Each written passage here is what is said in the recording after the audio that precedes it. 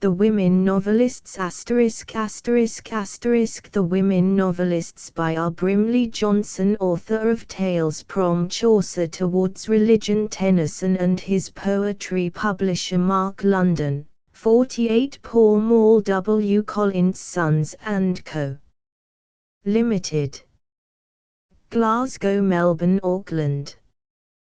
Copyright 1918. I have to thank the editor and publisher of the Athenaeum for permission to reprint the chapter on parallel passages, the editor and publisher of the Gownsman for permission to use a study in fine art, Professor Gollanch and Messrs. Chatto and Windus for permission to reprint the section on Cranford which was written for an introduction to a reprint of that novel in the King's Classics. Contents page. Introduction 1. Before Miss Burney, the first woman novelist. 7. Fanny Burney, 1752–1840. A Picture of Youth. 35. Fanny Burney's Camilla Cecilia to Sense and Sensibility. 54. Writers from 1782 to 1811. A Study in Fine Art. 66. Jane Austen, 1775 to 1817. A most accomplished coquette. 105. Jane Austen's Lady Susan. Parallel passages. 117. Jane Austen and Fanny Burney. Persuasion to Jane Eyre. 131. Writers from 1818 to 1847. A Lonely Soul. 164. Charlotte Brontë, 1816 to 1855. Jane Eyre to Scenes of Clerical Life. 179. Writers from 1847 to 1858. A Professional Woman. 204. George Eliot, 1819 to 1880. The Great Four. 226. Burney, Austen, Brontë, George Eliot. The Woman's Man. 245. An Ideal and a Point of View. Personalities. 263. Character Analysis and Biographical Outlines. Conclusion. 282. Appendix, List of Minor Writers. 293. Index to Authors and Titles. 297. The Women Novelists. Introduction. Although women wrote novels before Defoe, the father of English fiction, or Richardson, the founder of the modern novel, we cannot detect any peculiarly feminine elements in their work, or profitably consider it apart from the general development of prose. In the beginning they copied men, and saw through men's eyes, because, here and elsewhere, they assumed that men's dicta and practice in life and art were their only possible guides and examples. Women today take up every form of fiction attempted by men, because they assume that their powers are as great, their right to express themselves equally varied. But there was a period, covering about 100 years, during which women found themselves in fiction, and developed the art, along lines of their own, more or less independently. This century may conveniently be divided into 3 periods, which it is the object of the following pages to analyze, from the publication of Evelina to the publication of Sense and Sensibility, 1778 to 1811. From the publication of Sense and Sensibility to the publication of Jane Eyre, 1811 to 1847. From the publication of Jane Eyre to the publication of Daniel Deronda, 1847 to 1876.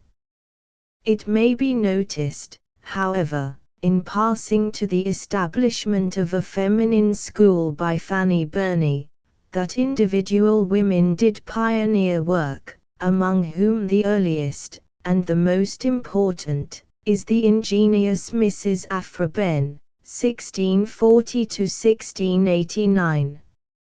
She is generally believed to have been the first woman to earn a livelihood in a profession, which, hitherto, had been exclusively monopolized by men. She was, moreover, the first to introduce milk punch into England. For much of her work she adopted a masculine pseudonym and, with it, a reckless license no doubt essential to success under the Restoration.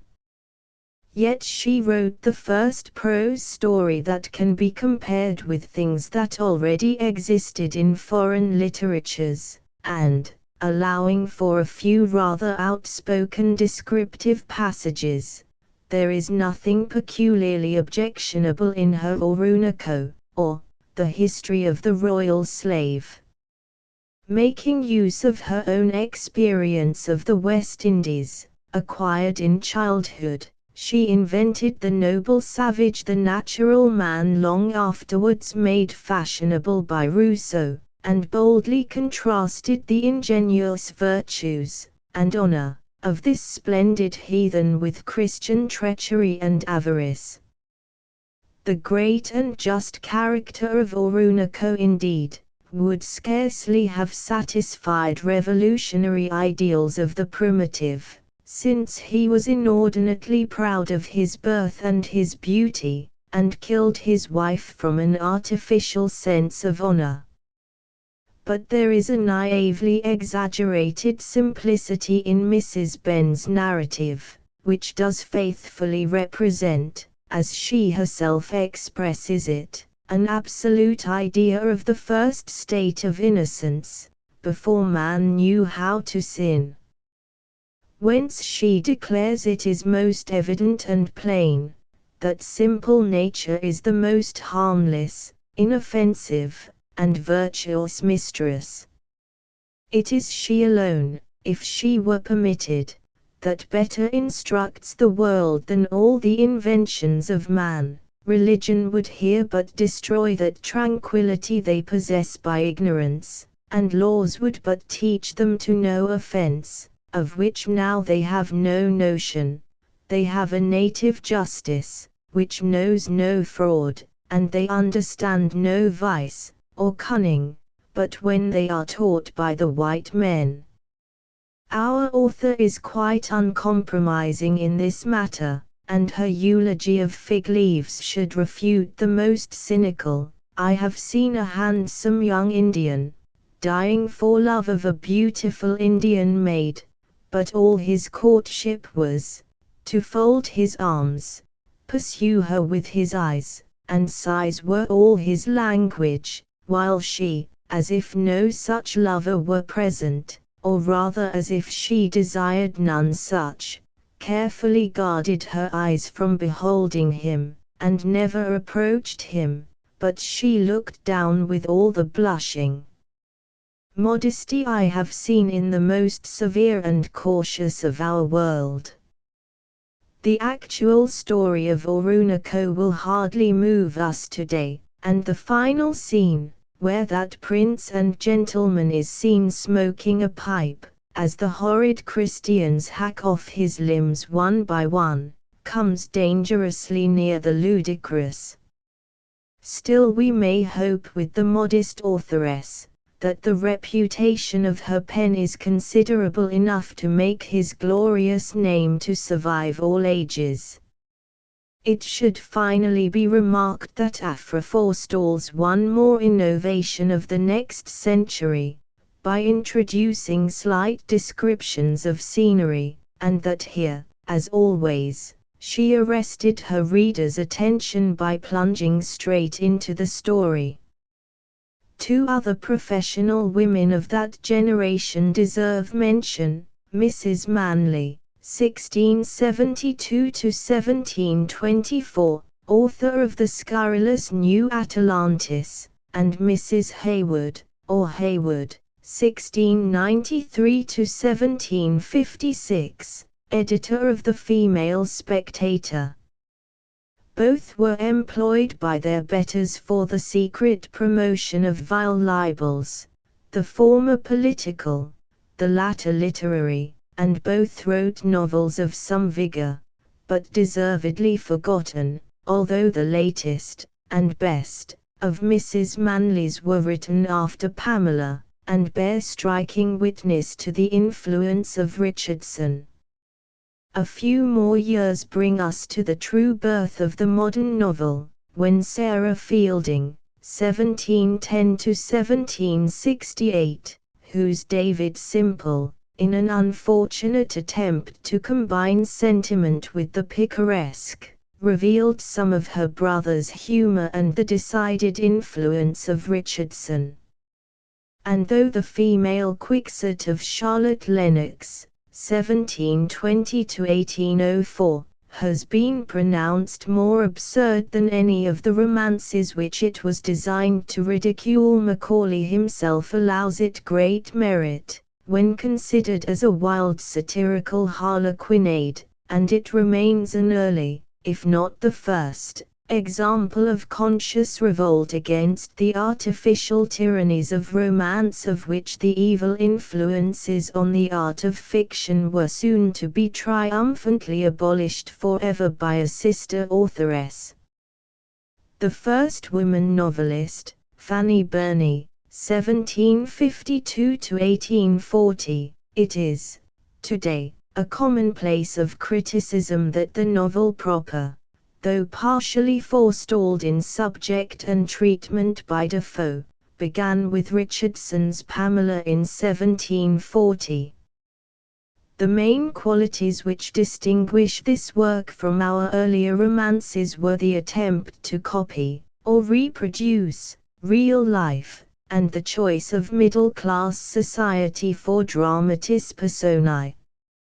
It is difficult for us to realize how long the prejudice against middle-class characters held sway, but no doubt Christopher North reflected the sentiments of the majority in 1829 when he represented the shepherd, declaring it to be his profound conviction that the strength of human nature lies either in the highest or lowest estate of life. Characters in books should either be kings, and princes, and nobles, and on a level with them, like heroes, or peasants, shepherds, farmers, and the like, include inner orders amaist o' our ain working population. The intermediate class, that is, ladies and gentlemen in general, are no worth the muse's while, for their life is made up chiefly o' mainness,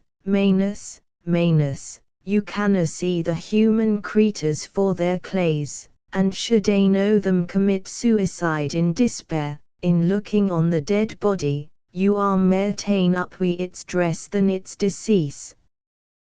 The romance only condescended below prince or peer for the exhibition of the criminal.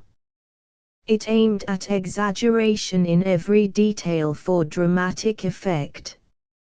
It recognized no limit to the resources of wealth, the beauty of virtue, the splendor of heroism, or the corruption of villainy.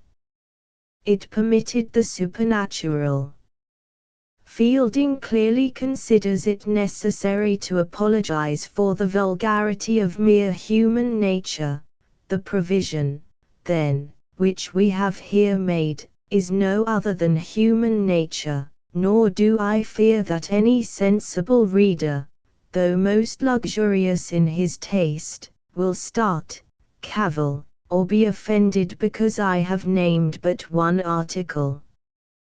The tortoise, as the alderman of Bristol, well learned in eating, knows by much experience, besides the delicious calapash and callipee, contains many different kinds of food, nor can the learned reader be ignorant, that in human nature, though here collected under one general name, is such prodigious variety, that a cook will have sooner gone through all the several species of animal and vegetable food in the world, than an author will be able to exhaust so extensive a subject.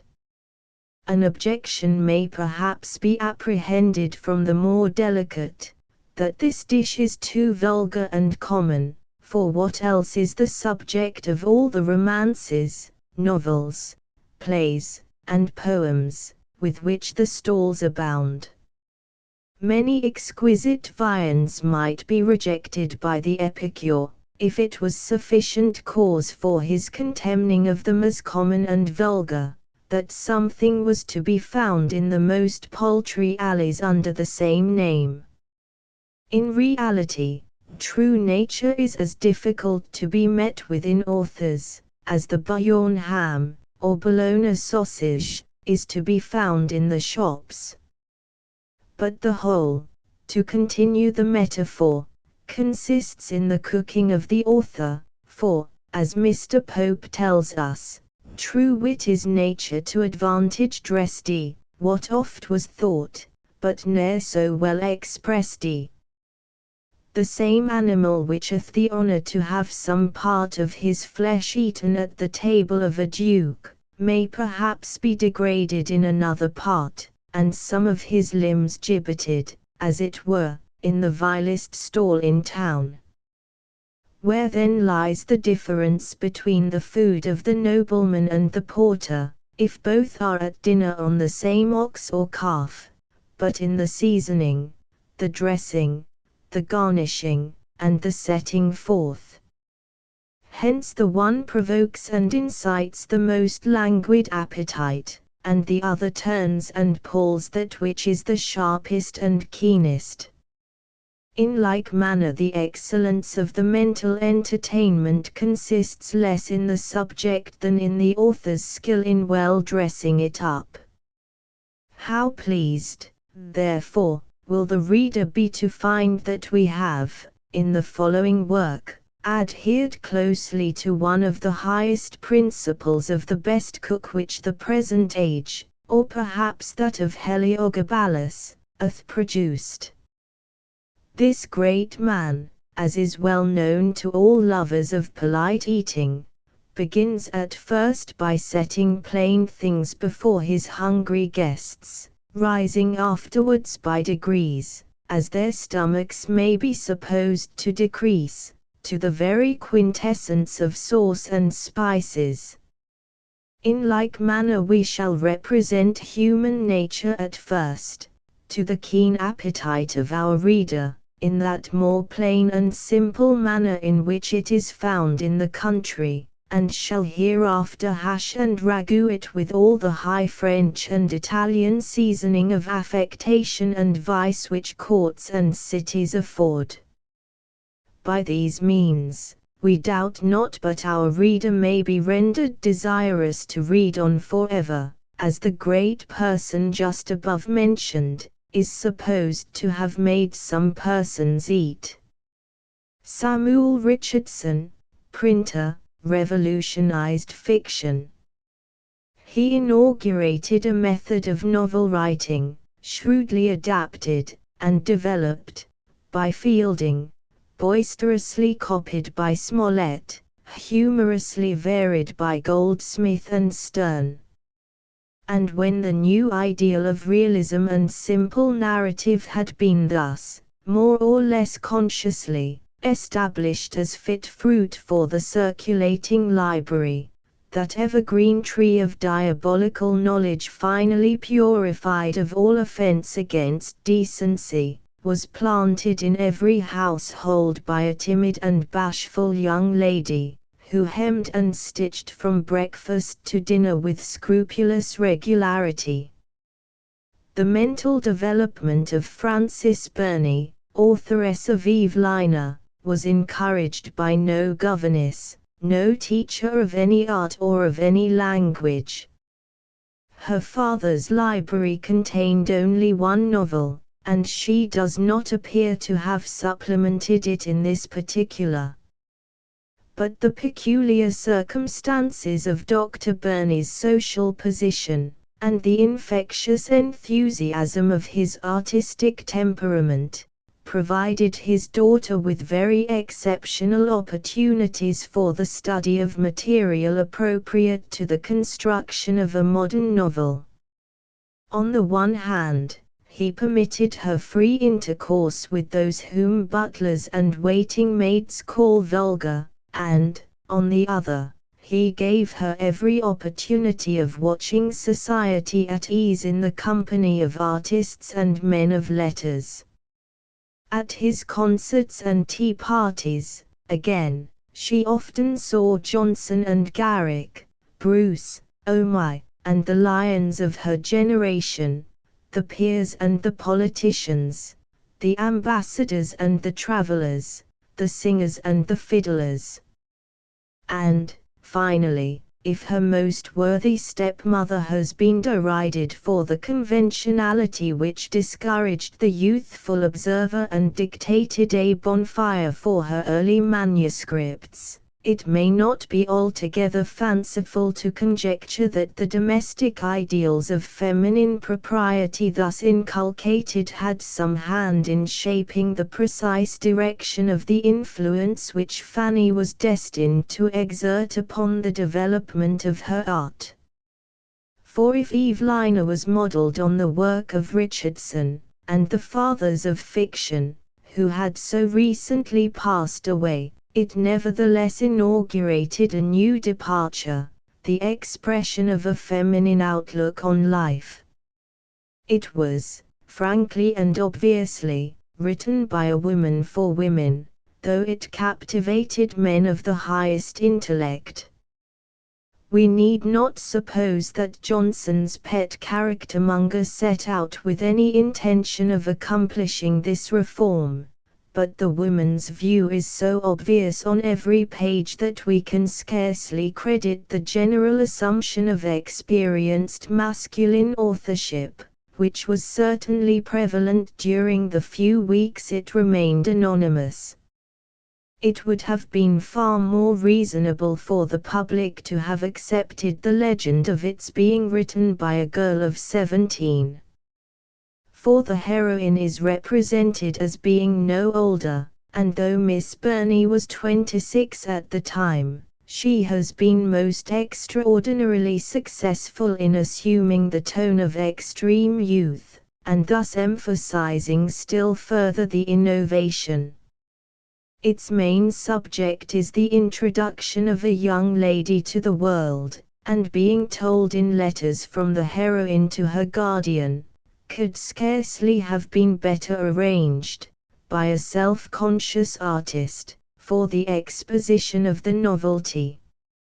On the other hand, the success of its execution doubtless owes much to the author's spontaneity and to her untrained mind. It would seem that she was blissfully unconscious of any accepted rules in composition, and even in Cecilia, generally supposed to be partially disfigured by Johnson's advice, it is only in the structure of her sentences that she attempted to be correct. It is a more complex variant of the same theme, with a precisely similar inspiration, the manipulation of her own experience of life, and her own comments thereon. It is obvious that we can only realize the precise nature of what she accomplished for fiction by comparing her work with Richardson's, since Fielding, Smollett, and Sterne wove all their stories about a hero, and even Goldsmith drew women through the spectacles of a naively superior and obviously masculine vicar.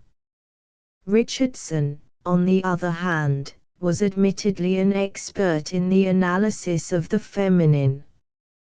We must recognize a lack of virility in touch and outlook.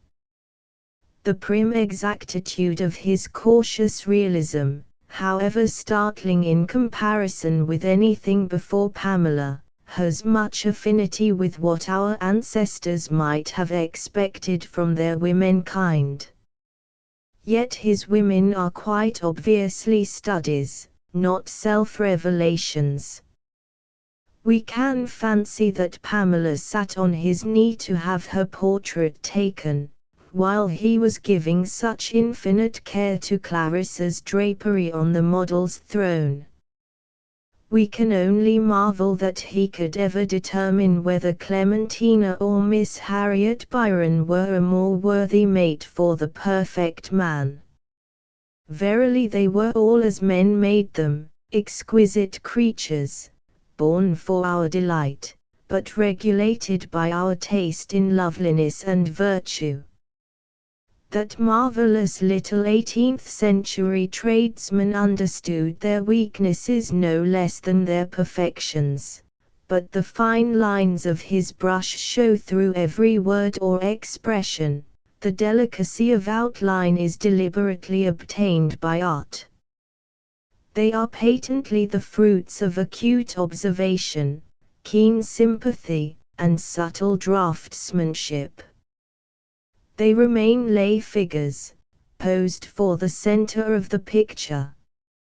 The showman is there, pulling the strings. And above all they are man-made.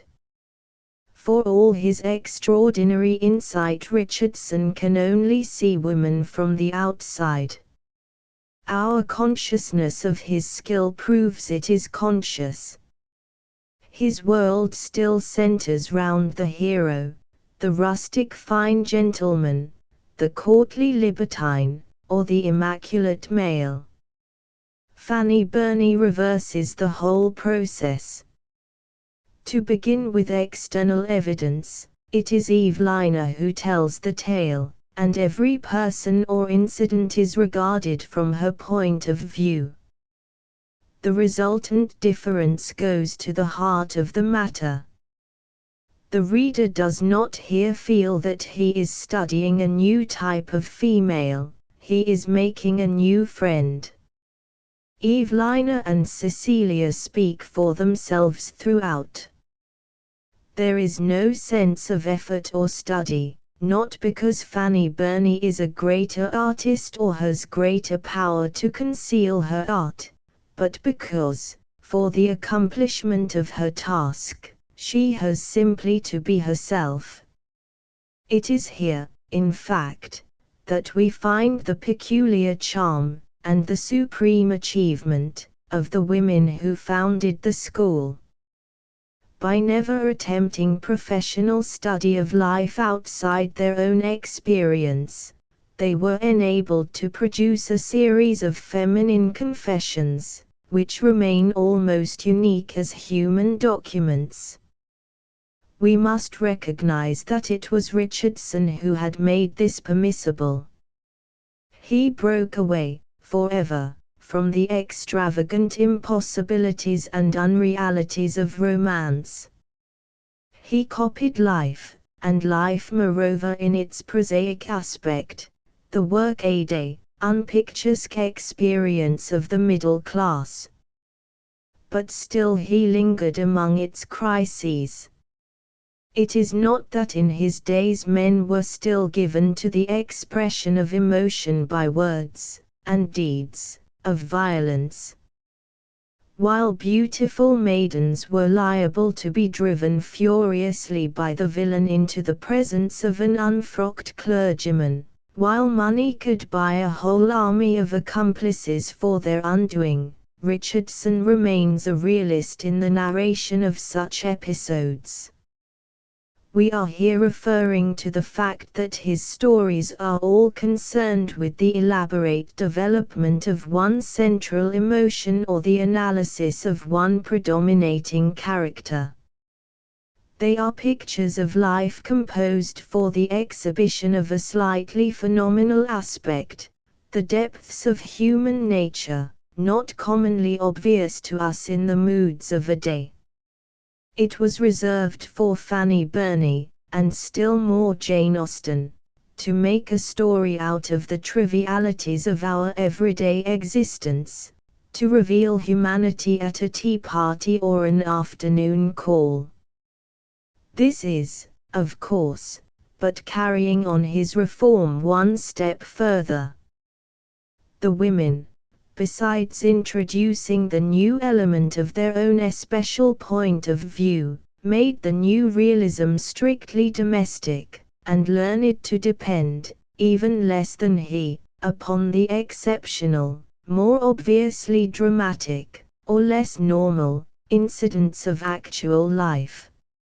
If Richardson invented the ideal of fidelity to human nature, Miss Burney selected its everyday habits and costume for imitation. Eveline's account of shopping in London would not fit into Richardson's scheme, while the many incidents and characters, introduced merely for comic effect, lie outside his province. Miss Burney's ideal for heroines, indeed, must seem singularly old-fashioned today, nor do we delight in Evelina for those passages to which its author devoted her most serious ambitions. She does not excel in minute, or sustained, characterization, nor have we ever entirely confirmed the appreciation which declares that her work was inspired by one consistent vein of passion, never relaxed. The passion of Evelina, by which, however, the critic does not mean her love for Orfil, has always seemed to us melodramatic and artificial. We have little, or no, patience with those refined tremors and heart-burnings which completely prostrate the young lady at the mere possibility of seeing her long-lost father. It is not in human nature to feel so deeply about anyone we have never seen, of whom we know nothing but evil. No blame attaches to Miss Burney as an artist in this respect, however, because she was intent upon the revelation of sensibility, that most elusive of female graces on which our grandmothers were wont to pride themselves. Any definition of this quality, suited to our comprehension today, would seem beyond the subtleties of emotional analysis, but we may observe, as some indication of its meaning, that no man was ever supposed, or expected, to possess it. Sensibility, in fact, was the acknowledged privilege of ladies, as distinguished at once from gentlemen or women, particularly becoming in youth, and indicating the well-bred, the elegant, and the fastidious. It must not, of course, be confounded with susceptibility, a sign of weakness, for though it, temporarily, unfitted the lady for action or speech, it was the expression of deep, permanent, feeling and of exquisite taste. Her gentle voice rendered inaudible by tears, her streaming eyes buried in the cushions of her best sofa, or on the bosom of her best friend, the beautiful maiden would fondly persuade herself that her life was blighted forevermore. Pierced to the heart by a cold world, a faithless friend, or a stern parent, as the case might be, she would terrify those who loved her by the wild expression of her eyes, the dead whiteness of her lips, her feeble gesticulations, and the disorder of her whole person. In the end, mercifully, she would faint. Under such influences, we cannot distinguish very explicitly between the effects of joy or sorrow.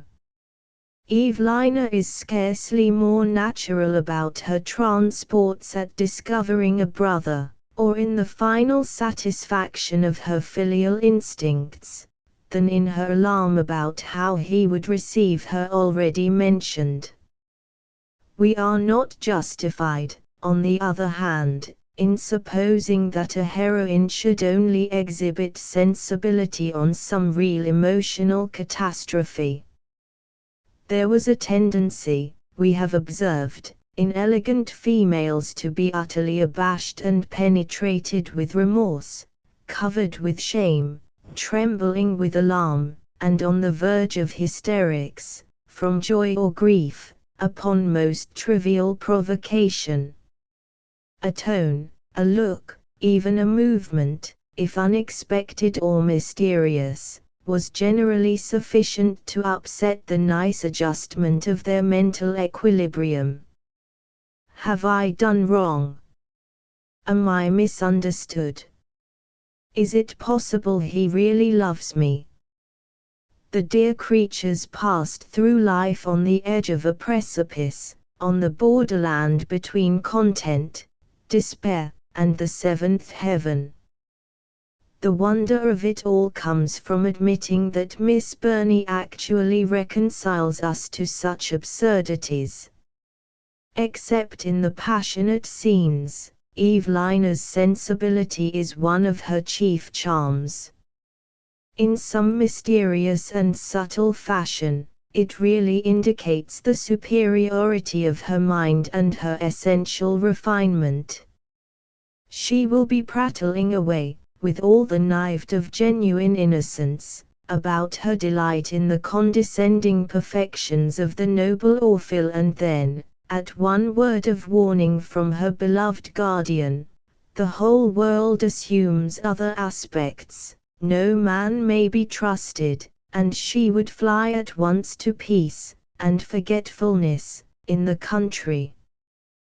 We smile, inevitably, at the complete ingenue, but the quick response to her old friend's loving anxiety, the transparent candor of a purity which, if instinctive, is not dependent on ignorance, combine to form a really engaging personality.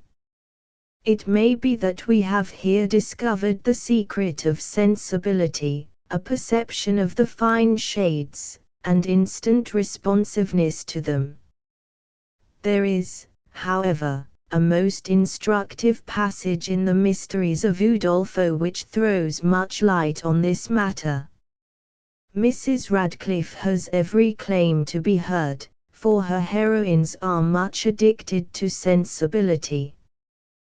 The passage occurs in an early chapter, when Saint Aubert is dying, and naturally wishes to impress upon his orphan daughter such truths as may guide her safely through life.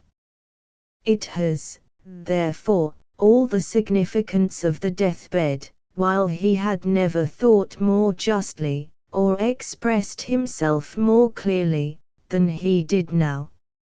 Under such circumstances, and in such manner, did that worthy gentleman discourse on the dangers of sensibility. Above all, my dear Emily, said he, do not indulge in the pride of fine feeling, the romantic error of amiable minds. Those who really possess sensibility ought early to be taught that it is a dangerous quality, which is continually extracting the excess of misery or delight from every surrounding circumstance. And since, in our passage through this world, painful circumstances occur more frequently than pleasing ones, and since our sense of evil is, I fear, more acute than our sense of good, we become the victim of our feelings, unless we can in some degree command them. I know you will say, for you are young, my Emily, I know you will say, that you are contented sometimes to suffer, rather than give up your refined sense of happiness at others. But when your mind has been long harassed by vicissitude, you will be content to rest, and you will then recover from your delusion. You will perceive that the phantom of happiness is exchanged for the substance, for happiness arises in a state of peace, not of tumult, it is of a temperate and uniform nature, and can no more exist in a heart that is continually alive to minute circumstances than in one that is dead to feeling. You see, my dear, that, though I would guard you against the dangers of sensibility, I am not an advocate for apathy. At your age, I should have said that is a vice more hateful than all the errors of sensibility, and I say so still. I call it a vice, because it leads to positive evil. In this, however, it does no more than an ill-governed sensibility, which, by such a rule, might also be called a vice, but the evil of the former is of more general consequence. I would not teach you to become insensible. If I could, I would only warn you of the evils of susceptibility, and point out how you may avoid them. Beware, my love, I conjure you, of that self-delusion which has been fatal to the peace of many persons. Beware of priding yourself on the gracefulness of sensibility. If you yield to this vanity, your happiness is lost forever. Always remember how much more valuable is the strength of fortitude than the grace of sensibility. Do not, however, confound fortitude with apathy. Apathy cannot know the virtue. Remember, too, that one act of beneficence, one act of real usefulness, is worth all the abstract sentiment in the world. Sentiment is a disgrace, instead of an ornament, unless it lead us to good actions. The miser, who thinks himself respectable merely because he possesses wealth, and thus mistakes the means of doing good for the actual accomplishment of it, is not more blamable than the man of sentiment without active virtue. You may have observed persons, who delight so much in this sort of sensibility to sentiment, that they turn from the distressed, and because their sufferings are painful to be contemplated, do not endeavor to relieve them. How despicable is that humanity which can be contented to pity where it might assuage! And we are finally disposed to question whether Miss Burney herself were actually conscious of the subtlety with which she has allowed her heroine to reveal, in every sentence, the scarcely perceptible advance of her unsuspected partiality. The reader, of course, recognizes Orfil at sight for what he proves to be in the final event, but he frequently reminds us of Sir Charles Grandison, and in nothing so much, perhaps, as in his gentlemanly precautions against letting himself go or expressing his emotions. Only a woman of real delicacy, indeed, could have imagined, or appreciated, the self-effacement with which he helps and protects the guileless heroine from her unprincipled admirers, and it required genuine refinement to give him the courage evinced by his tactful inquiries into her circumstances and his most fatherly advice. The whole development of the relations between them must be acknowledged as a triumph of art, and conclusive evidence of nice feeling. It is impossible, I think, to put Cecilia herself on a level with Evelina, though I personally have always felt that the more crowded canvas of the book so entitled, and its greater variety of incident, reveal more mature power. But it is less spontaneous and, in a certain sense, less original. To begin with, Cecilia is always conscious of her superiority.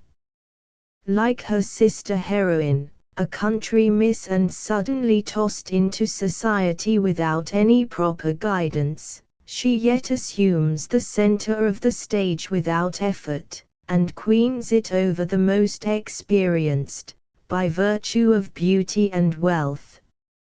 It may be doubted if she has much sensibility for everyday matters, whereas the lavish expenditure of emotional fireworks over the haughty Delviles, and the melodramatic sufferings they entail, are most intolerably protracted, and entirely destroy our interest in the conclusion of the narrative. The occasional scene, or episode, we complained of in Evelina, is here extended to long chapters, or books, of equally strained passion on a more complex issue. Fortunately they all come at the end, and need not disturb our enjoyment of the main story, though, indeed, the whole plot depends far more on melodramatic effect. Mr. Harrel's abominable recklessness, and his sensational suicide, the criminal passion of Mr. Monckton, and the story of Henrietta Belfield, carry us into depths beyond the reach of Evelina, where Miss Burney herself does not walk with perfect safety. And, in our judgment, such experiences diminish the charm of her heroine. Yet in the main Cecilia possesses, and exhibits those primarily feminine qualities which now made their first appearance in English fiction, being beyond man's power to delineate. She, too, is that womanly woman whom Mr. Bernard Shaw has so eloquently denounced. She has the magnetic power of personal attraction, the charm of mystery, the strength of weakness, the irresistible appeal with which nature has endowed her for its own purposes, so seldom present in the man-made heroine, certainly not revealed to Samuel Richardson and his great contemporaries. For the illustration of our main theme, we have so far dwelt upon the revelation of womanhood achieved by Miss Burney. It is time to consider, in more detail, her application of the new realism, her method of drawing from life now first recognized as the proper function of the novelist. It is here that her unique education, or experience, has full play. Instead of depending, like Richardson, upon the finished analysis of a few characters, centered about one emotional situation, or of securing variety of interests and character types, a la Fielding, by use of the Wild Oats convention, she works up the astonishing contrasts in life, which she had herself been privileged to witness, and achieves comedy by the abnormal mixture of society. Thus she is able to find drama in domesticity. Her most original effects are produced in the drawing room or the assembly, at a ball or a theatre, in the long walks of Vauxhall or Ranelagh, wherever, and whenever, mankind is seen only at surface value, enjoying the pleasures and perils of everyday existence.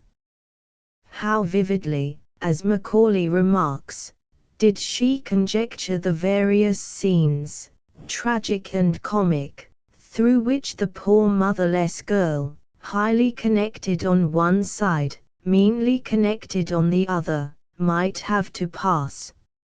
A crowd of unreal beings, good and bad, grave and ludicrous, surrounded the pretty, timid young orphan, a coarse sea captain, an ugly insolent fop, blazing in a superb court dress, another fop, as ugly and as insolent, but lodged on Snow Hill, and tricked out in second-hand finery for the Hampstead ball, an old woman, all wrinkles and rouge, flirting her fan with the air of a miss of 17, and screaming in a dialect made up of vulgar French and vulgar English, a poet lean and ragged, with a broad Scotch accent. By degrees these shadows acquired stronger and stronger consistence. The impulse which urged Fanny to write became irresistible, and the result was the history of Evelina.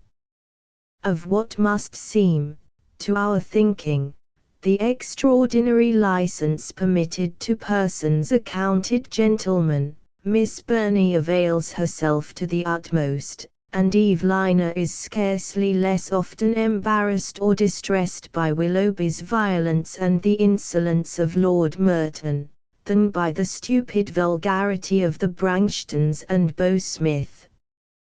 We have primarily the sharp contrast between society and commerce, each with its own standards of comfort, pleasure, and decorum, and secondarily, a great variety of individual character and ideal within both groups. The contrasts of Cecilia are, in the main, more specifically individual, lacking the one general sharp class division, and may be more accurately divided into one group of society types, another of passions exemplified in persons obsessed by a single idea. It is in truth a grand and various picture gallery, which presented to the eye a long series of men and women, each marked by some strong peculiar feature. There were avarice and prodigality, the pride of blood and the pride of money, morbid restlessness and morbid apathy, frivolous garrulity, supercilious silence, a Democritus to laugh at everything, and a Heraclitus to lament over everything. Mr. Delvile never opens his lips without some allusion to his own birth and station, or Mr. Briggs, without some allusion to the hoarding of money, or Mr. Hobson, without betraying the self-indulgence and self-importance of a purse-proud upstart, or Mr. Simpkins, without uttering some sneaking remark for the purpose of currying favor with his customers, or Mr. Meadows, without expressing apathy and weariness of life, or Mr. Albany, without declaiming about the vices of the rich and the miseries of the poor, or Mrs. Belfield, without some indelicate eulogy on her son, or Lady Margaret, without indicating jealousy of her husband. Morris is all skipping, officious impertinence, Mr. Gosport all sarcasm, Lady Honoria all lively prattle, Miss Larrell all silly prattle. It is primarily, indeed, a most diverting picture of manners, and if, as we have endeavoured to show, Miss Burney advanced on Richardson by the revelation of womanhood in her heroines, the realism of her minor persons must be applauded rather for its variety in outward seeming than for its subtlety of characterization. As Ben Jonsoneth it, when some one peculiar quality does so possess a man, that it doth draw all his effects, his spirits, and his powers, in their confluxions all to run one way, this may be truly said to be a humour. It is in the exhibition of humours that our authoress delights and excels. Of any particular construction Miss Burney was entirely guiltless, in this respect, of course, lagging far behind Fielding. She has no style, beyond a most attractive spontaneity, writing in true woman's English, clear, natural, and lively. Under the watchful eye of Dr. Johnson, indeed, she made some attempt at the rounded period, the elegant antithesis, in Cecilia, but, regretting the obvious effort, we turn here again, with renewed delight, to the flowing simplicity of her dramatic dialogue. There is no occasion, at this time of day, to dwell upon her sparkling wit, though we may note in passing its obviously feminine inspiration, as opposed to the more scholarly subtleties of Fielding, and its patent superiority to, for example, the kitten sprightliness of Richardson's Lady G.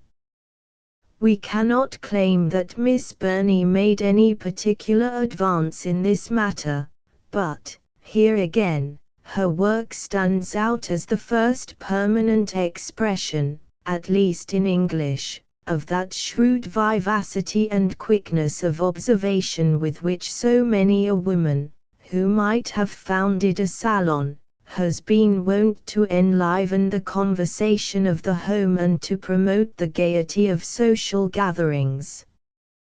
We must recognize, on the other hand, that, if commonly more refined than her generation, Miss Burney has yielded to its prejudice against foreigners in some coarseness towards Madame Duval, as we marvel at her father's approval of this detail, while actually deploring the vigor of her contempt for Lovell, the fop.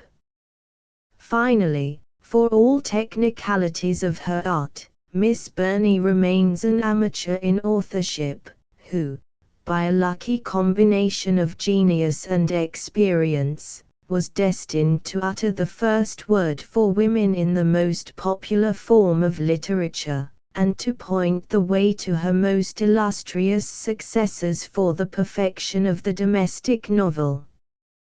Probably the most important, more or less contemporary, criticism on the early achievements of women, was uttered, incidentally, by Hazlitt in 1818. Dismissing Miss Edgeworth's tales as a kind of pedantic, pragmatical common sense, tinctured with the pertness and pretensions of the paradoxes to which they are so complacently opposed, assigning the first place to Mrs. Radcliffe for her power of describing the indefinable and embodying a phantom, he says of Miss Burney and of feminine work generally, Madame D'Arblay is a mere common observer of manners, and also a very woman. It is this last circumstance which forms the peculiarity of her writings, and distinguishes them from those masterpieces, 1, which I have before mentioned. She is a quick, lively, and accurate observer of persons and things, but she always looks at them with a consciousness of her sex, and in that point of view in which it is the particular business and interest of women to observe them. Her forte is in describing the absurdities and affectations of external behavior, or the manners of people in company. The forms such characters or people might be supposed to assume for a night at a masquerade. Women, in general, have a quicker perception of any oddity or singularity of character than men, and are more alive to any absurdity which arises from a violation of the rules of society, or a deviation from established custom. This partly arises from the restraints on their own behavior, which turn their attention constantly on the subject, and partly from other causes. The surface of their minds, like that of their bodies, seems of a finer texture than ours, more soft, and susceptible of immediate impulses. They have less muscular strength, less power of continued voluntary attention, of reason, passion, and imagination, but they are more easily impressed with whatever appeals to their senses or habitual prejudices. The intuitive perception of their minds is less disturbed by any abstruse reasonings on causes or consequences. They learn the idiom of character, as they acquire that of language, by rote, without troubling themselves about the principles. Their observation is not the less accurate on that account, as far as it goes, for it has been well said that there is nothing so true as habit. There is little other power in Madame D'Arblay's novels than that of immediate observation. Her characters, whether of refinement or vulgarity, are equally superficial and confined. The whole is a question of form, whether that form is adhered to or infringed. It is this circumstance which takes away dignity and interest from her story and sentiments, and makes the one so teasing and tedious, and the other so insipid. The difficulties in which she involves her heroines are too much female difficulties, they are difficulties created out of nothing. The author appears to have no other idea of refinement than that it is the reverse of vulgarity, but the reverse of vulgarity is fastidiousness and affectation. There is a true and a false delicacy. Because a vulgar country miss would answer yes to a proposal of marriage in the first page, Madame D'Arblay makes it a proof of an excess of refinement, and an indispensable point of etiquette in her young ladies, to postpone the answer to the end of 5 volumes, without the smallest reason for their doing so, and with every reason to the contrary. The whole artifice of her fable consists in coming to no conclusion. Her ladies stand so upon their going that they do not go at all. They would consider it as quite indecorous to run downstairs though the house were in flames, or to move an inch off the pavement though a scaffolding was falling. She has formed to herself an abstract idea of perfection in common behavior, which is quite as romantic and impracticable as any other idea of the sort. Madame D'Arblay has woven a web of difficulties for her heroines, something like the great silken threads in which the shepherdesses entangled the steed of servants' hero, who swore, in his fine enthusiastic way, that he would sooner cut his passage to another world than disturb the least of these beautiful meshes. The critic recognizes the essential quality of Miss Burney's work, its femininity, which he reckons, curiously enough, as a fault. But prejudices die hard, and it is evident that he is not ready for the new point of view. Evelina, 1778. Cecilia, 1782. Camilla, 1796. The Wanderer, 1814. Footnotes 1. Of Richardson, Fielding, etc. A picture of youth. It is natural, if not inevitable, that the later works of Miss Burney should have been suffered to remain unread and unremembered. Critics have told us that they only face them unwillingly, from a sense of duty, and none has ventured a second time. Today, no doubt, readers would hesitate before the 5, or more, volumes of extenuated sensibility. And yet, though we should not ask for any reversal of this verdict, there are points of interest, at any rate in Camilla, which will repay attention. The fact is, that in this work Miss Burney has given full rein to her ideal of women, her conception of home life, and her notions about marriage, all eminently characteristic of the age, and full of suggestion as to the work of women. We have again, as the closing paragraph reminds us, a picture of youth primarily feminine, but Camilla is no mere repetition either of Evelina or Cecilia.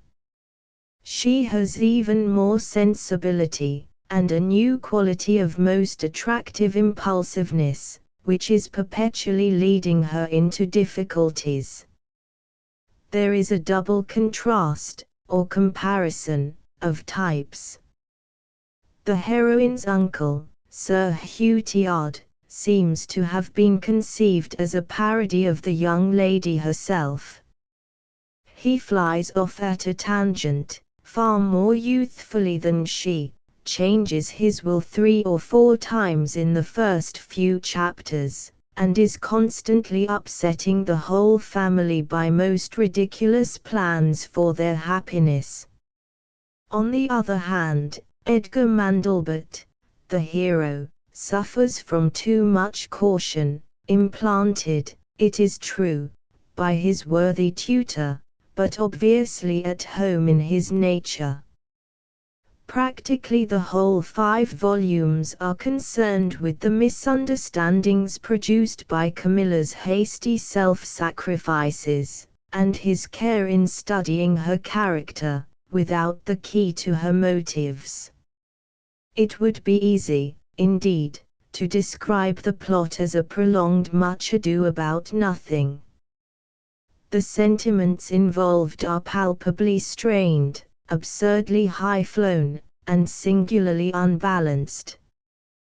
But we should remember 2 reasons for modifying our judgment, and hesitating before a complete condemnation. In the first place, the ideals for women, and for all intercourse between the sexes, differ in nearly every particular from those of our own day, and, in the second, these people were almost ridiculously young. Love affairs, and often marriage, began for them when they were 15, and it may be that were our own sons and daughters put to the test at that age, their deeds and sentiments might surprise us considerably. In the bosom of her respectable family resided Camilla. Nature, with a bounty the most profuse, had been lavish to her of attractions. Fortune, with a moderation yet kinder, had placed her between luxury and indigence. Her abode was in the parsonage house of Etherigto, beautifully situated in the unequal county of Hampshire, and in the vicinity of the varied landscapes of the New Forest. Her father, the rector, was the younger son of the house of Tiard. The living, though not considerable, enabled its incumbent to attain every rational object of his modest and circumscribed wishes, to bestow upon a deserving wife whatever her own forbearance declined not, to educate a lovely race of 1 son and 3 daughters, with that expansive propriety, which unites improvement for the future with present enjoyment. In goodness of heart, and in principles of piety, this exemplary couple were bound to each other by the most perfect union of character, though in their tempers there was a contrast which had scarce the gradation of a single shade to smooth off its abrupt dissimilitude. Mr. Tiard, gentle with wisdom, and benign in virtue, saw with compassion all imperfections but his own, and there doubled the severity which to others he spared. Yet the mildness that urged him to pity blinded him not to approve. His equity was unerring, though his judgment was indulgent. His partner had a firmness of mind which nothing could shake. Calamity found her resolute, even prosperity was powerless to lull her duties asleep. The exalted character of her husband was the pride of her existence, and the source of her happiness. He was not merely her standard of excellence, but of endurance, since her sense of his worth was the criterion for her opinion of all others. This instigated a spirit of comparison, which is almost always uncandid, and which here could rarely escape proving injurious. Such, at its very best, is the unskillfulness of our fallible nature, that even the noble principle which impels our love of right, misleads us but into new deviations, when its ambition presumes to point at perfection. In this instance, however, distinctness of disposition stifled not reciprocity of affection, that magnetic concentration of all marriage felicity. Mr. Tiard revered while he softened the rigid virtues of his wife, who adored while she fortified the melting humanity of her husband. Mrs. Tiard, in fact, was a most alarming lady, and as that sad fellow their son Lionel, one of the merry blades of Oxford, remarked with spirit, "A good father is a very serious misfortune to a poor lad like me. As the world runs, it causes one such confounded gripes of conscience for every little awkward thing one does." It will be seen, at once, that such surroundings promised that repose so welcome to the worn and to the aged, to the sick and to the happy, with small occasion for danger, difficulty, and toil, the delight of youth. Wherefore the flock, with only the sun for black sheep, must quit the fold, and see something of the wicked world outside the garden.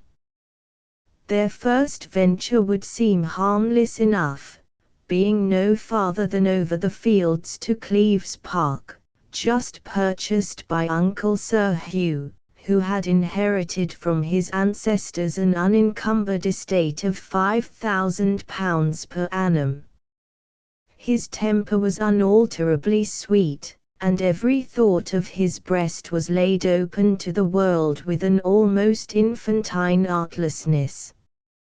But his talents bore no proportion to the goodness of his heart. An insuperable want of quickness and of application in his early days, having left him, at a later period, wholly uncultivated, and singularly self-formed.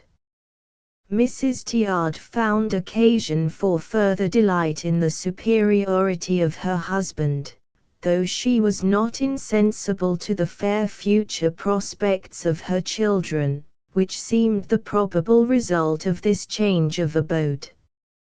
Both parents, indeed, prove unexpectedly worldly on this point, and though obviously far above the sacrifice of principle for profit, they permit their offspring to run risks, as they deem them, in their complaisance to a rich relative. Sir Hugh is a very prodigy of indiscretion, and complicates matters by the introduction of more cousins. Indiana Linmere, an empty-headed but most exquisite workmanship of nature, and her wicked brother Claremont, who were his wards. A young orphan of great wealth, Edgar Mandelbert, pupil and ward of the Reverend Tiard, completes the group, though mischief is made, and all complications really inaugurated, by Indiana's silly governess, Miss Margland. Obviously there are two main issues at stake, the property of Sir Hugh, and the hand of Edgar. Miss Margland desires both for her favourite, and evinces much ingenuity in the pursuit. The worthy baronet, however, does not long hesitate about the estate. He designs it originally for Camilla, simply because she charms him most, and, with his customary knived, lets all the world into the secret. Then, by his own absurd thoughtlessness, he suffers the little sister Eugenia to catch the smallpox, and by ill-timed playfulness, lames her for life. Heartbroken with remorse, and perfectly confident in Camilla's generous disinterestedness, he promptly compensates the poor child by making her his heiress, and, after again announcing his intentions in public, proves unexpectedly resolute in maintaining them to the end. By outsiders, however, it is occasionally still supposed that all his money will go to Camilla, and, consequently, she has some experience of fortune hunters. The character of Eugenia deserves notice. She is quite unlike Camilla, and the differences are no doubt accentuated by the combination of disease and deformity which, shutting her out from the obvious distractions of youth, afford much time for solitary reflection. Her uncle, moreover, provided her with a scholarly tutor, and to Lionel she was always dear little Greek and Latin. It was, indeed, this highly educated, but very youthful, paragon on whom her own family depended at every crisis, whose advice they followed, whose opinion they sought, whose approval was their standard of conduct and feeling. Younger than Camilla, she was more mature, more thoughtful and clear-headed, always decided and always right. Curiously enough, these young people seldom consulted their parents. They went to Eugenia, and she, in the most important crisis of her life, actually opposed the judgment of her elders, demanding from herself a sacrifice which even their lofty ideal did not expect or commend. They considered her mistaken, but they knew she must do what she thought right, and they sadly acquiesced. Yet there were no Spartan heroics about Eugenia. She had even more sensibility than Camilla, far more romance, and was more easily deceived. Among other schemes of repentance for the injuries he had so innocently inflicted on her, Sir Hugh arranged for her to marry Claremont Linmere, before that young gentleman had come home, and, of course, informed the whole household of his project.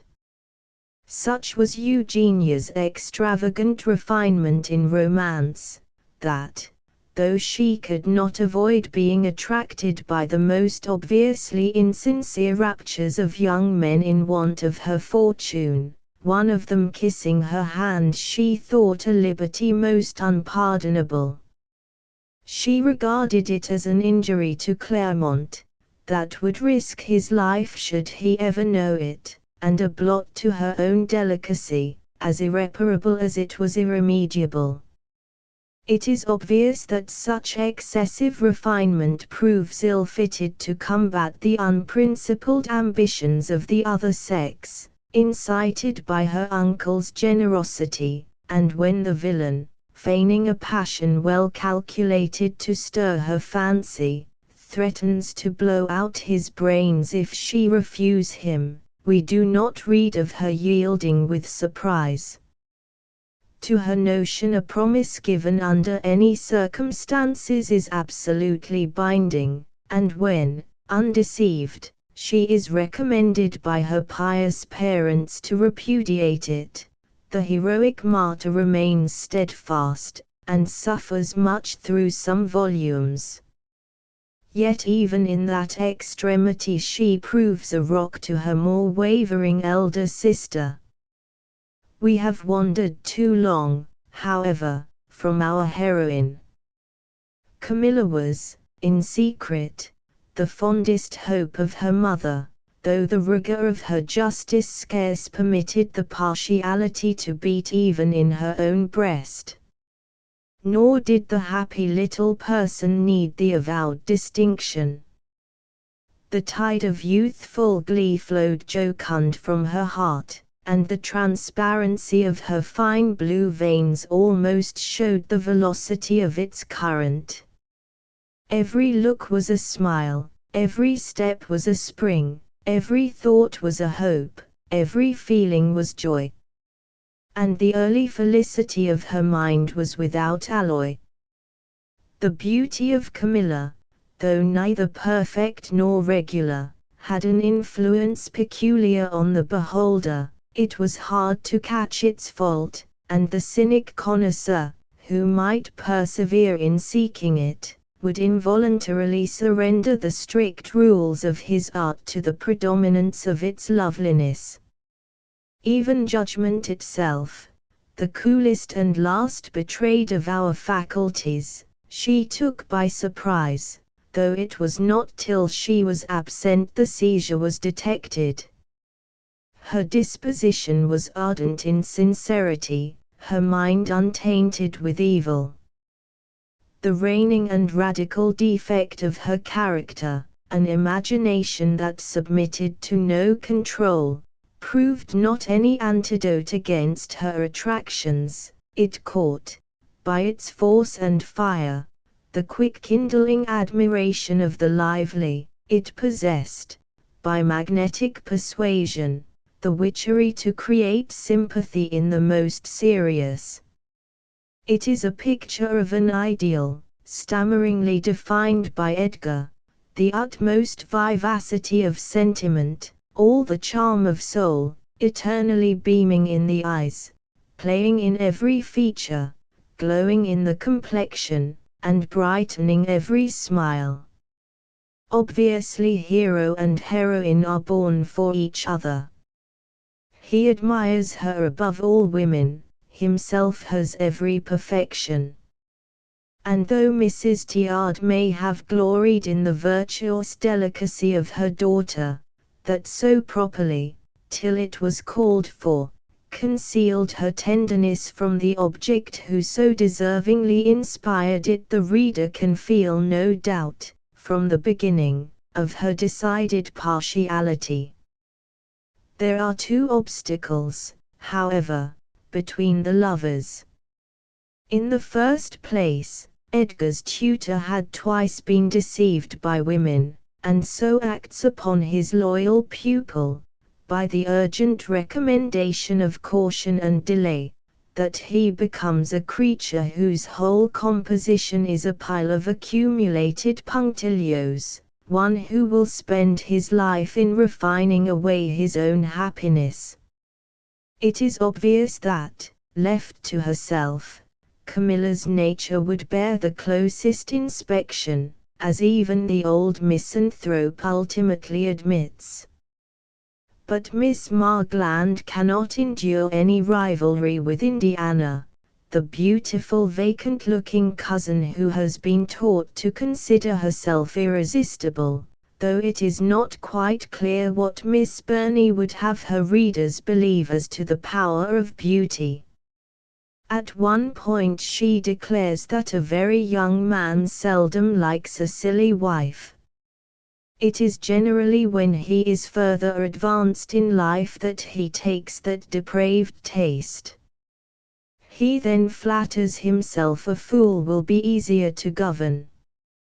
But elsewhere we are told that men are always enchanted with something that is both pretty and silly, because they can so easily please and so soon disconcert it, and when they have made the little blooming fools blush and look down, they feel nobly superior, and pride themselves in victory.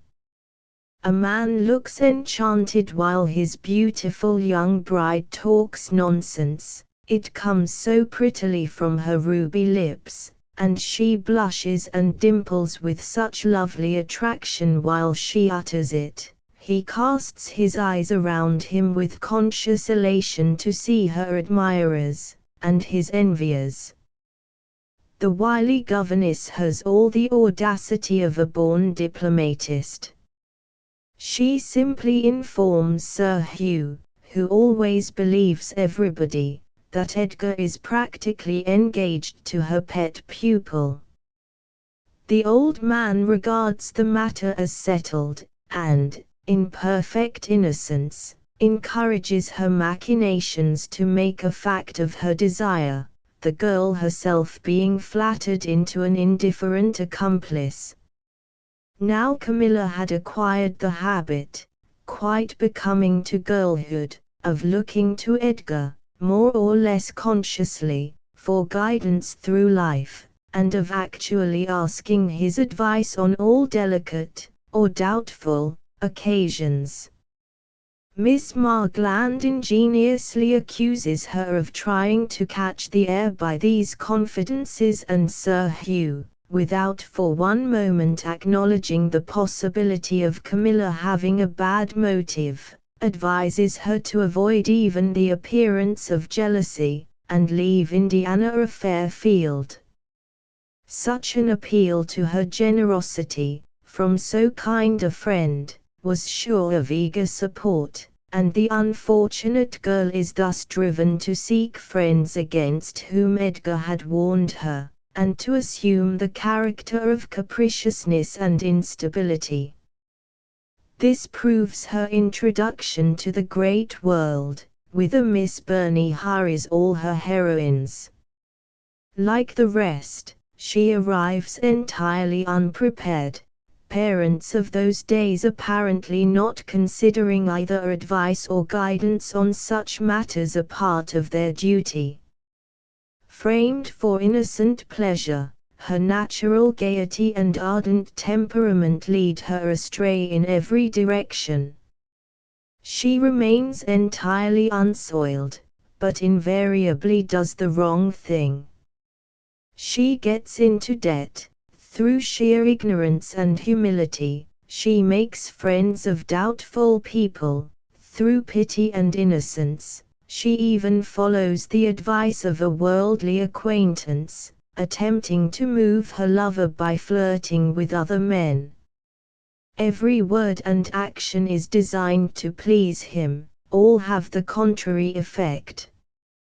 His heart remains faithful, his reason must criticize. At this stage of the work Miss Burney revives somewhat of her first, spontaneous, manner. The descriptions of society, wherein ton, in the scale of connoisseurs in certain circles, is as much above fashion, as fashion is above fortune, are animated and amusing. We are introduced to many new types, male and female, naively exaggerated perhaps in detail, but absolutely alive and cunningly varied. The prevailing ill manners of the leaders in the ton astonish, no less than their brutal cowardice, in face of a girl's danger, disgusts. Fine gentlemen, it would seem, are neither gallant nor chivalrous. The ladies, indeed, are not much better. A divinity, unequally yoked, excites every hope by a sposo, too, properly detestable, yet gives birth to despair by a coldness the most shivering. Less favored beauties are equally vain, and some of them more indiscreet. But here, as in Cecilia, our author cannot resist the indulgence of heroics.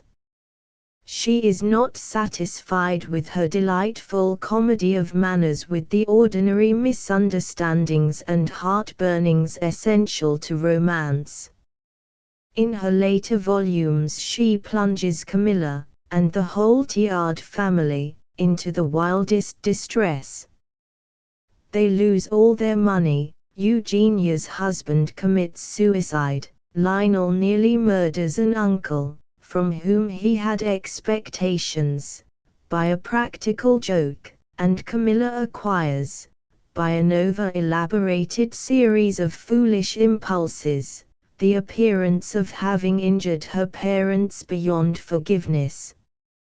Immersed in difficulties, and not in the least understanding the circumstances, her father and mother refuse to see her, and the forsaken maiden prays for death. The whole episode is given in Miss Burney's worst manner, tempting the reader to mere angry impatience with so much false sentiment and senseless emotion. They tremble, they faint, they weep, they see visions, we could almost fancy ourselves in Bedlam.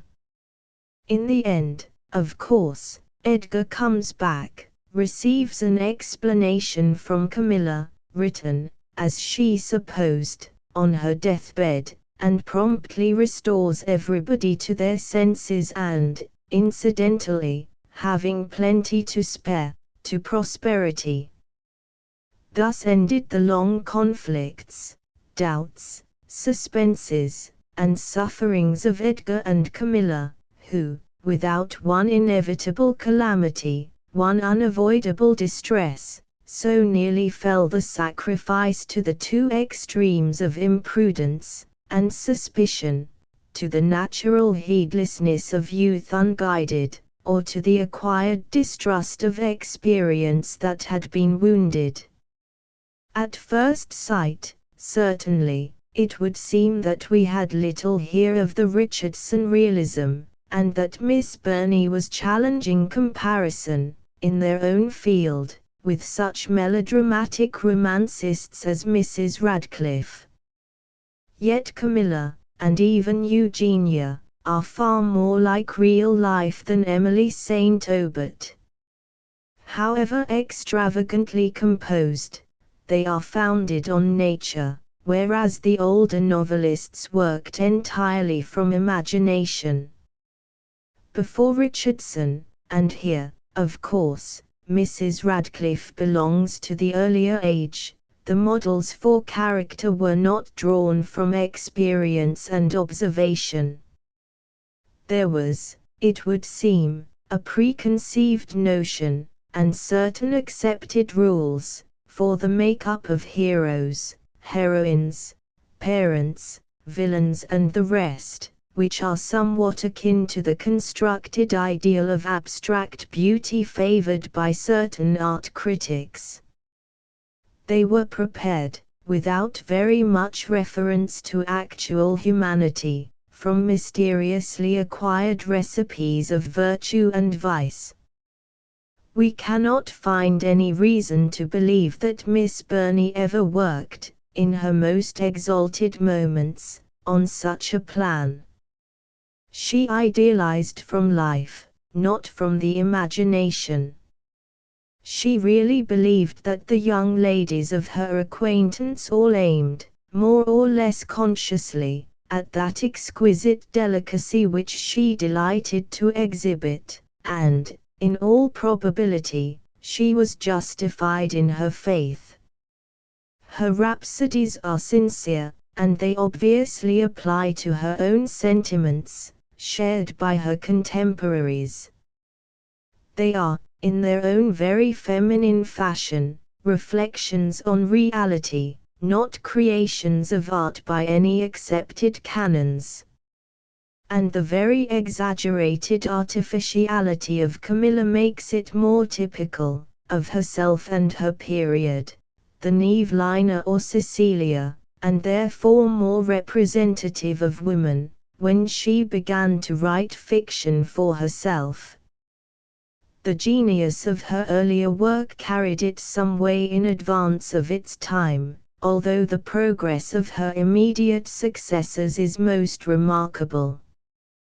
Camilla is the very essence of 18th-century girlhood, ill-mated, as they were no doubt, to our present race of young men whose frivolous fickleness nauseates whatever they can reach, who, when they are not heroes, have a weak shame of asserting, or even listening to what is right, and a shallow pride in professing and performing what is wrong.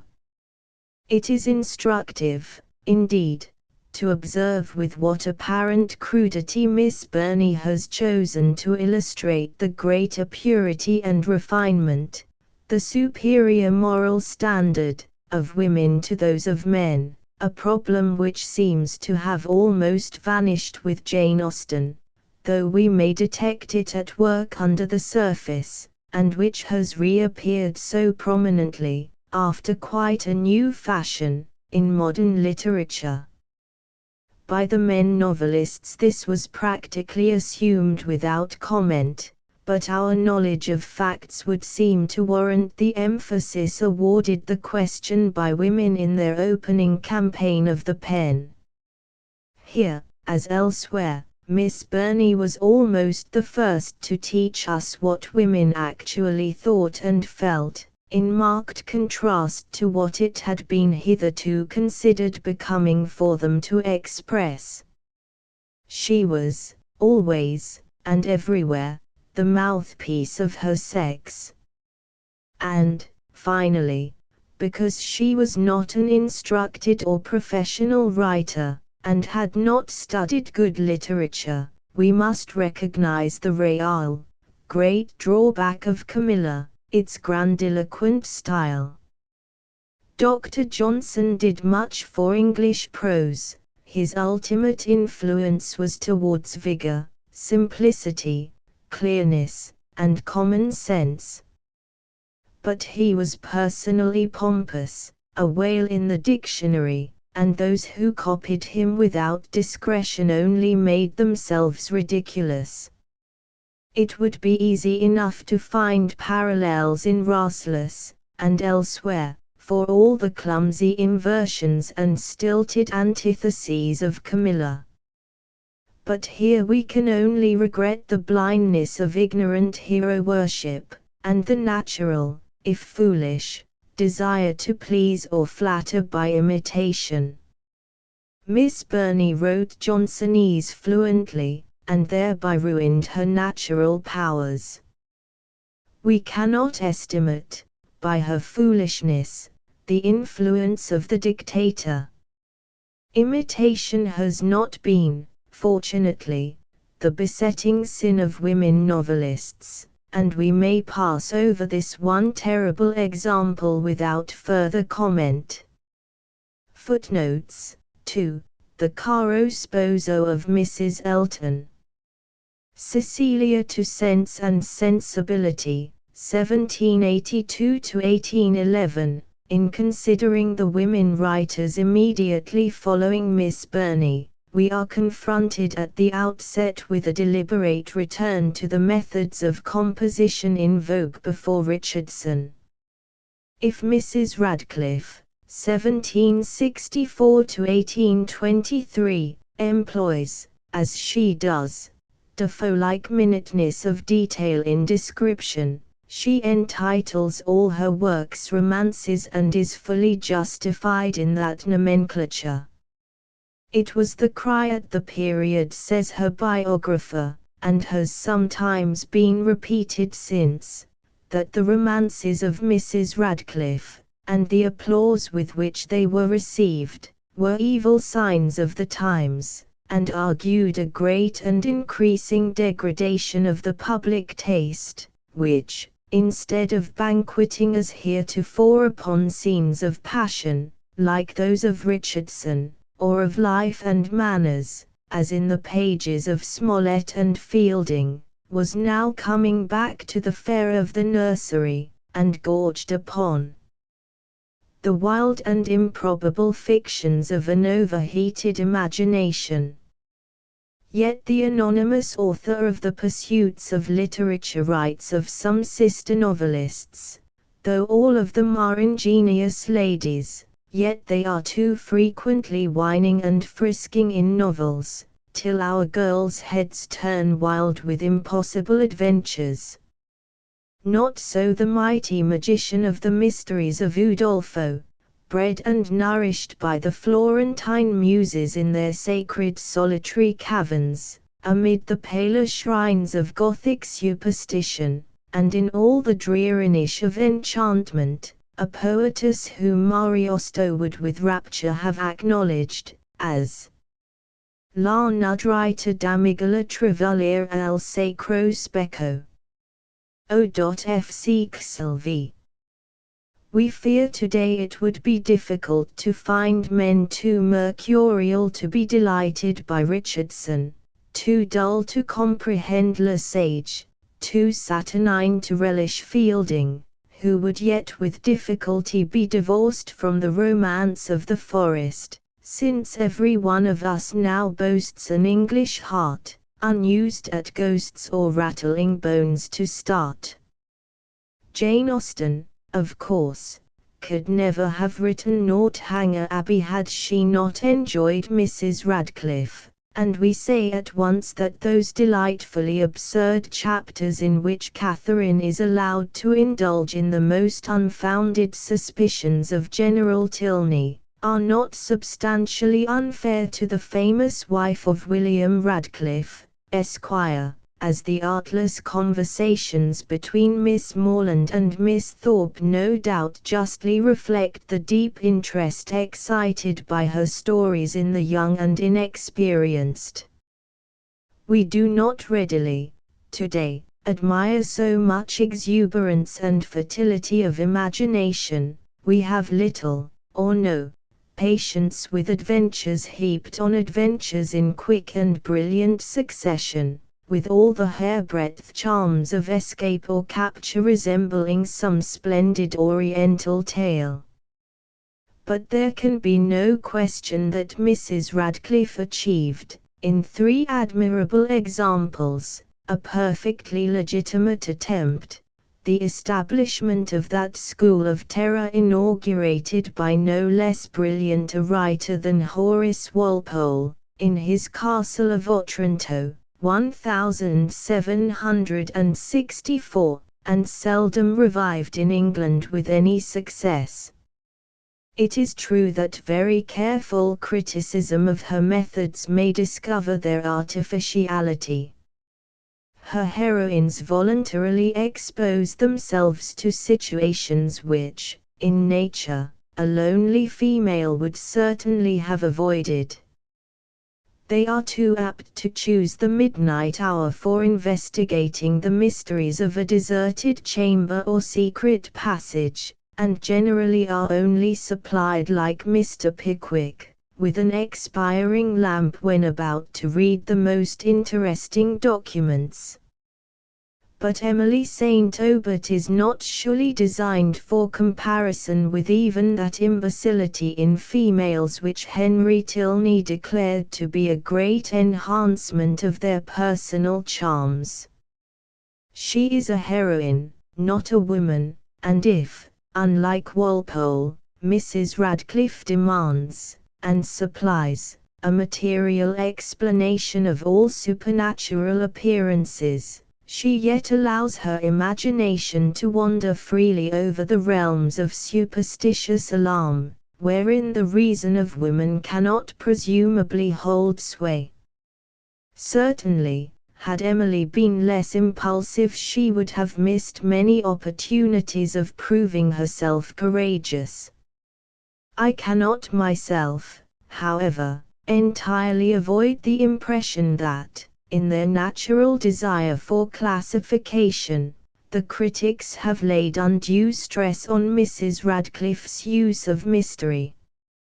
In the 304, double-column, pages of Udolpho there are, besides occasional voices, only 3 definite examples of this artifice: the waxen figure behind the veil, the moving Paul, and the disappearance of Ludovico. The main plot is really no more than a spirited example of the conventional romance plan, in the development of which she is wittily said to have invented Lord Byron, an involved narrative of terrible sufferings and dangers incurred by an immaculate heroine, of unmeasured tyranny and violence exerted by a melancholy villain, of protracted misunderstandings concerning the gallant hero, with hurried explanations all round in the last chapter to justify the wedding bells. Obviously there is no realism here. Everything depends upon conscious exaggeration, whether it be a description of the Apennines in their darkest horrors or of a gloomy and sublime castle's mouldering walls, of crime indulged without restraint, or innocence unsullied by the world. Montoni is not more inhuman in his passion than Emily in the tender elevation of her mind. For despite the most solemn warnings of St. Aubert, quoted above, his Emily has far more sensibility than any of Miss Burney's heroines, and exemplifies the dangerous doctrine that virtue and taste are nearly the same. She and Valancourt, indeed, were indifferent to the frivolities of common life. Their ideas were simple and grand, like the landscapes among which they moved, their sentiments spontaneously arranged themselves in original verse. The fact is, that Scott's startlingly generous estimate suggests several sound conclusions, by dwelling upon the genuine poetical feeling to be observed in Mrs. Radcliffe's romances, and the sincerity of her sympathy with nature. Though it has been remarked, with some justice, that as her story is usually enveloped in mystery, so there is, as it were, a haze over her landscapes, and that, were 6 artists to attempt to embody the castle of Udolpho upon canvas, they would probably produce 6 drawings entirely dissimilar to each other, all of them equally authorized by the printed description. Mrs. Inchbald, 1753–1821, on the other hand, followed the new school in writing simple narratives of everyday life, but she produced little more than a pale imitation of the man of feeling, 1771, by Henry Mackenzie, the only masculine exponent of sensibility, though her simple story, 1791, and Nature and Art, 1796, have been frequently reprinted. She aimed at dissecting the human heart, as Richardson had done, and there is, admittedly, a certain melodramatic, and almost decadent, charm in her work. Maria Edgeworth, 1767–1849, was, certainly, the most prominent of our novelists between Fanny Burney and Jane Austen. Being a girl of 11 when Evelina was published, she lived to witness the triumph of Vanity Fair. Living beyond her 8th decade, she produced over 60 books. Having inspired Scott, on his own testimony, to the production of the Waverley novels, she actually inaugurated, promoted, or established at least 4 forms of fiction more or less new to her contemporaries. Like Fanny Burney, she owed much to the enthusiasm and example of a liberal-minded and cultured father, that Richard Lovell Edgeworth, who married several of the young persons whom the author of Sandford and Merton had educated for the honor of his own hand. He and Day were notable scholastic reformers, and the influence of their innumerable theories on life and the pedagogue, largely imported from over the Channel, is everywhere visible in Maria's work. Richard Lovell actually collaborated in the 2 volumes, inspired by Rousseau's Emile, on practical education, 1798, and supplied forewords of edification to that marvelous series in which she first proved the possibility of training the young idea by ethical storiettes which were not tracts. That most clumsily named Parent's Assistant, 1801, the Moral Tales of the same year, and the fascinating Frank, are still nursery classics deserving of immortality. We may not, today, accept without protest many of the lessons which they were designed to enforce, but their sympathetic insight into the nature of the child, with which recently we have been so much concerned, the attractive simplicity and dramatic interest of the direct narrative, set an example, from the very foundations of juvenile literature, which has borne plentiful fruit. It should be noticed, moreover, in this connection that Miss Edgeworth had already produced a spirited defense of female education, Letters to Literary Ladies, 1795, while she soon followed in the footsteps of Fanny Burney by writing most lively satires on Findicical society, pointed with travesties of French naturalism, of which the chief, perhaps, is Belinda, published in 1801, and further extended the scope of the modern novel by the introduction of the finished short story, under the attractive heading of Tales of Fashionable Life. And, finally, besides again collaborating with her father in an essay on Irish bulls, 1802, she produced that stimulating Irish Brigade which banished the stage Patrick from literature, introduced genuine Celtic types, such as Coney, King of the Black Isles, and, by creating the national novel, may be regarded as the legitimate parent of what their illustrious author so modestly offered to the public as something of the same kind for his own country. Although just failing everywhere to reveal genius, Miss Edgeworth reflects, with marvelous versatility, all the intellectual movements of her generation. Adopting, and adapting to her own purposes, the form for women set out by Miss Burney, she widened its application to the discussion of social and political problems, and was the first to make fiction a picture not only of life, but of its meaning. In fact, she forestalled no less for adults, than for the young, that vast array of consciously didactic narrative which threatens, in our own time, to bury beyond revival the original, and the supreme, inspiration of art in literature, to give pleasure. The humor, the pathos, the knowledge of the world, and, above all, the common sense regulating Miss Edgeworth's work, have not secured her as permanent a popularity as she justly merits.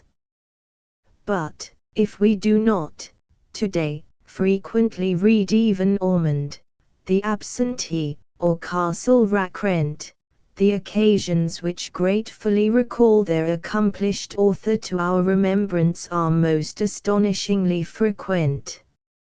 Of Hannah More, 1745 to 1833, most readers probably know even far less than of Maria Edgeworth, and her work can only claim notice in this place on account of the energy with which she followed Miss Edgeworth's lead in didactic fiction. Accustomed to the society of fashionable blue stockings, then a comparative novelty in London life, she exposed their foibles with considerable humor in private correspondence, while her plays were cheerfully staged by Garrick. But awakened, in later life, to the sin of playgoing, she became known for her vigorous tracts, inspiring, by turns, the foundation of Sunday schools and of the Religious Tract Society, until she published, at 64, her one novel entitled Celebs in Search of a Wife.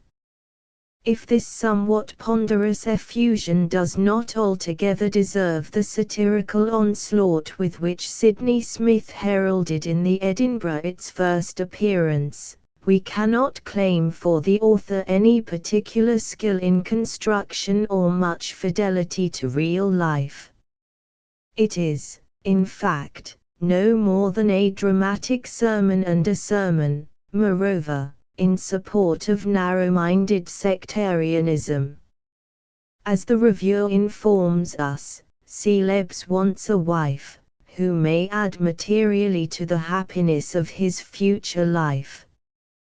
His first journey is to London, where, in the midst of the gay society of the metropolis, of course, he does not find a wife, and his next journey is to the family of Mr. Stanley, the head of the Methodists, a serious people, where, of course, he does find a wife. That is the whole story. We must submit, in the meantime, to diatribes, pronounced by the virtuous, against dancing, theatres, cards, assemblies, and frivolous conversation, until we are in danger of losing all interest in the persons of the tale. It is enough for us, in fact, to mark a niche for Miss Moore in the development of women's work, only remembering the great service she rendered her generation by a rarely sympathetic understanding of the poor as individual human beings. A Study in Fine Art, Jane Austen, 1775 to 1817. With Jane Austen we reach the center of our subject, the establishment of the women's school, the final expression of domesticity. If not, perhaps, more essentially feminine than Fanny Burney, she is more womanly. The charming girlishness of Evelina has here matured into a grown-up sisterly attitude towards humanity, which, without being either quite worldly or at all pedantic, is yet artistically composed. Whether consciously or not, she has spoken, within her chosen province, the last word for all women for all time. There is no comment on life, no picture of manners, no detail of characterization, either humorous or sympathetic, which a man could have expressed in these precise words. Woman is openly the center of her world, and, if men are more to her than fireside pets, she is only concerned with them as an element, or rather the chief element, in the life of women. The comparison, already instituted, between the man-made feminines of Pamela and Clarissa Harlowe with Miss Burney's young ladies may be applied to Elizabeth Bennet and Emma Woodhouse with added emphasis in every particular. The woman in them is more modern, nearer the heart of humanity, but still spontaneously of that sex. To say the truth, confesses a contemporary reviewer, we suspect one of Miss Austen's great merits in our eyes to be the insight she gives us into the peculiarities of female character. Authoresses can scarcely ever forget the esprit de corps, can scarcely ever forget that they are authoresses. They seem to feel a sympathetic shudder at exposing naked a female mind. Else se painint en bust, and leave the mysteries of womanhood to be described by some interloping male, like Richardson or Marie Vos, who is turned out before he has seen half the rites, and is forced to spin from his own conjectures the rest. Now from this fault Miss Austen is free. Her heroines are what one knows women must be, though one never can get them to acknowledge it. As liable to fall in love first, as anxious to attract the attention of an agreeable man, as much taken with a striking manner, or a handsome face, as unequally gifted with constancy and firmness, as liable to have their affections biased by convenience or fashion, as we, on our part, will admit men to be.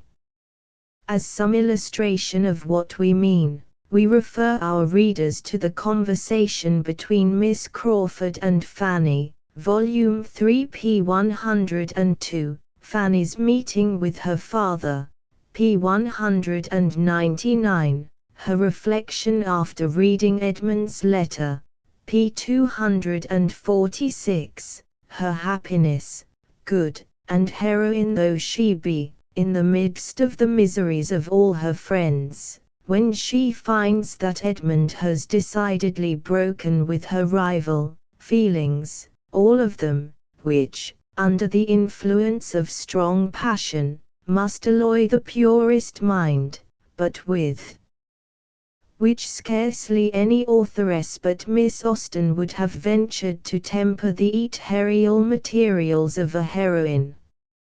Again, Miss Burney, as we have seen, had first made it possible for a woman to write novels and be respectable. Yet even with her, authorship was something of an adventure. Her earliest manuscripts were solemnly burnt, as in repentance for frivolity, before her sorrowing sisters. Needlework was ordained every morning by a not tyrannical stepmother. Social duties occupied most afternoons and evenings. And if she must write, Dr. Burney was always ready enough at dictation, and any lady might act as secretary to such a father without reproach.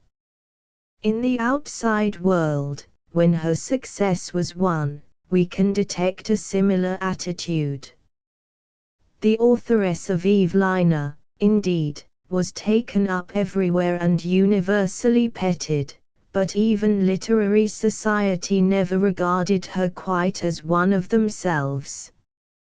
We feel that she was always on show among them, a kind of freak, like the girl who cried to order at dinner parties without spoiling her complexion, welcomed, but not admitted, as were actors, musicians, and others born and bred for the amusement of the great. She herself never resumed work for its own sake after the first flush of popularity, in which she composed Cecilia. As lady-in-waiting, bored by tiresome punctilio, as Madame D'Arblay, happy in simple domesticity, her pen lay idle save when exercised by filial piety or specifically to earn money. The later novels were pure hack work, obviously lacking in spontaneity. It was reserved for Jane Austen, the daughter of a later generation, though actually dying before Miss Burney, to establish finally the position of woman as a professional novelist. True, she was even more domestic than her predecessor, and entirely without what we should regard as the necessary training or experience. Her family were seldom aware of the time given to work, simply because it never occurred to her that she might claim privacy or resent interruption. But they took a keen interest in the results, and evidence exists in abundance of their reading every completed volume with enthusiasm. Of her own attitude towards her work, and of its reception with the public, there can be no doubt. She always regarded herself, and was regarded, as a professional. Circumstances might induce temporary silence, because she was domestic, modest, and affectionate, but if Jane Austen never complained, and we hear of no protest at the extraordinary delay in their appearance, we may be quite sure the novels were written for the public, by whom she felt confident one day of being read. The style is obviously spontaneous, of which the writing itself meant keen enjoyment, but the work was not done merely for the pleasure of doing it. It was her life, not because of any disappointment in love, if she experienced such, but because genius such as hers demands self-expression and commands a hearing. From the beginning, moreover, no one stopped to marvel that a woman could do so well. They judged her as an artist among her peers. Jane Austen had none of the advantages of Miss Burney, who knew everybody, including the wigmaker next door.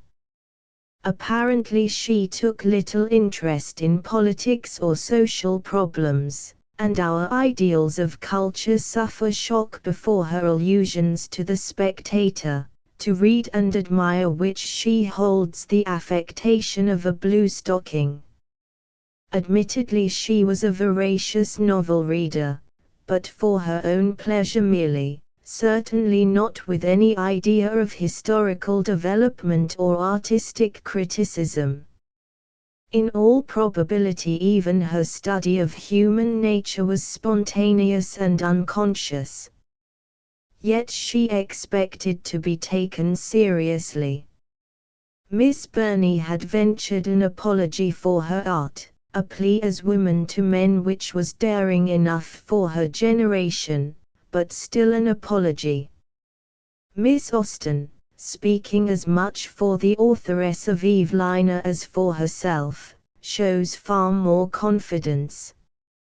She enlarges upon the skill and the labor involved in writing a novel, for which honor is due. 3. What she demands has been given her in full measure to overflowing. How closely her stories have wound themselves about the hearts of every successive generation, it were idle to measure or estimate. They are a part of our inheritance. Appreciation is reckoned a test of culture. In the perfection, or development, of the methods inaugurated by Samuel Richardson, particularly as applied by women writers, she also stands supreme. She entirely avoids criminals, melodrama, or any form of excitement. She does not even demand sensibility from her common-sense heroines. While a woman was thus placing the cornerstone to the rise of domestic realism, man accomplished a glorious revival of Romanticism. Scott was born only 4 years before Jane Austen. Waverley and Mansfield Park were published in the same year. Fortunately we are able to form an accurate estimate of the impression her work produced upon her great contemporary, since the earliest serious appreciation of Jane was actually written by Sir Walter, and opens with a most instructive comparison between the former rules of the novel and a class of fictions which has arisen, as he expresses it, almost in our times. The article appeared in the Quarterly Review, October 1815, and it is very significant for us to notice that Scott places Peregrine Pickle and Tom Jones in the old school, dating the new style only 15 or 20 years back. In its first appearance, the novel was the legitimate child of the romance, and though the manners and general turn of the composition were altered so as to suit modern times, the author remained fettered by many peculiarities derived from the original style of romantic fiction. These may be chiefly traced in the conduct of the narrative, and the tone of sentiment attributed to the fictitious personages.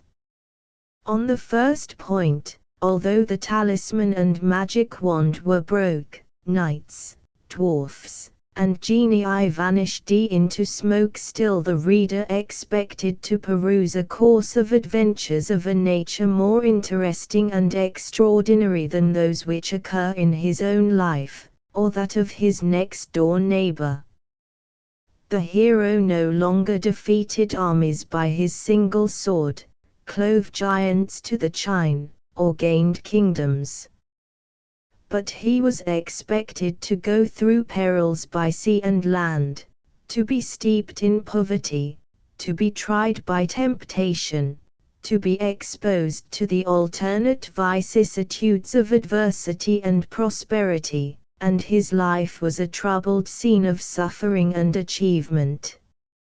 Few novelists, indeed, adventured to deny to the hero his final hour of tranquility and happiness, though it was the prevailing fashion never to relieve him out of his last and most dreadful distress until the finishing chapters of his history, so that although his prosperity in the record of his life was short, we were bound to believe it was long and uninterrupted when the author had done with him.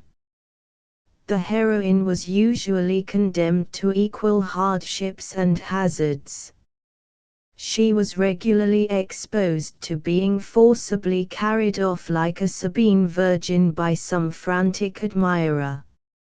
And even if she escaped the terrors of masked ruffians, an insidious ravisher, a cloak wrapped forcibly around her head, and a coach with the blinds down, driving she could not conjecture whither, she had still her share of wandering, of poverty, of obloquy, of seclusion, and of imprisonment, and was frequently extended upon a bed of sickness, and reduced to her last shilling before the author condescended to shield her from persecution.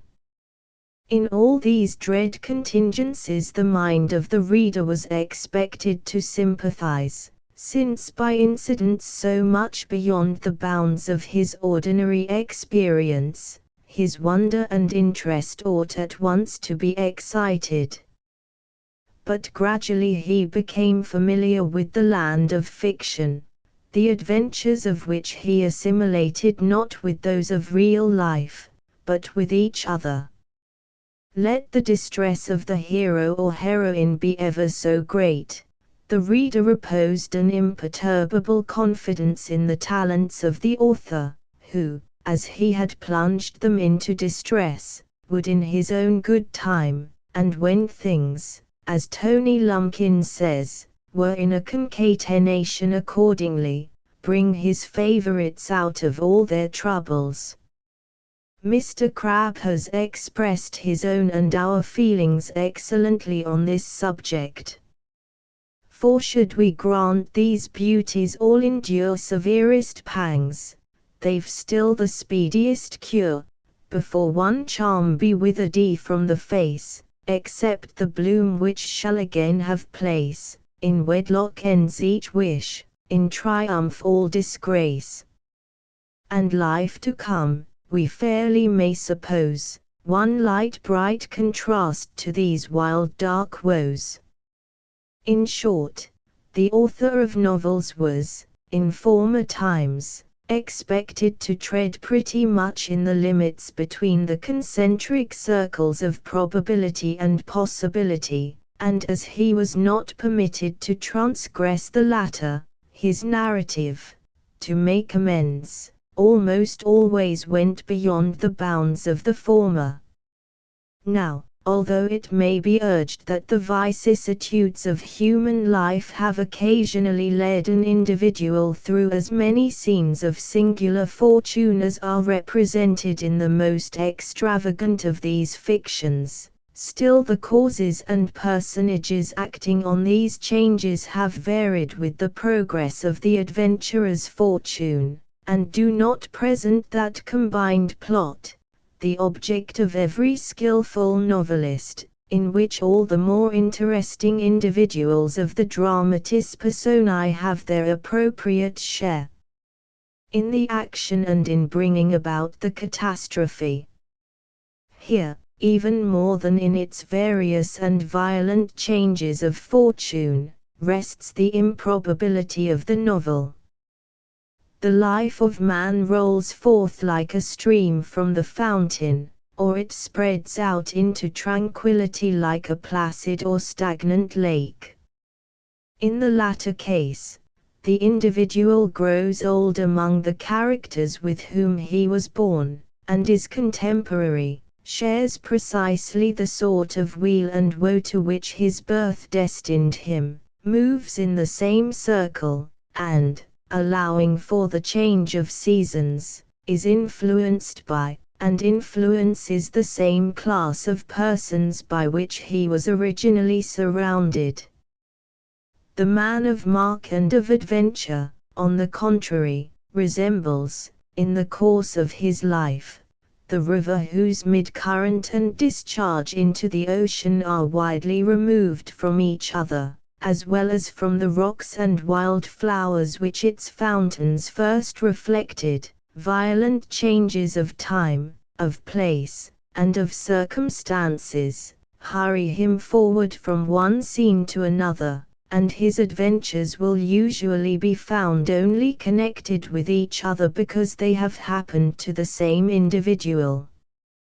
Such a history resembles an ingenious, fictitious narrative, exactly in the degree in which an old dramatic chronicle of the life and death of some distinguished character, where all the various agents appear and disappear as in the page of history, approaches a regular drama, in which every person introduced plays an appropriate part, and every point of the action tends to one common catastrophe.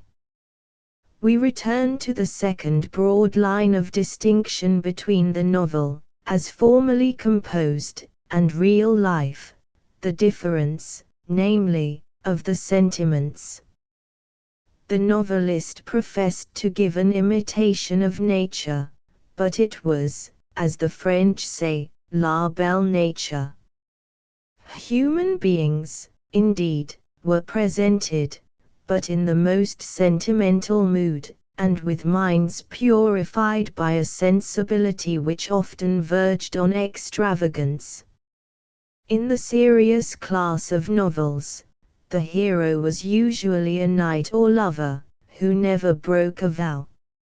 And although, in those of a more humorous cast, he was permitted a license, borrowed either from real life or from the libertinism of the drama, still a distinction was demanded even from Peregrine Pickle, or Tom Jones, and the hero, in every folly of which he might be guilty, was studiously vindicated from the charge of infidelity of the heart.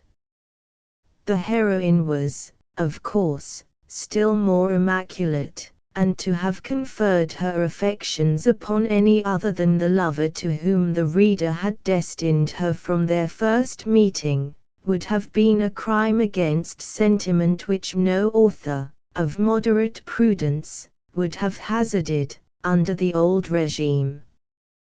Here, therefore, we have two essential and important circumstances, in which the earlier novels differed from those now in fashion, and were more nearly assimilated to the old romances.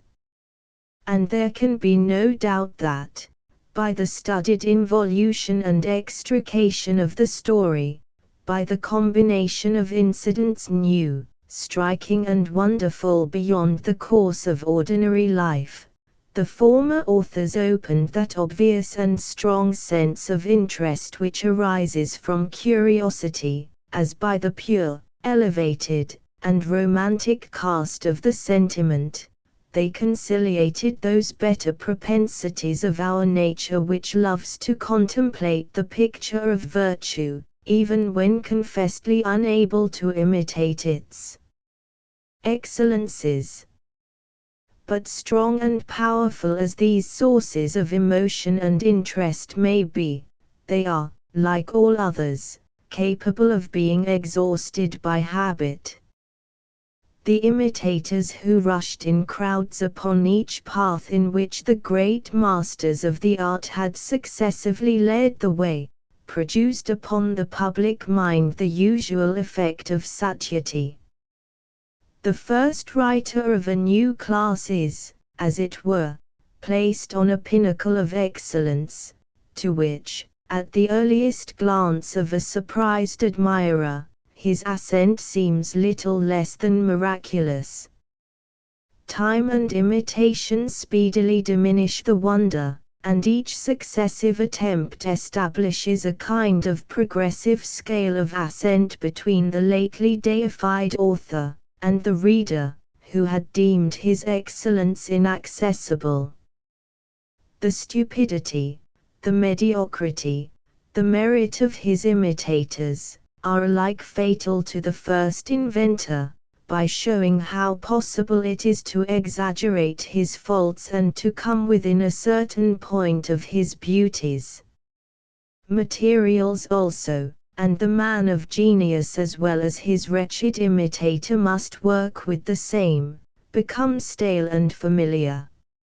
Social life, in our civilized days, affords few instances capable of being painted in the strong dark colors which excite surprise and horror, and robbers, smugglers, bailiffs, caverns, dungeons, and madhouses, have been all introduced until they cease to interest.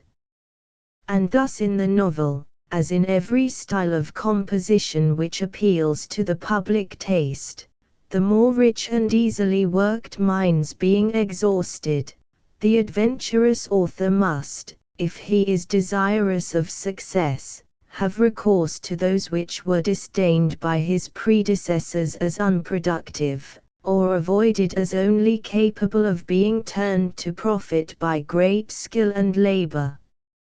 Accordingly, a style of novel has arisen, within the last 15 or 20 years, differing from the former in the points upon which the interest hinges, neither alarming our credulity nor amusing our imagination by wild variety of incident, or by those pictures of romantic affection and sensibility, which were formerly as certain attributes of fictitious characters as they are of rare occurrence among those who actually live and die. The substitute for these excitements, which had lost much of their poignancy by the repeated and injudicious use of them, was the art of copying from nature as she really exists in the common walks of life, and presenting to the reader, instead of the splendid scenes of an imaginary world, a correct and striking representation of that which is daily taking place around him. In adventuring upon this task, the author makes obvious sacrifices, and encounters peculiar difficulty. He who paints from le beau ideal, if his scenes and sentiments are striking and interesting, is in a great measure exempted from the difficult task of reconciling them with the ordinary probabilities of life. But he who paints a scene of common occurrence, places his composition within that extensive range of criticism which general experience offers to every reader. The resemblance of a statue of Hercules we must take on the artist's judgment, but every one can criticize that which is presented as the portrait of a friend, or neighbor. Something more than a mere signpost likeness is also demanded. The portrait must have spirit and character, as well as resemblance, and being deprived of all that, according to Bayes, goes to elevate and surprise, it must make amends by displaying depth of knowledge and dexterity of execution. We, therefore, bestow no mean compliment upon the author of Emma, when we say that, keeping close to common incidents, and to such characters as occupy the ordinary walks of life, she has produced sketches of such spirit and originality, that we never miss the excitation which depends upon a narrative of uncommon events, arising from the consideration of minds, manners and sentiments, greatly above our own. In this class she stands almost alone, for the scenes of Miss Edgeworth are laid in higher life, varied by more romantic incident, and by her remarkable power of embodying and illustrating national character. But the author of Emma confines herself chiefly to the middling classes of society. Her most distinguished characters do not rise greatly above well-bred country gentlemen and ladies, and those which are sketched with most originality and precision, belong to a class rather below that standard. The narrative of all her novels is composed of such common occurrences as may have fallen under the observation of most folks, and her dramatis personae conduct themselves upon the motives and principles which the readers may recognize as ruling their own and that of most of their acquaintances. It is manifestly clear to us, then, from these passages, that Jane Austen's contemporaries were quite aware of her influence upon the progress of fiction, and so generous a tribute, from one whose mighty genius had set the current in other directions, must be accounted no less honorable to the critic than to the criticized. 4 years after her death, i.e. 6 years later, the new school is again applauded, in an admirable appreciation, by Archbishop Whately of the posthumous Persuasion and Northanger Abbey, who dwells at great length upon an important distinction between the unnatural and the merely improbable in fiction. Scott, of course, was always generous in criticism, and his striking enthusiasm for Mrs. Radcliffe and the earlier women writers, in his Lives of the Novelists, reveals no less chivalrous gallantry than his famous tribute to Miss Edgeworth. Still, it was obviously necessary for the great critic to explain the grounds of his enthusiasm, and the more assured attitude of applause which Whately was able to adopt, after so short an interval, may serve to witness the advance which her genius had achieved in the general estimate. We cannot avoid noticing, however, that neither of her contemporary masculine critics seems to have been quite happy about the ideal of womanhood which Jane Austen was certainly the first to introduce. It required courage, indeed, to conceive of a heroine without sensibility, and the creator of Marianne Dashwood must certainly have been perfectly conscious of the omission. It happens that Scott and Whately were both 34 when these articles were written, yet each complains, after his own fashion, of the calculating prudence here revealed towards love and matrimony by the young ladies of the piece. One would have supposed that neither of them was either old enough to remember sensibility in real life, or young enough for idle dreaming. Clearly, however, they had a tender partiality for the old type, probably shared by their readers, although both writers assure us that young people in their day were not in fact at all addicted to the sacrifice of all for love. Scott is certainly not justified in stating that Elizabeth was led to accept Darcy by discovering the grandeur of his estates, both because such an attitude was inconsistent with her mental independence, and because she herself jokingly suggests this explanation of the remarkable change in her sentiments towards him, to tease her sister. But, on the other hand, Jane Austen's heroines may fairly be called cool and calculating in comparison with the poetical maidens of romance, and we have intentionally labored this point at some length in order to emphasize the thoroughness with which reformers in fiction discarded the many artistic ornaments formerly used by storytellers to enhance the pleasures of imagination. Every convention of romance was ruthlessly abandoned. Later developments, as we shall see, introduced other elements which partially supplied these omissions, and once more removed the novel from pure realism, but it would almost seem as if Jane Austen had deliberately set herself to prove how much it was possible to do without. She admits neither unusual mixture of society, cultured illusion, nor morbid or criminal impulses. Like her immediate predecessors, she willfully limits the variety of character types by strictly confining herself to her own narrow experience, Her groups of character are curiously similar, her plots repeat each other, she discards every source of excitement from adventure, mystery, or melodramatic emotion, and, finally, she denies the hero or heroine any charm which may be derived from sensibility or romantic idealism.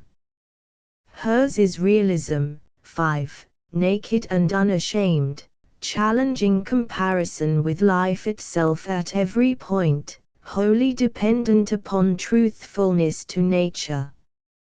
Her triumph is purely artistic, the absolute fitness of expression to reveal insight, observation, sympathy, and humor, in a simple narrative of parochial affairs, composed with rare skill, faithfully reflecting everyday life and ordinary people.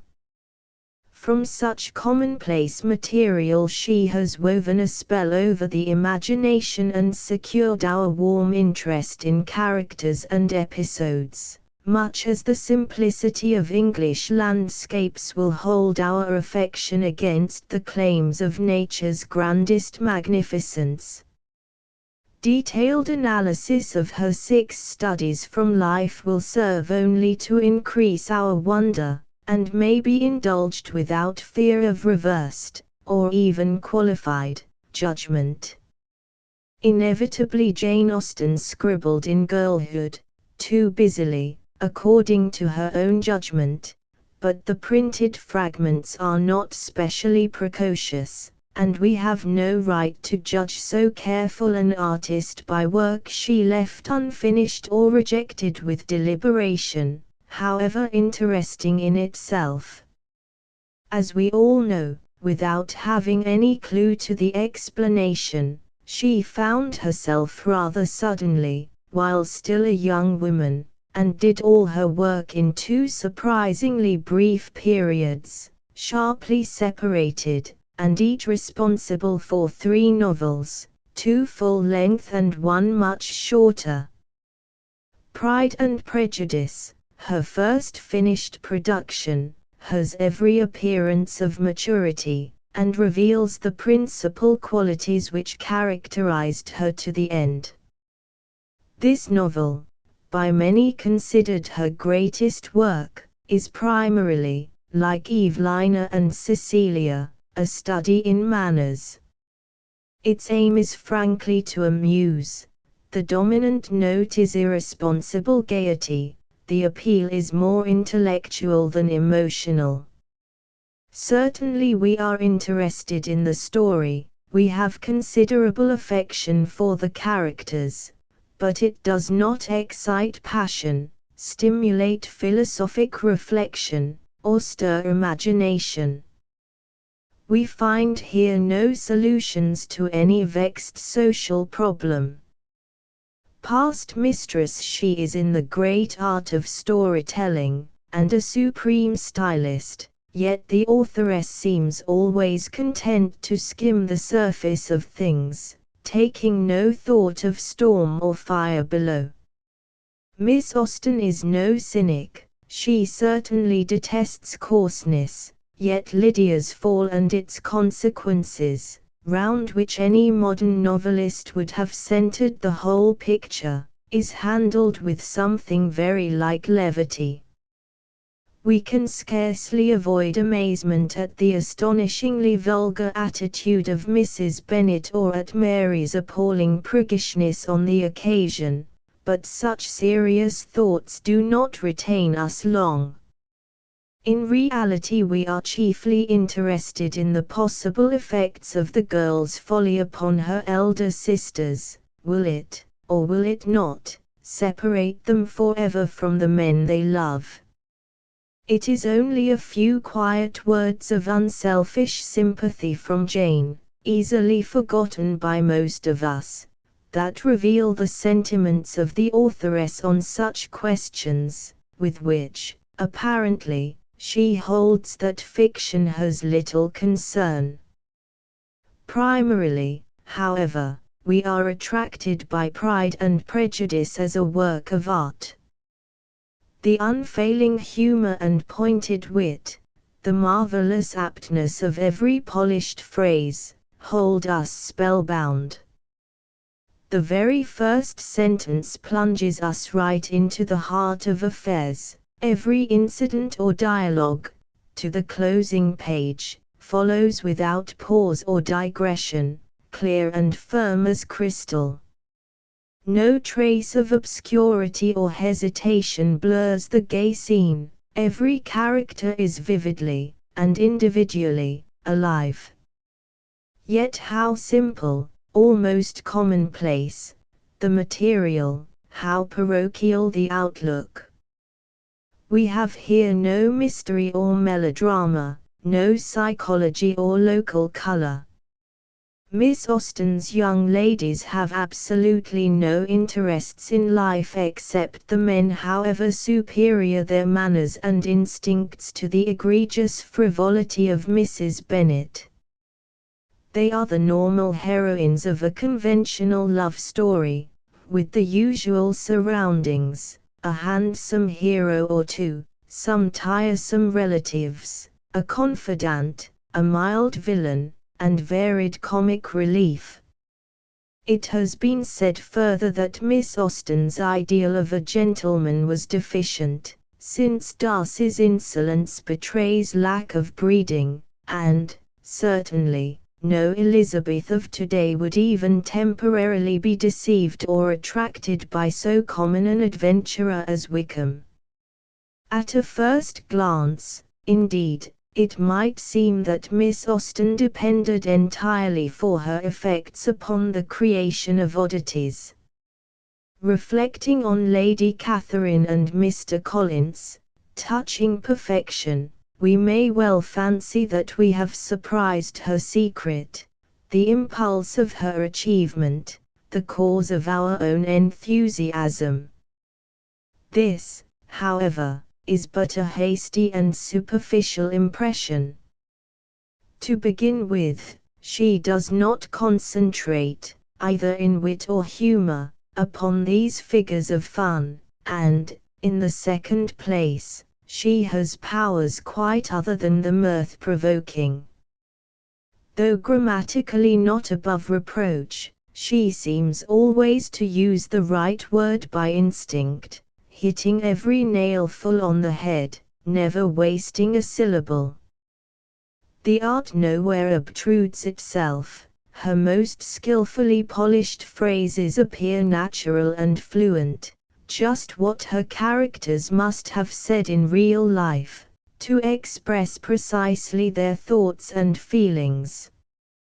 Faultlessly neat and compact, her style is yet daring, vigorous, and thoroughly alive.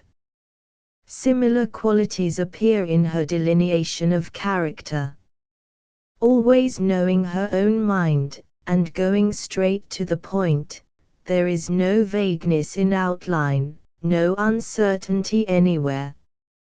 Jane Bennet could never have said or done just what came most naturally from Elizabeth. Darcy shared no thought or deed with his best friend. Less prominent persons are as firmly, if less fully, individualized. The incidents, moreover, however trifling, are well varied. The plot has ample movement, once those concerned in it have won our sympathies. Assuredly Miss Austen's aim is not strenuous, but it is direct, vigorous, and clear-headed. And where she aims, she hits. Sense and Sensibility reveals the very same method and the reappearance of many similar types, applied to an entirely new story in which no interest or situation repeats those of the earlier book. With her daring indifference to originality in the mechanical construction of a plot, Miss Austen once more centers her story round two sisters, more widely diverse in temperament, indeed, than Jane and Elizabeth, but no less everything to each other. Their mother, after the way of parents in these novels, is as foolish as Mrs. Bennet, though far more lovable. Willoughby is Wickham over again, with a fancy for accomplishments. The tragicomedy introduced by Lucy Steele, more essentially vulgar than any of the Bennets, Mrs. Palmer's candid frivolity, and the languid elegance of Lady Middleton, later perfected in Lady Bertram, provide abundant occasion for laughter, though no one figure of absurdity stands out so strongly as those of the earlier novel. On the other hand, Miss Austen has nowhere exposed a character more trenchantly by one short dialogue than in the discussion between Mr. and Mrs. John Dashwood about what he could do for his widowed mother and orphaned sisters. It were surely impossible for selfish hypocrisy to go further, and the subtle touches by which the wife reveals herself leader of the pair must afford us the keenest enjoyment. But this tale of Marianne and her Willoughby has one element entirely absent from Pride and Prejudice, and never again attempted by Jane Austen. It may be said to border on melodrama. The young people's ingenuous revels in emotion, whether of joy or grief, surprise one in so balanced a writer, and reveal powers we should not otherwise have suspected. Marianne, indeed, is the very personification of that sensibility, so dear to elegant females of the old world, so foreign to modern ideals. Having chosen her type, Miss Austen would seem determined to show how far she could go in this direction without distorting humanity. To the more conventional Miss Burney, sensibility was a grace essential in heroines. She is its acknowledged exponent, and compels us, despite prejudice, to recognize its real charm. But neither Evelina nor Cecilia exhibits so much knifed as Marianne, such tempestuous abandon, such a fiery glow. Yet we can read of her with equal patience, we can love her no less. She is saved, for us, by her genuine affection for sensible Eleanor, and her unselfish devotion to a mother who seems even younger and more foolish than herself. And Willoughby's temperament fits her like a glove. His wooing, his wickedness, and his repentance belong to a generation before Miss Austen's. Through this couple she triumphs in otherwise unexplored regions. Northanger Abbey has very much the appearance of juvenile effort, possibly recast in maturity. If not actually written in girlhood, it must be regarded as the flower of a true holiday spirit, blossoming in sheer fun. Fresh from the excited perusal of some novel by the terrifying Anne Radcliffe, whom I believe Miss Austen enjoyed as keenly as her own Catherine, she must have thrown herself into the composition of this delightful parody, just to renew its thrills, to linger over its absurdities. It is all pure farce, exaggeration cheerfully unrestrained. The irrepressible Arabella belongs to Miss Burney, her boasting brother should hang in the same gallery. Dear, foolish Catherine's idle imaginings about General Tilney were never meant to resemble nature. Henry could scarcely have forgiven them, had he taken her quite seriously. Moreover, having one parody in hand, Miss Austen gaily embarks on yet another, no less irresponsible and spontaneous. Catherine is Evelina in miniature, the real ingenue whose country breeding exposes her to the most diverting distresses in a society amazingly mixed. Hovering between Thorpes and Tilneys, like Evelina between Mervyns and Branxtons, she enters each circle with the same innocence, enthusiasm, and naivete. Miss Austen's sly boast of originality in allowing her heroine to fall in love without stopping to ascertain the gentleman's feelings is but gentle raillery at a similar presumption in Miss Burney. Certainly Orfil, no less than Tilney, was led on to serious thoughts of matrimony by the simple-minded revelation of a pretty girl's partiality. Where a laugh lurks behind every sentence, we need not expect the special studies in humor which stand out, everywhere, in the more serious stories. Yet General Tilney, later perfected in Sir Walter Elliot, is a finished sketch, while John Thorpe, who never opens his lips without betraying himself, and Arabella, whether in pursuit of the two young men or quizzing the naughty captain, were hard to beat. Nowhere, in all her work, has Miss Austen concentrated such pungent sarcasm as in the condescending explanation of how much folly reasonable men prefer in lovely women. The advantages of natural folly in a beautiful girl have been already set forth by the capital pen of a sister author, and to her treatment of the subject I will only add, in justice to men, that though to the larger and more trifling part of the sex, imbecility in females is a great enhancement of their personal charms, there is a portion of them too reasonable, and too well informed themselves, to desire anything more in women than ignorance. Do not the smooth words sting? Approaching the second group, we look naturally, and not in vain, for evidence of maturity and development. Miss Austen does not, in fact, make any attempt to enlarge her sphere, to widen her outlook, to handle more strenuous emotion. But her plots, still based on parochial gossip, are more varied and complex. She works with a larger number of characters, actually perfecting some types already familiar, and introducing us to many a new acquaintance. Above all, her dramatis personae are no longer fixed and defined at their first entrance, they grow with the story, often surprising us at last by qualities, no doubt dormant from the beginning, and never strained or inconsistent, but only possible to development through experience. Emma obviously invites comparison with Pride and Prejudice.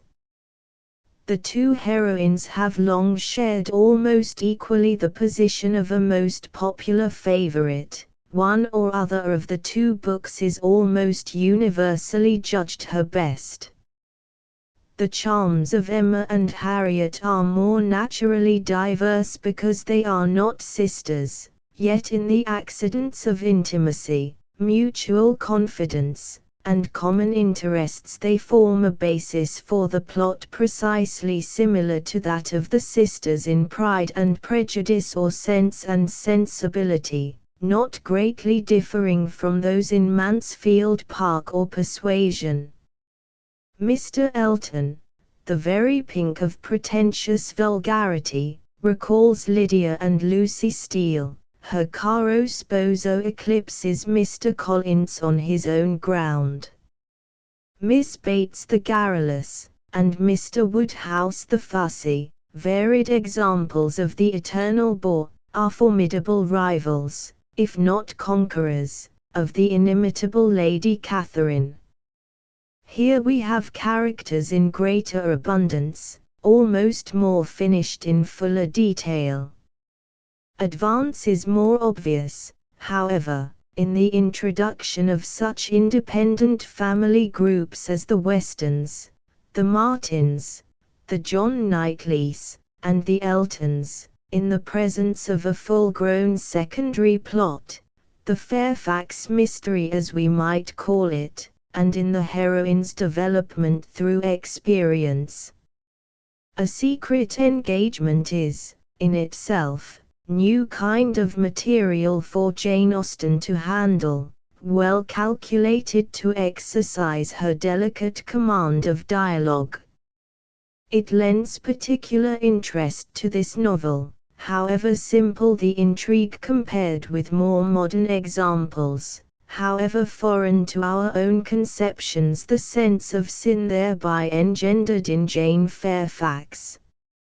Young Churchill's spirited conduct of the affair is a perpetual delight, certainly not least for its unintentional humbling of the great Miss Woodhouse, though his insinuations about Mr. Dixon, like Darcy's rudeness, exceed the license permitted a gentleman, however spoilt and high-spirited. We have already noted the popularity of Emma, but, in this unlike Elizabeth, she has her detractors. Some find her too managing, self-centered, and superior for charm. Admittedly she is a matchmaker, far less refined than she imagines herself. Her rudeness to Miss Bates is difficult to pardon.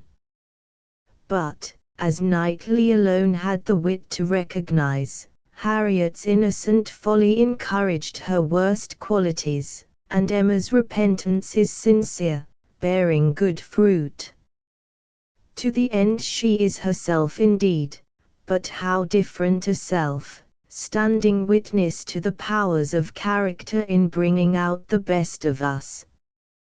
Having played with fire, she learned her lesson, and so we may leave her, no less marveling than she at the workings of what little Harriet was pleased to call her heart, admiring, as all must, Jane Austen's finished study of that engaging Miss.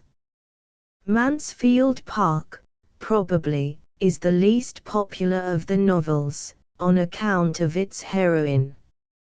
Fanny Price has her partisans, but can never become a general favorite, until we again idealize humility in women. Accepting, without a murmur, the most unreasonable and most exacting demands of all her betters, meekly grateful, to the point of servility, if Edmund bestows on her a kind word, she stands before us condemned by every code accepted today. Yet Fanny, reversing the process in Emma, acquires self-confidence with years, and actually learns to play the heroine in adversity. The novel contains Miss Austen's first, and last, picture of the great world beyond parish boundaries. It deals, successfully, with greater contrasts in social status than she ever attempted before or since. Lady Bertram, no less than Mrs. Norris, fairly eclipses all former achievements in character study. Its crowded canvas, indeed, demands notice in detail. Sir Thomas neglects his family much as did Mr. Bennet, and suffers more serious punishment. The villain is replaced by Henry and Miss Crawford, of the world, worldly, figuring at first as very wholesome instruments of distraction to a stiff family circle, but ingeniously convicted, in touch with realities, of serious moral depravity. Their presence, however, reveals new power in the authoress, and considerably enlivens the scene. They do much towards the development of Fanny.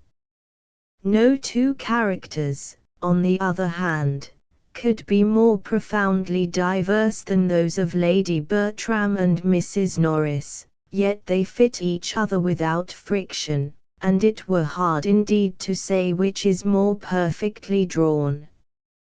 A woman more utterly devoid of feeling or lacking in common sense than the former, it is impossible to conceive. The mere hint of responsibility towards anyone or anything would have shattered her nerves completely, and no emergency, of joy or grief, ever taught her to face the exertion of making up her own mind for herself on the most trivial question. Yet there is no exaggeration. She is perfectly natural, not without charm, an ornament to the family circle whom all would miss. For Mrs. Norris, the intolerable busybody, it has been suggested that Miss Austen owed something directly to personal experience. Was this her revenge for much silent endurance? Certainly so much concentrated scorn, so stern a portrait seems to imply animus. Gentle, tender, and sympathetic by nature, was she at times lashed to fury by the cruel inanity of village types. Mrs. Elton, Miss Bates, and Mr. Collins may, in a less degree, have been similarly inspired. If it be so, verily they have their reward. The central motive in Mansfield Park is more complex than heretofore, its scenes more varied. The whole episode of Fanny's visit to her struggling parents, and their squalid home, introduces an aspect of life elsewhere ignored, shows us humanity unrefined. The work is alive and vigorous, not altogether foreign to modern realism. Coming, moreover, from such uncongenial, and to them unfamiliar, surroundings, bred to hard work and hard times, Cousin Fanny brings a new element into the lives of the elegant Miss Bertrams, our usual couple of sisters, who, again, are destined to further awakening from the manners and experience of Mary Crawford. Finally, we have here the nearest approach to a so-called social problem ever handled by Jane Austen, and a thoroughly serious picture of punishment. It may seem hard to all of us, and modern casuists would certainly declare it unjust, that Maria should suffer so much more than Julia, who had no more principle, but less opportunity. In this matter, however, Miss Austen is uncompromising.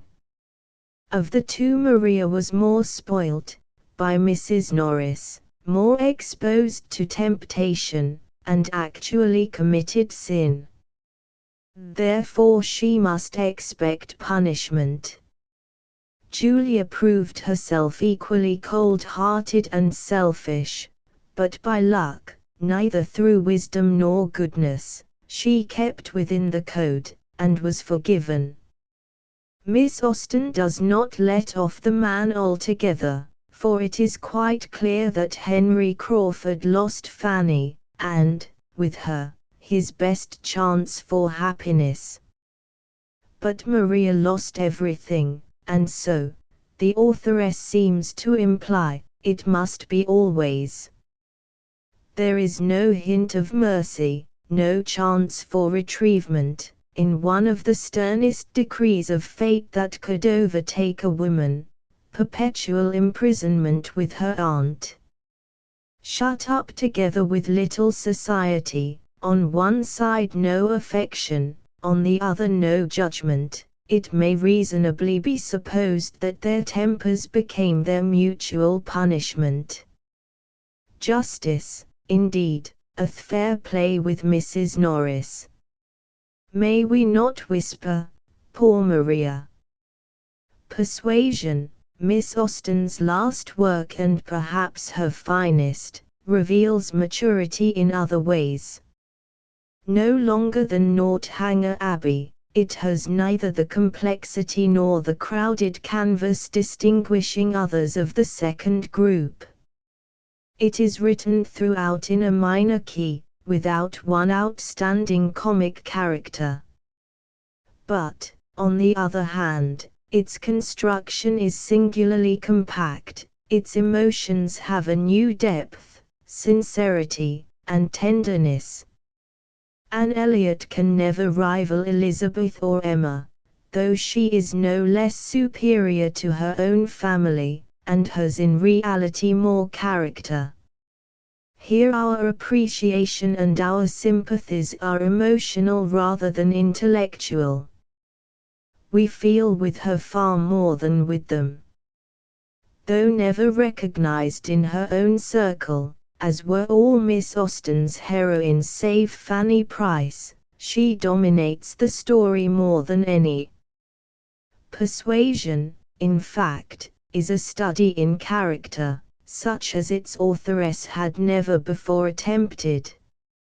No more, if indeed actually less, sensational than its predecessors, the whole scheme moves below the surface. It holds us more by feeling and atmosphere than by incident. We experience a similar delight in the perfectly turned phrases, the finished dialogue, and the neat characterization, but here are no figures of fun, no animated social functions, no clash of types. We may smile, indeed, at Sir Walter Elliot or at the family of Uppercross, but the humour, however subtle and permeating, does not anywhere prevail over deeper emotion. Certainly we note that Miss Austen still seeks out no new material, depends on no more startling situation. Anne's happiness and misery alike arise, as did Jane's and Elizabeth's, from a refinement to which every other member of her family was absolutely blind. The natural understanding between two sisters is destroyed, as between Julia and Maria, by rivalry for the one eligible visitor to the neighborhood, though here with no permanently disastrous results.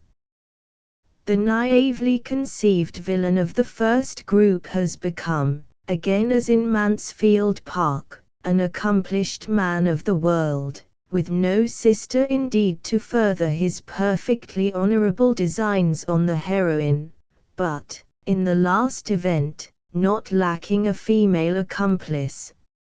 Its most striking effect in local color, the glowing picture of naval types, was foreshadowed in William Price, though Admiral and Mrs. Croft admittedly stand high in Miss Austen's gallery of character studies. Society, as in Northanger Abbey, is located at Bath. Yet nowhere has she attempted, with any approach to a like depth of feeling or earnestness, so much philosophy on life, so searching an analysis of human nature, as in the remarkable conversation on faithfulness, as severally exhibited by men and women, which artistically produces a permanent understanding between hero and heroine. "Oh," cried Anne eagerly to Captain Harville, "I hope I do justice to all that is felt by you and by those who resemble you. God forbid that I should undervalue the warm and faithful feelings of any of my fellow creatures. I should deserve utter contempt if I dared to suppose that true attachment and constancy were known only by women. No, I believe you capable of everything great and good in your married lives. I believe you equal to every important exertion, and to every domestic forbearance, so long as, if I may be allowed the expression, so long as you have an object. I mean while the woman you love lives, and lives for you. All the privilege I claim for my own sex, it is not a very enviable one, you need not covet it, is that of loving longest, when existence or when hope is gone. This is the text of the whole novel, woven with subtlety into its very fabric, inspiring each thought, each word, though never obtruding. Persuasion is neither a sermon nor a pamphlet. Its author assuredly holds no brief for woman, brings no charge against man. Yet here she speaks for her sex. Of what she has seen and felt it would appear that she could no longer remain silent. Jane Austen reveals herself in her last message to posterity. Sense and Sensibility, 1811. Pride and Prejudice, 1813. Mansfield Park, 1814. Emma, 1816. Northanger Abbey, 1818. Persuasion, 1818. Footnotes 3. Both passages are quoted on page 129. 4. Also in the Quarterly, 1821.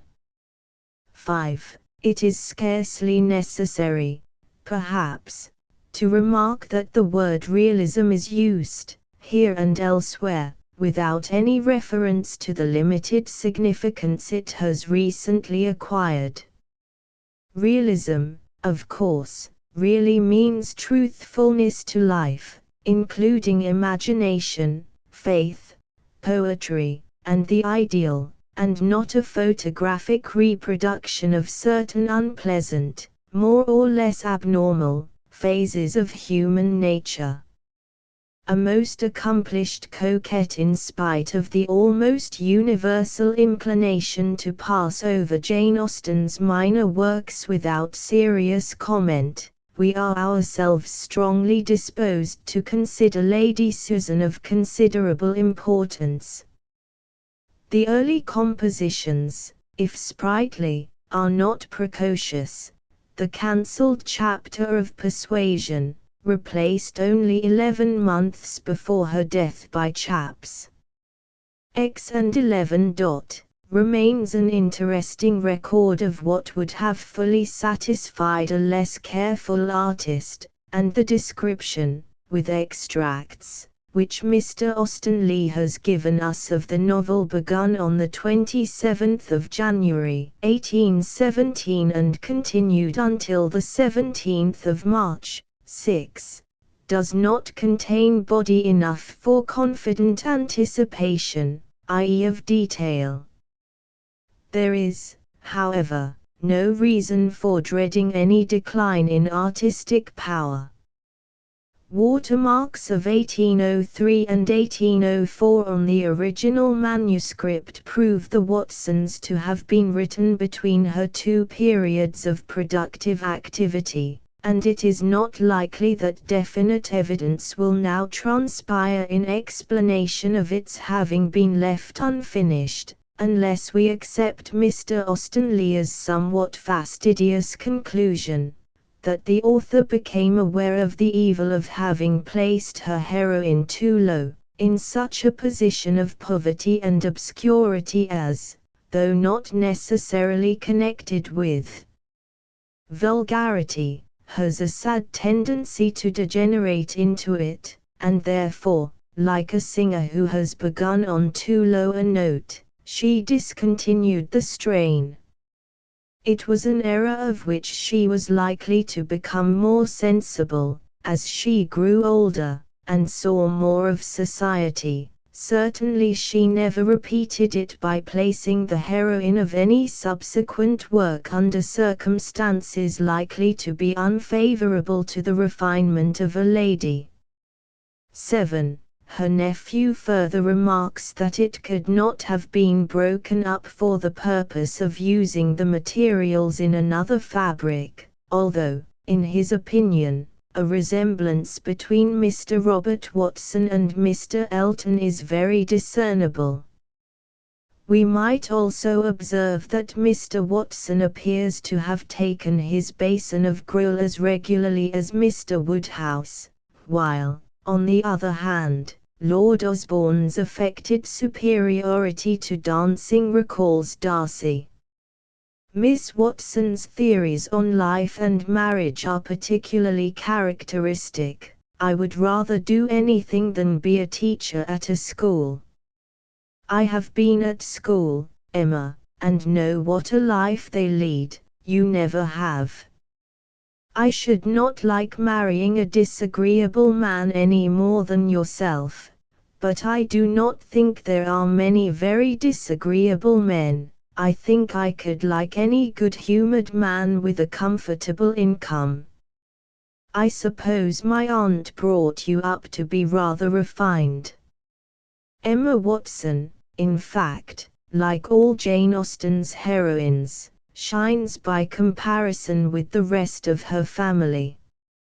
Lady Susan, unlike any of the stories mentioned above, is obviously complete and finished. Her family have always believed it to be an early production, but we cannot conjecture why it was laid aside and never published by her. It is, however, an experiment, never repeated, and very possibly Jane Austen did not feel moved to revise what evidently had not satisfied her own standard of perfection. For us, however, its striking dissimilarity to the 6 recognized works and its unique position in the development of fiction, are of peculiar interest.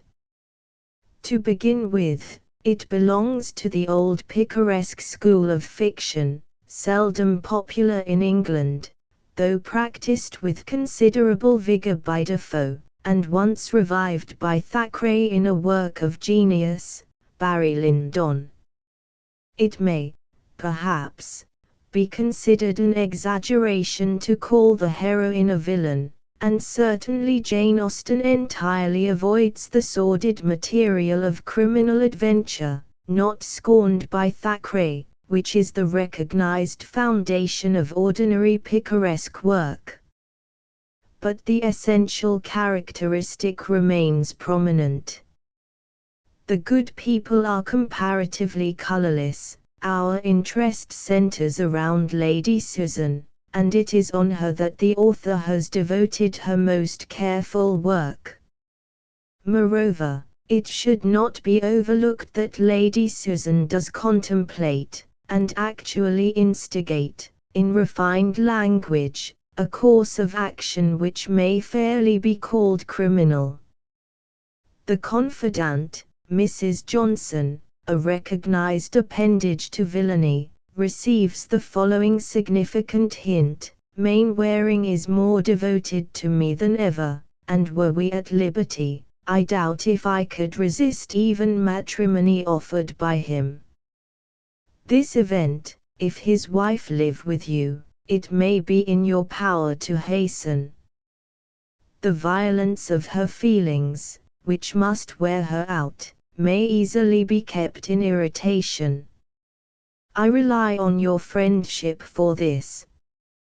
The quiet audacity of this paragraph is really astounding, and just because no other word in all the 41 letters contains so much as a hint at anything beyond unblushing effrontery and reckless lying, we regard it, without hesitation, as the keynote of Jane Austen's method, and the declaration of her aim. Only a villain could possibly have written these words, only a genius could have refrained from giving her away on some other occasion. Superficially, Lady Susan is no worse than a merry widow, given to man-conquest, perfectly indifferent, if not contemptuous, towards the wives or the fiancés of her victims. In this matter, indeed, her enemies complain that she does not confine herself to that sort of honest flirtation which satisfies most people, but aspires to the more delicious gratification of making a whole family miserable. During the first months of widowhood she had determined on discretion and being as quiet as possible. I have admitted no one's attentions but Mainwaring's. I have avoided all general flirtation whatever. I have distinguished no creature besides, of all the numbers resorting hither, except Sir John Martin, on whom I bestowed a little notice, in order to detach him from Miss Mainwaring. But, if the world could know my motive there they would honour me, the fact being that she wanted the man for her daughter.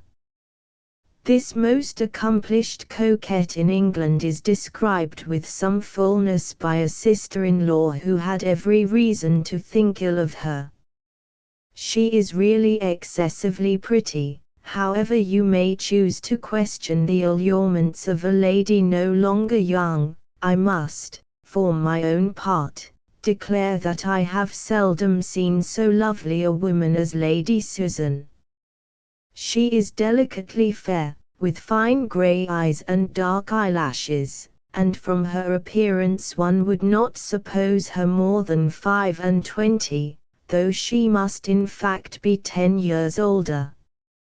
I was certainly not disposed to admire her, though always hearing she was beautiful, but I cannot help feeling that she possesses an uncommon union of symmetry, brilliancy, and grace. Her address to me was so gentle, frank, and even affectionate, that, if I had not known how much she has always disliked me for marrying Mr. Vernon, and that we had never met before, I should have imagined her an attached friend. One is apt, I believe, to connect assurance of manner with coquetry, and to expect that an impudent address will naturally attend an impudent mind. At least, I myself was prepared for an improper degree of confidence in Lady Susan, but her countenance is absolutely sweet, and her voice and manner winningly mild. I am sorry it is so, for what is this but deceit? Unfortunately, one knows her too well. She is clever and agreeable, has all that knowledge of the world which makes conversation easy, and talks very well, with a happy command of language, which is too often used, I believe, to make black appear white. Such being the lady's own manners and sentiments, we are fully prepared for her satirical references to her daughter. I never saw a girl of her age, she was 16, bid fairer to be the sport of mankind. Her feelings are tolerably acute, and she is so charmingly artless in their display as to afford the most reasonable hope of her being ridiculous, and despised by every man who sees her. Artlessness will never do in love matters, and that girl is born a simpleton who has it either by nature or affectation. It is hardly necessary to add that Lady Susan has no desire, or ambition, in life beyond universal admiration. She is tempted indeed, but does not on one occasion lose her head, and we cannot feel that she was even exactly preeminent in her practice. It does not appear that she quite succeeded in ever enjoying the fruits of victory. Miss Austen has not drawn for us a really cunning coquette. Lady Susan subdued men, but she could seldom hold them, and on no occasion does she conquer circumstances, i.e., other women. There may be, obviously, 3 explanations of this fact. Either Jane Austen was lacking in the more robust humour of Thackeray and his predecessors, who seemed to revel in the gaiety of the heartless, or she recognized the limitations of country life, where the artificial can never prosper for long, or she had, in her own quiet way, too much principle to countenance, even in fiction, any permanent happiness for the wicked. However it be, the result is unique. Lady Susan stands alone as a heroine. As we have seen, the full depths of her criminality lurk beneath the surface. Her power is rather hinted at than described. It is only on looking back over the accumulation of slight touches and chance words that we realize her astounding insincerity, her absolute lack of feeling, or the brilliance of her superficial attractiveness. It is a very short book, containing few characters and practically no events, yet we are startled, on reflection, at its unsparing picture of the incalculable amount of mischief that may be done by sheer empty-headedness, entirely without strong feeling or passion, and of the incredible isolation in which such a character must always live.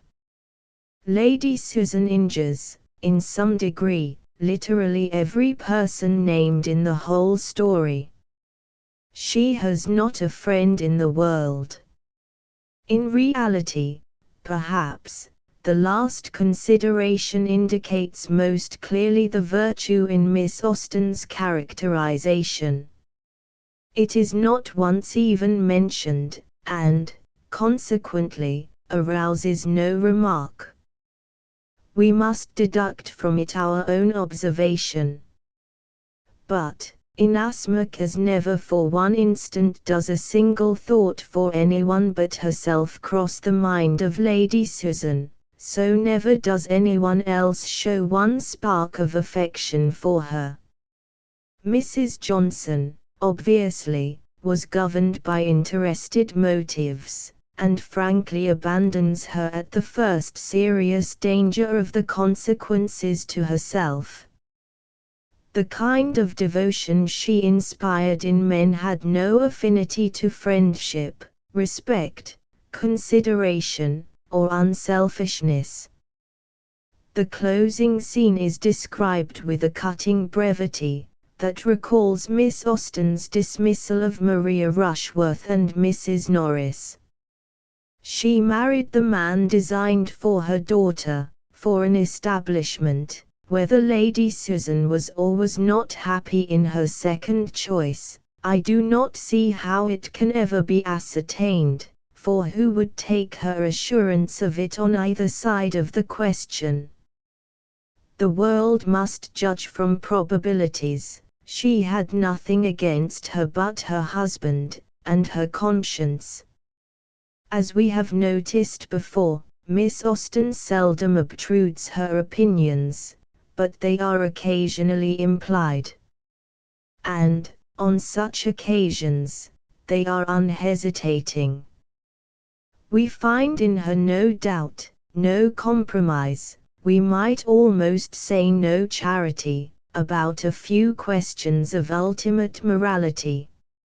On the whole, however, we cannot claim for Lady Susan all those perfections of style associated with the genius of its author. Save for a few turns of phrase, of which we have quoted the most significant, it has little of her pointed epigram or subtle humor. The language is equally finished and inevitable, but there is neither sparkle nor gaiety. We miss the dialogue and the delicate variety in characterization. It would be hazardous, indeed, to suppose that anyone could have discovered Jane Austen from Lady Susan, but, knowing her other work, we can detect the mastery. In conclusion, it is worth noticing that she has here given us some insight into the constancy of man. Reginald de Courcy had been a victim of Lady Susan's. After her second marriage, her daughter Frederica was fixed in the family of her uncle and aunt till such time as Reginald de Courcy could be talked, flattered, and finessed into an affection for her which, allowing leisure for the conquest of his attachment to her mother, for his abjuring all future attachments, and detesting the sex, might be reasonably looked for in a 12-month. 3 months might have done it in general, but Reginald's feelings were no less lasting than lively. It will be remembered that Miss Austen is less explicit about Edmund Bertram. I purposely abstain from dates on this occasion, that every one may be at liberty to fix their own, aware that the cure of unconquerable passions, and the transfer of unchanging attachments, must vary much as to time in different people. I only entreat everybody to believe that exactly at the time when it was quite natural that it should be so, and not a week earlier, Edmund did cease to care about Miss Crawford, and became as anxious to marry Fanny as Fanny herself could desire. On the other hand, Marianne Dashwood required 2 years to conquer her devotion to Willoughby in favour of Colonel Brandon, but then Miss Austen has claimed for her sex, through Anne Elliot, the privilege of loving longest, when existence, or when hope, is gone. Footnotes 6. She died the 18th of July, 1817. 7. It may surely be questioned whether this remark quite allows for the home of Fanny Price. Parallel passages. It would be difficult, if not impossible, to name an author of genius even approximately equal to Jane Austen's who owed so little as she to any deliberate study of literary models or conscious attention to the laws of style. Concerning her personal character and private interests we know, indeed, surprisingly little, but it is certain, on the one hand, that she was not in touch with the men and women of letters among her contemporaries, and, on the other, that her family circle did not practice the gentle art of criticism. The further assumption that she had thought little, and read less, about the theory of her art, is justified by the absence of any such references in her letters, and by her simple ideas of construction, as developed in the advice to a young relative who was attempting to follow her example: "You are now collecting your people delightfully, getting them exactly into such a spot as is the delight of my life." 3 or 4 families in a country village is the very thing to work on. Jane Austen, however, read novels with keen enjoyment. Northanger Abbey is in part an avowed burlesque of Mrs. Radcliffe, and we can discover, in the language of Shakespearean commentary, the originals for several of her plots and persons in the works of Fanny Burney. Such an investigation, indeed, seems to have been almost courted by the author herself when she borrowed a title from a chance phrase of her sister novelists, for a story with a somewhat similar plot, developed, among other coincidences, in 2 closely parallel scenes. When at length, after a series of cruel misfortunes, the hero and heroine of Cecilia were permitted to console each other, an onlooker thus pointed the moral of their experience: "The whole of this unfortunate business has been the result of pride and prejudice." There must have been a day, about 20 years after they were written, when these words assumed, in Jane Austen's eyes, a sudden significance. She had read them before, probably many times, but on this occasion they proved no less than an inspiration. Within her desk, on which perhaps the favorite volume was then lying, lay the neatly written manuscript of a tale constructed, in some measure, on the lines of this very Cecilia. She had called it First Impressions. Would not Pride and Prejudice be a better name? It was certainly a happy thought. 8. Now Delvile, like Darcy, fell in love against his family instincts, and, with an equally offensive condescension, discoursed at length on his struggles between pride and passion to the young lady he desired to honor with his affection. He, too, resisted long, yielded in the end, and was forgiven. His mother's appeal to Cecilia was as violent, and almost as impertinent, as Lady Catherine's to Elizabeth. A close comparison of these two parallel scenes will serve at once to show Jane Austen's familiarity with the copy and her originality of treatment. Darcy, like Delvile, is not more eloquent on the subject of tenderness than of pride.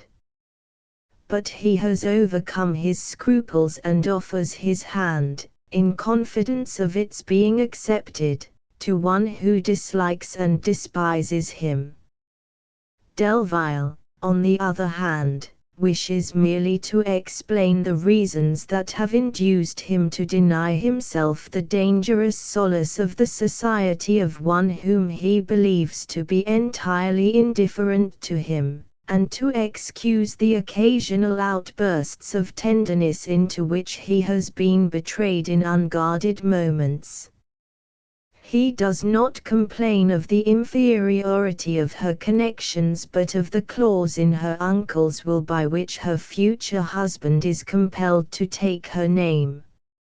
Cecilia had been puzzled by his uncertain behavior, but, believing him only cautious from respect to his parents, had permitted herself to love him. Mrs. Delvile again, like Lady Catherine, based her appeal on the honor and credit of the young man she was so anxious to release, but her insolence was tempered by affection, and disguised by high-sounding moral sentiments. Cecilia was softened, as Elizabeth had not been, by a sense of gratitude for past kindness and by a strained notion of respect for the older lady. Mrs. Delvile, except in her pride, is intended to inspire us with genuine respect. Lady Catherine is always treated with amused contempt. There are other instances, less familiar, but equally striking, in which Miss Austen made use, in her own inimitable fashion, of characters, phrases, and situations in Evelina and Cecilia. Mr. Delvile, the pompous and foolish man of family, reappears in Sir Walter Elliot of Persuasion, and General Tilney of Northanger Abbey. Cecilia could never determine whether Mr. Delvile's haughtiness or his condescension humbled her most, and he became at length so infinitely condescending, with intention to give her courage, that he totally depressed her with mortification and chagrin. Catherine Morland always found that in spite of General Tilney's great civilities to her, in spite of his thanks, invitations, and compliments, it had been a release to get away from him. Cecilia's friendship for Henrietta Belfield resembles Emma's for Harriet Smith. She was ever watching the state of her young friend's heart, now soliciting her confidence, and again, from motives of prudence, rejecting it. For a time both girls are in love with the hero, and Henrietta dreams as fondly and as foolishly over Delvile's imagined partiality as Harriet did over Knightley's. Neither heroine has any thought of resigning her lover to her friend, or of resolving to refuse him at once and forever, without vouchsafing any motive, because he could not marry them both.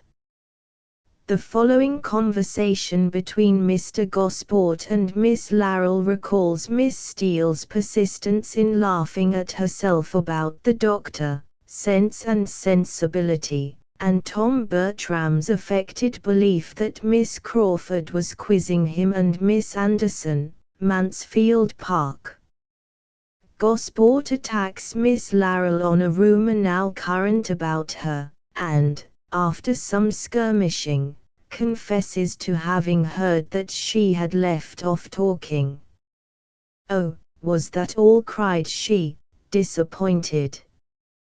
"I thought it had been something about Mr. Sawyer, for I declare I have been plagued so about him, I am quite sick of his name. And for my part, I never heard it. So fear nothing from me on his account." "Lord, Mr. Gosport, how can you say so? I am sure you must know about the festino that night, for it was all over the town in a moment." "What festino?" "Well, only conceive how provoking." "Why, I know nothing else was talked of for a month. This is the Miss Larrell who haunted the mind of Anne Elliot, in Persuasion, when she moved to the end of a form at the concert, in order to be sure of not missing Captain Wentworth. She could not do so without comparing herself with Miss Larrell, the inimitable Miss Larrell, but still she did it, and not with much happier effect. Here is the passage in question. "Do you know," says Miss Larrell, "Mr. Meadows has not spoke one word to me all the evening, though I am sure he saw me, for I sat at the outside on purpose to speak to a person or two, that I knew would be strolling about. For if one sits on the inside there's no speaking to a creature, you know, so I never do it at the opera, nor in the boxes at Ranelagh, nor anywhere. It's the shockingest thing you can conceive, to be made sit in the middle of these forms. One might as well be at home, for nobody can speak to one." The singularly unselfish affection of Mrs. and Miss Mervyn for Evelina, never clouded by envy of her superior attractions, finds its echo in the experience of Jane Fairfax. The affection of the whole family, the warm attachment of Miss Campbell in particular, was the more honourable to each party, from the circumstance of Jane's decided superiority, both in beauty and acquirements. When Evelina is in great trouble, and the best of men, Mr. Villiers, is penetrated to the heart by the sight of her grief, he can think of no better consolation than, "My dearest child, I cannot bear to see thy tears, for my sake dry them, such a sight is too much for me. Think of that, Evelina, and take comfort, I charge thee." With similar masculine futility the self-centered Edmund Bertram attempts to soften the grief of his dear cousin. "No wonder, you must feel it, you must suffer. How a man who had once loved, could desert you. But your regard was new compared with, Fanny, think of me." Many a reader, doubtless, has, with Elizabeth Bennet, lifted up his eyes in amazement at the platitudes of Mary on the occasion of Lydia's elopement, without suspecting that offensive young moralist of having culled her phrases from the earlier novelist. "Remember, my dear Evelina," writes Mr. Villiers, "nothing is so delicate as the reputation of a woman. It is at once the most beautiful and most brittle of all human things." Now Mary was a great reader and made extracts. She evidently studied the art of judicious quotation, Unhappy as the event must be for Lydia, says this astounding sister, we may draw from it this useful lesson, that loss of virtue in a female is irretrievable, that one false step involves her in endless ruin, that her reputation is no less brittle than it is beautiful, and that she cannot be too guarded in her behavior towards the undeserving of the other sex. The general resemblance of Catherine Morland's situation to Evelina's may have been unconscious, but was scarcely, we think, accidental. In Northanger Abbey, as in no other of Miss Austen's novels, though in all Miss Burney's, the heroine is detached from her ordinary surroundings and introduced to society under the inefficient protection of foolish acquaintances. Like Evelina, she finds in the great world much cause for alarm and anxiety, though, like her, she has the hero for partner at her first ball. She, too, is frequently tormented by the differences between her aristocratic and her vulgar friends. Henry Tilney's attitude towards her, on the other hand, is very similar to Lord Orville's towards Evelina. He can read her like an open book, and his discovery of her suspicions about his father is as ingenious and as delicately revealed as Orville's generous chivalry to Evelina at the Ridotto. Indeed, had Fanny Burney been more daring, she would have confessed that Orville's affection for Evelina, like Tilney's for Catherine, originated in nothing better than gratitude, or in other words, that a persuasion of her partiality for him had been the only cause of giving her a serious thought. The admiration which Evelina expressed with so much naivete and earnestness to her guardian must have betrayed itself in her looks and conversation. Orville's heart was won by unconscious flattery, though Miss Burney herself was too conventional to admit it. She left the conception and its defense to another. It is a new circumstance in romance, writes Miss Austen, and dreadfully derogatory of an heroine's dignity, but if it be as new in common life, the credit of a wild imagination will at least be all my own. We can scarcely avoid wondering whether Miss Austen remembered Sir Clement Willoughby when she decided upon the name of Marianne's devoted, but faithless, lover. The two men bear somewhat similar relations to hero and heroine. In one of her rare outbursts of self-confidence with the reader, Miss Austen appears to put Camilla on a level with Cecilia, and Thorpe's abuse of this novel in Northanger Abbey must be interpreted as her own indirect praise, for that youth is never allowed to open his lips without exposing himself to our derision. It is immaterial to our purpose that posterity has accepted his verdict rather than Miss Austen's. Her name appears among the subscribers to Camilla, and she was loyal to it without an effort. Here she was not likely to find much available material, but the conduct of Miss Margland towards Sir Hutiard and his adopted children may have suggested some trace in Mrs. Norris, and Mr. Westwyn's naive enthusiasm for his son bears a strong resemblance to that of Mr. Weston. 9. For the inevitable Frank Churchill.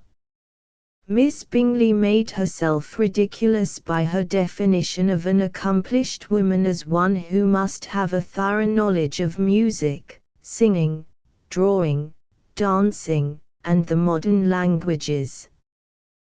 The germ of the satire appears in the experiences of Miss Burney's The Wanderer, and in an allusion to the prevalent idea of feminine culture in Camilla, A Little Music, a little drawing, and a little dancing, which should all be but slightly pursued, to distinguish a lady of fashion from an artist.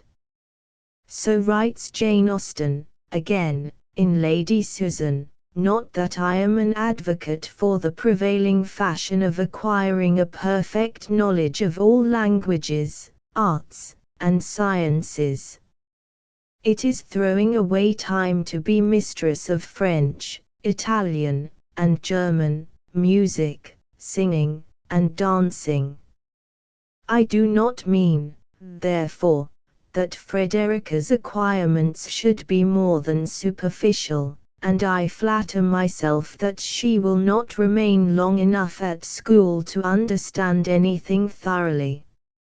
It remains only to notice with what kindred indignation the two writers complain of the little honor accorded their craft. Miss Burney, in fact, did much to raise her profession, but it was not considered quite respectable by Miss Austen's contemporaries. Mr. Delvile complains of Cecilia's large bill at the bookseller's, on the ground that a lady, whether so called from birth, or only from fortune, should never degrade herself by being put on a level with writers, and such sort of people. In the preface to Evelina, Miss Burney declares that in the Republic of Letters, there is no member of such inferior rank, or who is so much disdained by his brethren of the quill, as the humble novelist, nor is his fate less hard in the world at large, since, among the whole class of writers, perhaps not one can be named of which the votaries are more numerous but less respectable. Jane Austen is more spirited in her complaint, and takes her example from Miss Burney herself. Yes, novels, for I will not adopt that ungenerous and impolitic custom, so common with novel writers, of degrading, by their contemptuous censure, the very performances to the number of which they are themselves adding, joining with their greatest enemies in bestowing the harshest epithets on such works, and scarcely ever permitting them to be read by their own heroine, who, if she accidentally take up a novel, is sure to turn over its insipid pages with disgust. Alas! If the heroine of one novel be not patronized by the heroine of another, from whom can she expect protection and regard? I cannot approve it. Let us leave it to the reviewers to abuse such effusions of fancy at their leisure, and over every new novel to talk in threadbare strains of the trash with which the press now groans. Let us not desert one another, we are an injured body.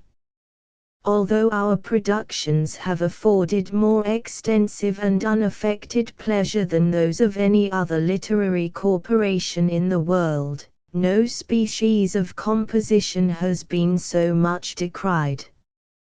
From pride, ignorance, or fashion, our foes are almost as many as our readers, and while the ability of the 900th abridger of the History of England, or of the man who collects and publishes in a volume some dozen lines of Milton, Pope, and Prior, with a paper from the Spectator and a chapter from Sterne, is eulogized by 1,000 pens, there seems almost a general wish of decrying the capacity and undervaluing the labor of the novelist, and of slighting the performances which have only genius, wit, and taste to recommend them.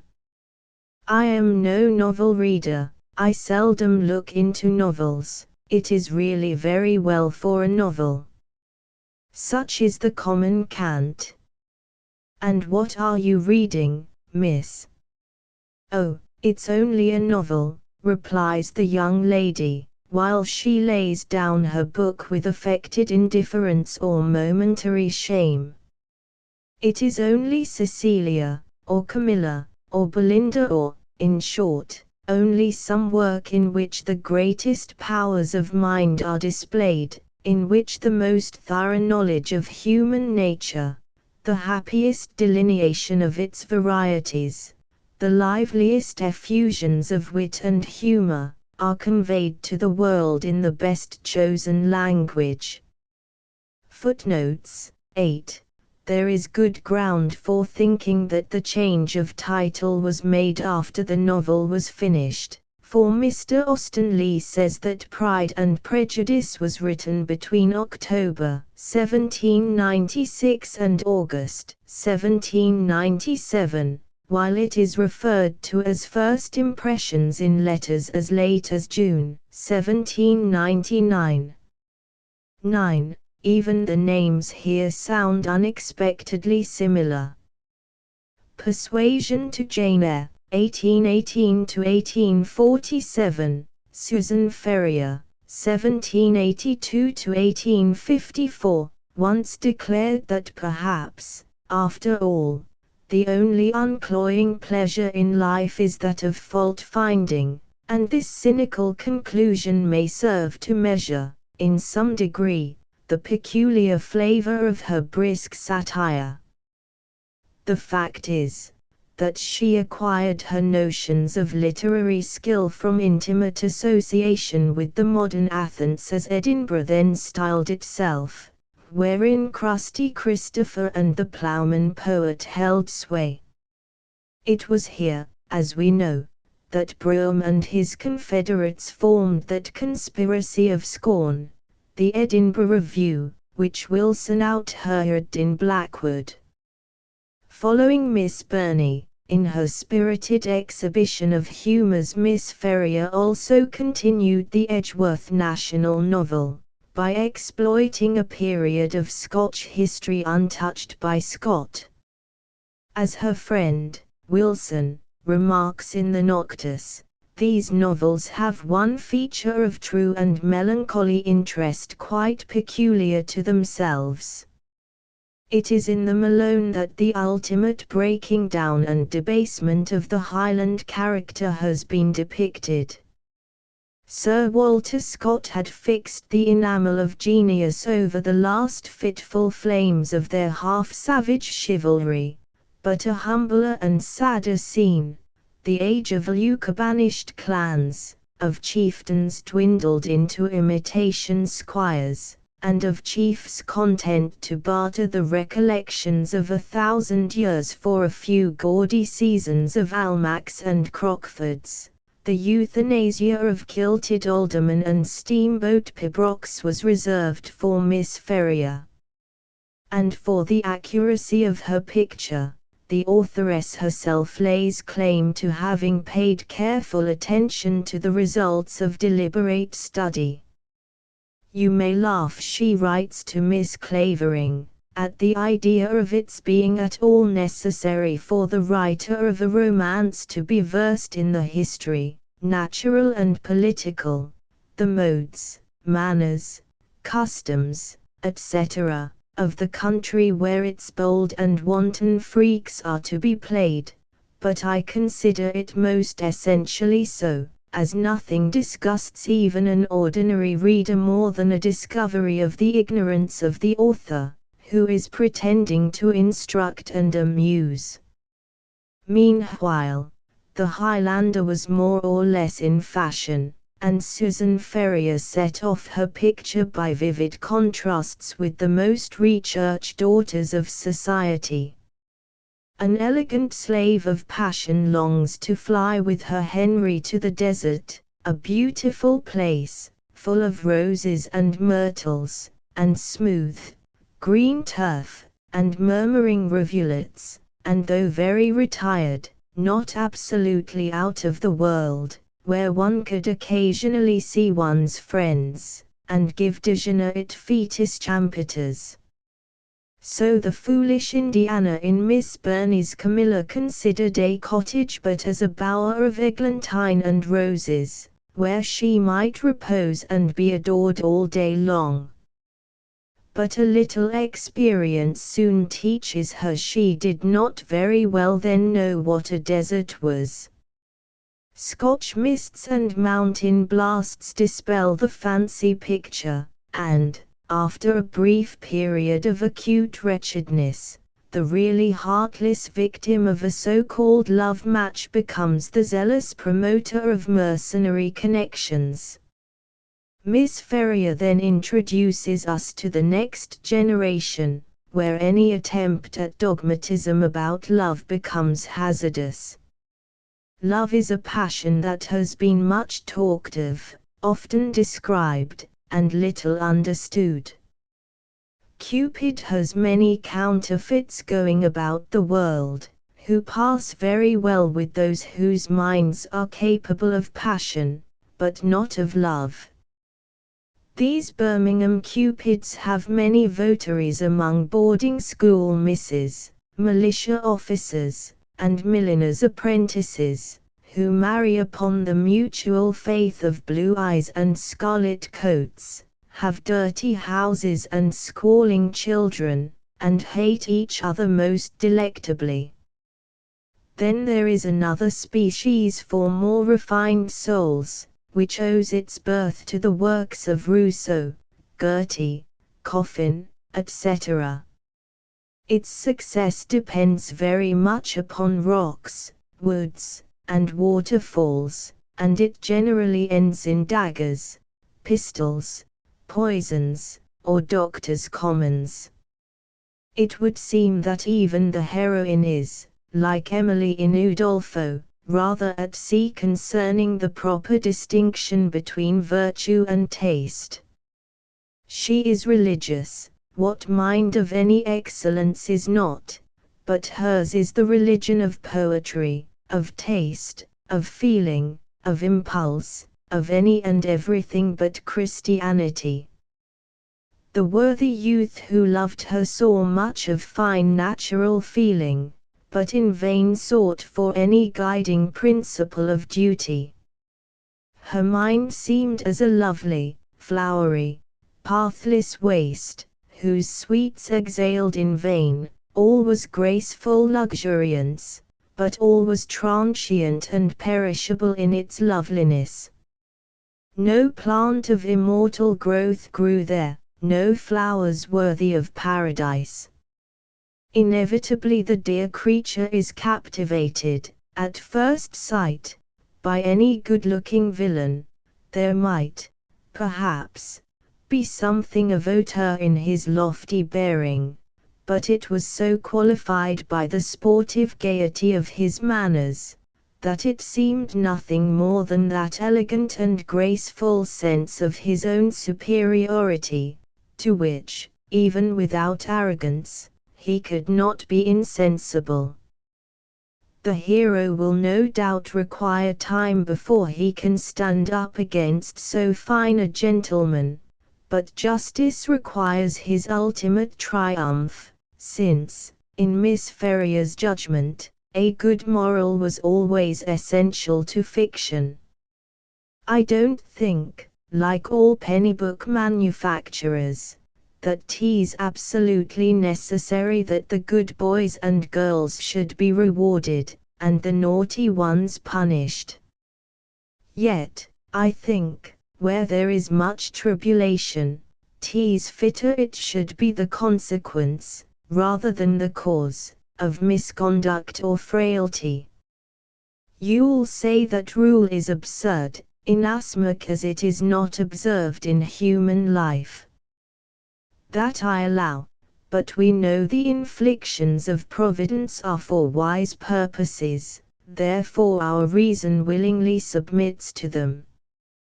But, as the only good purpose of a book is to inculcate morality, and convey some lesson of instruction as well as delight, I do not see that what is called a good moral can be dispensed with in a work of fiction.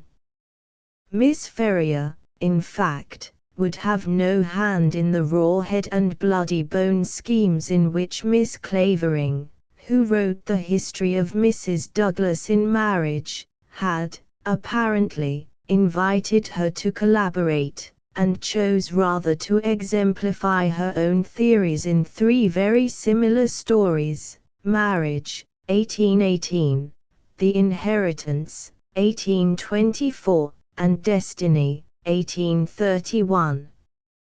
Urged, again and again, to supplement these successes, she made 2 attempts to write something else, but could not please herself, and would not publish anything, a most praiseworthy resolution.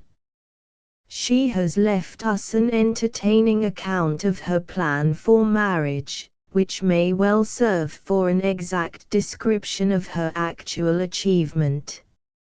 I do not recollect ever to have seen the sudden transition of a high-bred English beauty, who thinks she can sacrifice all for love, to an uncomfortable, solitary, Highland dwelling, among tall, red-haired sisters and grim-faced aunts. Don't you think this would make a good opening of the piece?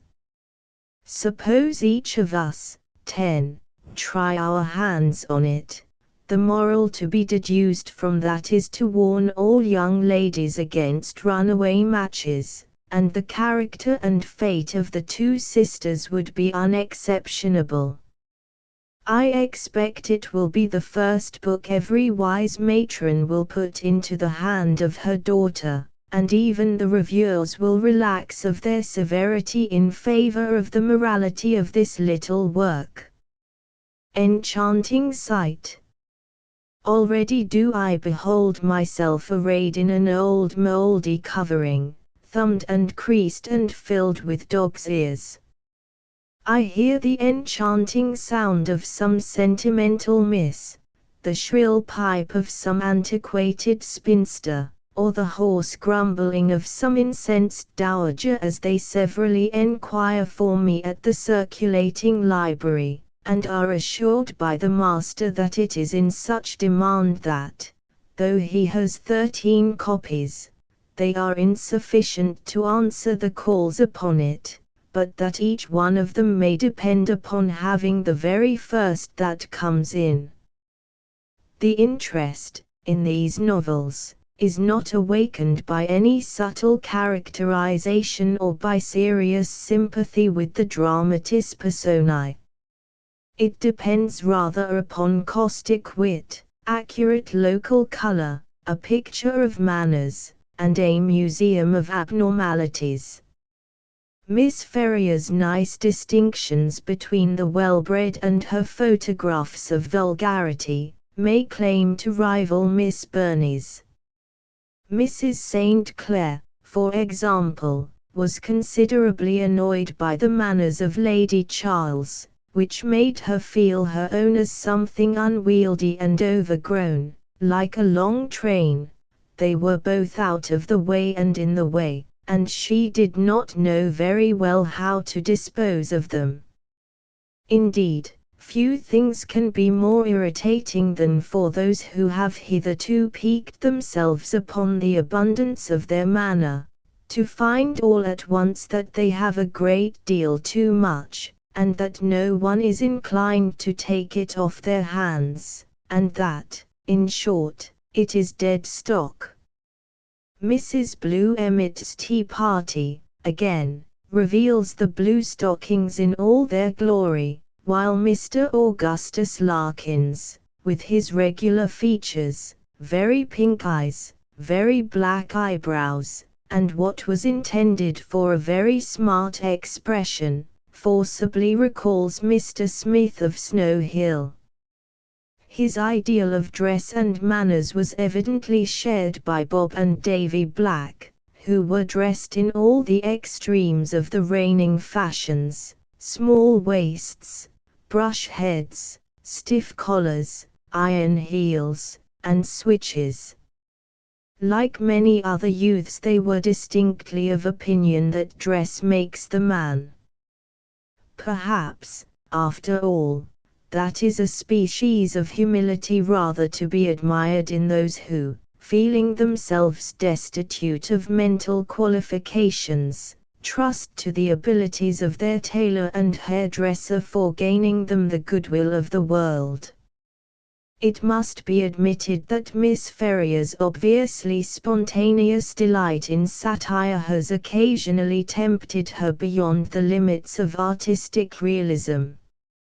Her miniature of the Emdow, for example, has all the objectionable qualities which revive our preference for the elegances of romance. Here Miss Emdow was disencumbered of her pelisse and bonnet, and exhibited a coarse, blubber-lipped, sunburnt visage, with staring sea-green eyes, a quantity of rough sandy hair, and mulatto neck, with merely a rim of white round her shoulders. The gloves were then taken off, and a pair of thick mulberry paws set at liberty. No such criticism, however, applies to those full-length portraits of the inimitable aunts in Marriage, the sensible Miss Jacky, Miss Nicky, who was not wanting for sense either, and Miss Grizzy, the great letter-writer. Their life was one continued fash about everything or nothing, and if a sensible woman generally means a very disagreeable, obstinate, illiberal director of all men, women, and children, the aunts were really well-meaning, kind-hearted, and, upon the whole, good-tempered old ladies, whose garrulous absurdities are a perpetual delight. Again, Miss Pratt, of the Inheritance, has certain obvious affinities to the inimitable Miss Bates, as Mr. Emdow, in Destiny, recalls Collins, and the creation of that good soul, Molly Macaulay, bears solitary evidence to Miss Ferrier's seldom exerted powers of sympathetic subtlety. We are tempted to wonder if there be any particular significance in the fact that, though Miss Ferrier wrote Marriage almost immediately after the appearance of Sense and Sensibility, she did not publish it till 7 years later. 11. If, during that interval, she felt compelled to study the supreme excellences of a sister authoress, it is clear that she wisely abandoned any attempt at imitation. Her work, as we have seen, directly follows Miss Burney's, and should be properly regarded in relation to Evelina and Cecilia, reflecting society, and the upstart, of a slightly later generation, then flourishing in North Britain. Mary Russell Mitford, 1787–1855, is the only writer on record who has deliberately declared herself a disciple. Of course, I shall copy as closely as I can Nature and Miss Austen, keeping, like her, to genteel country life, or rather going a little lower, perhaps, and, I am afraid, with more of sentiment and less of humor. I do not intend to commit these delinquencies, mind. I mean to keep as playful as I can, but I am afraid they will happen in spite of me. It will be called, at least, I mean it so to be, Our Village, will consist of essays, and characters, and stories, chiefly of country life, in the manner of the sketch-book, connected by unity of locality and purpose. It is exceedingly playful and lively, and I think you will like it.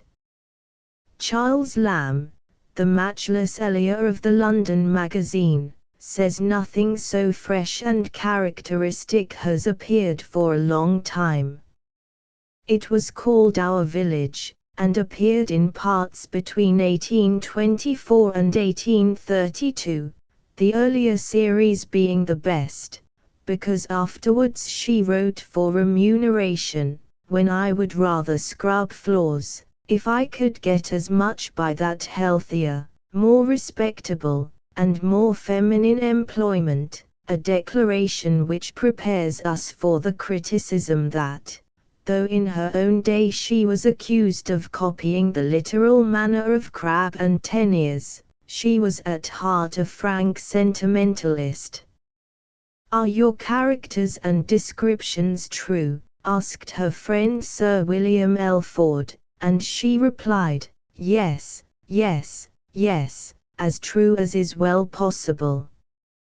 You, as a great landscape painter, know that, in painting a favorite scene, you do a little embellish, and can't help it. You avail yourself of happy accidents of atmosphere, and if anything be ugly, you strike it out, or if anything be wanting, you put it in.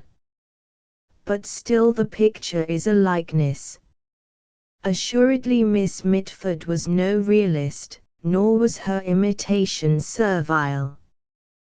Once she expressed a desire that Miss Austen had shown a little more taste, a little more perception of the graceful, and, in such matters, as in culture, she was herself far more professional. But although she could describe, and even compose with a charm of her own which almost defies analysis, Miss Mitford's powers were strictly limited. The country town atmosphere of Belford Regis lacks spontaneity, and Atherton, her only attempt at a novel, is wanting in varied incident or motion.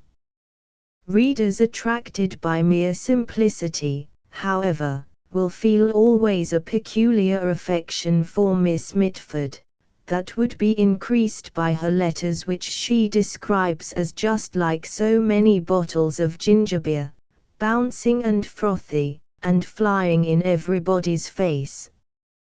Christopher North remarked in Noctes Ambrosianae that her writings were pervaded by a genuine rural spirit, the spirit of merry England. Every line bespeaks the lady. And the shepherd replied, "I admire Miss Mitford just excessively.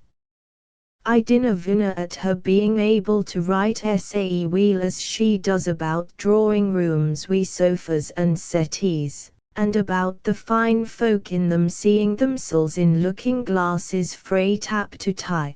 But what puzzles the like o' me, is her pictures o' poachers, and tinklers, and pottery trampers, and ither near owls, and o' huts and hovels without riggin by the wayside, and the cottages o' honest pooey men, and byres, and barns, and stackyards, and merrymakins at winter ingles, and courtship aneth trees, and at the gable end of farmhouses, tween lads and lasses as lay in life as the servants in her father's ha. That's the puzzle, and that's the praise. But a word explains a genius, Vulla the metaphysicians in the world ever expound that mysterious monosyllable. November 1826. Mary Wollstonecraft Shelley, 1797–1851, has no place in the development of women's work in fiction, since her one novel, Frankenstein, belongs to no type that has been attempted before or since, though it is often roughly described as a throwback to the school of terror. The conception of a man-made monster, with human feelings, of pathetic loneliness and brutal cruelty, was eminently characteristic of an age which hankered after the byways of science, imagined unlimited possibilities from the extension of knowledge, and was never tired of speculation.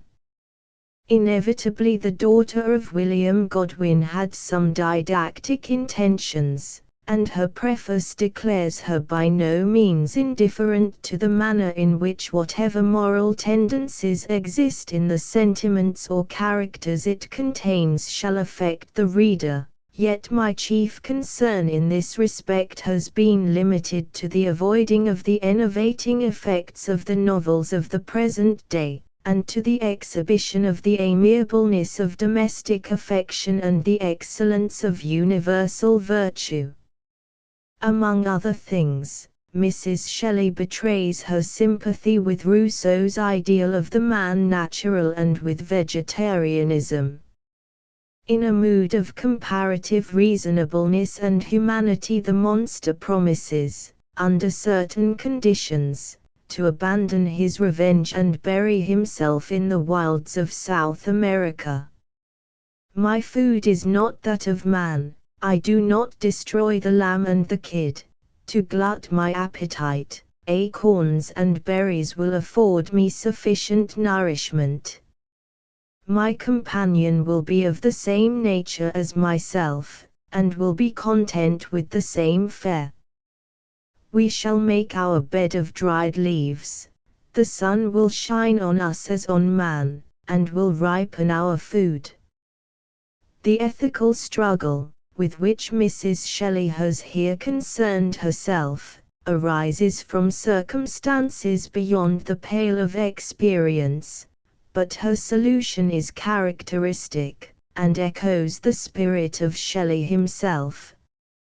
Frankenstein, in a fit of enthusiastic madness, has created a rational creature who, finding himself hated by mankind, resolves to punish his creator.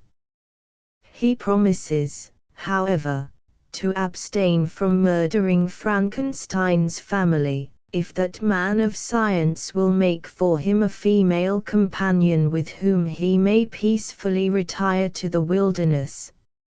Obviously the temptation is great. Frankenstein's brother has been already destroyed, it would seem his duty to protect his father and his wife. But, on the other hand, my duties towards my fellow creatures had greater claims to my attention, because they included a greater proportion of happiness or misery. Urged by this view, I refused, and I did right in refusing, to create a companion for the first creature. There is no professional art in the story of Frankenstein, though it has a certain gloomy and perverse power. It is told in letters from an Arctic explorer to Mrs. Saville, England, and the monster's own life story, with the only revelation of his emotions, is narrated within this narrative, in a monologue to Frankenstein. It is uncertain whether the work would ever have been remembered, or revived, apart from our natural interest in the author, although, so far as it has any similarity with other work, it belongs to a class of novels which English writers have seldom attempted, and never accomplished with any distinction. Frances Trollope, 1780–1863, has been so completely overshadowed by her son Anthony, himself a distinguished practitioner in the domestic novel, that few readers today are aware that her fertile pen produced a whole army of novels and books of travel, sometimes pouring into the libraries at the rate of 9 volumes a year.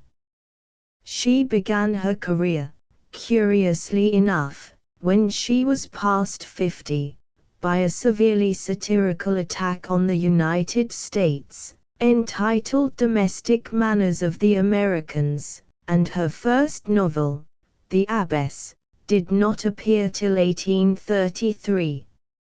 She was essentially feminine in the enthusiasm of her tirades against various practices in her generation, and has been freely criticized for want of taste.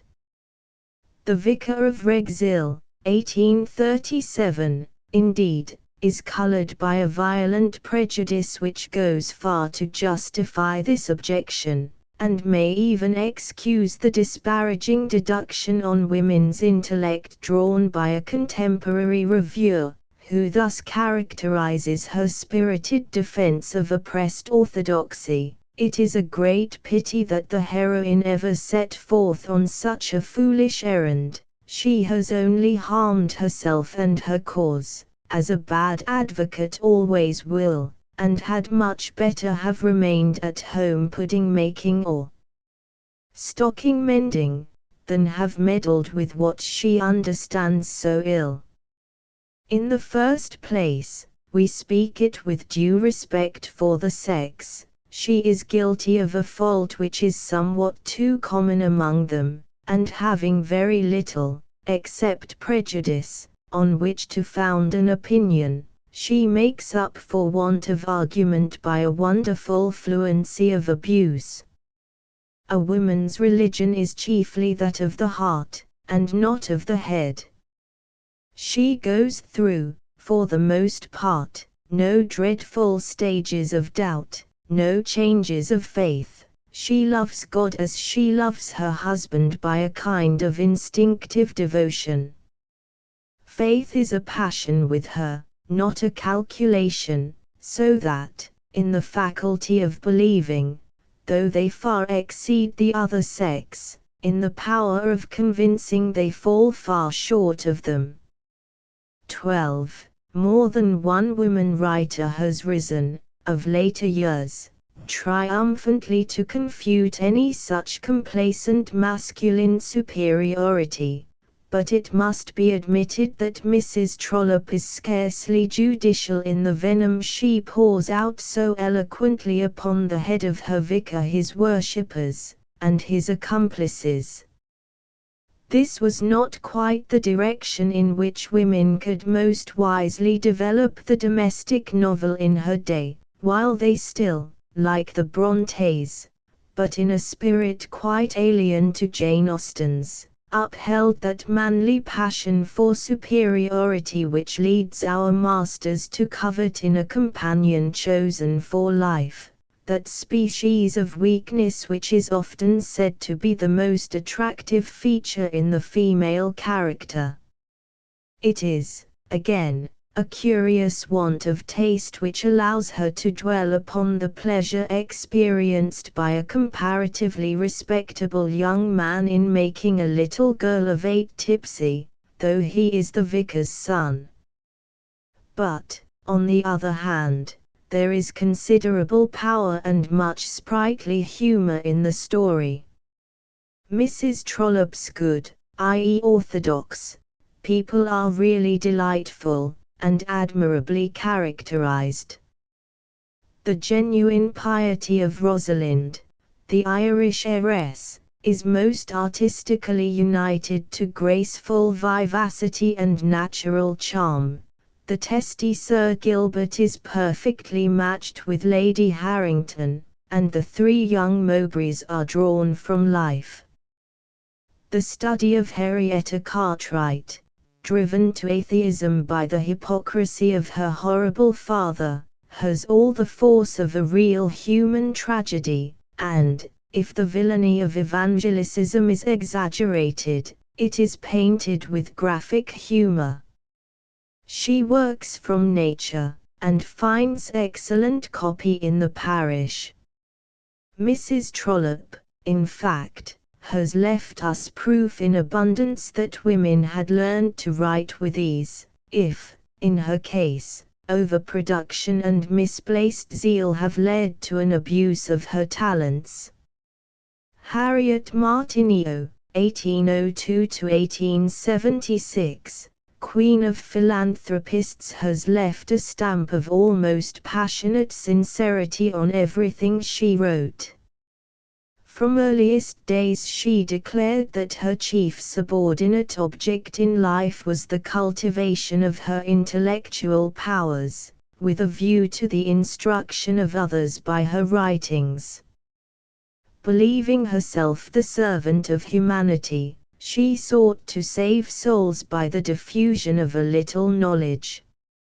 Inevitably, under such influence, her work was always didactic, whether inspired by the orthodox faith of her earlier years or the Atkinson interpretation of Comte she afterwards espoused, whether directed towards social reform, or expressed in narrative and biography.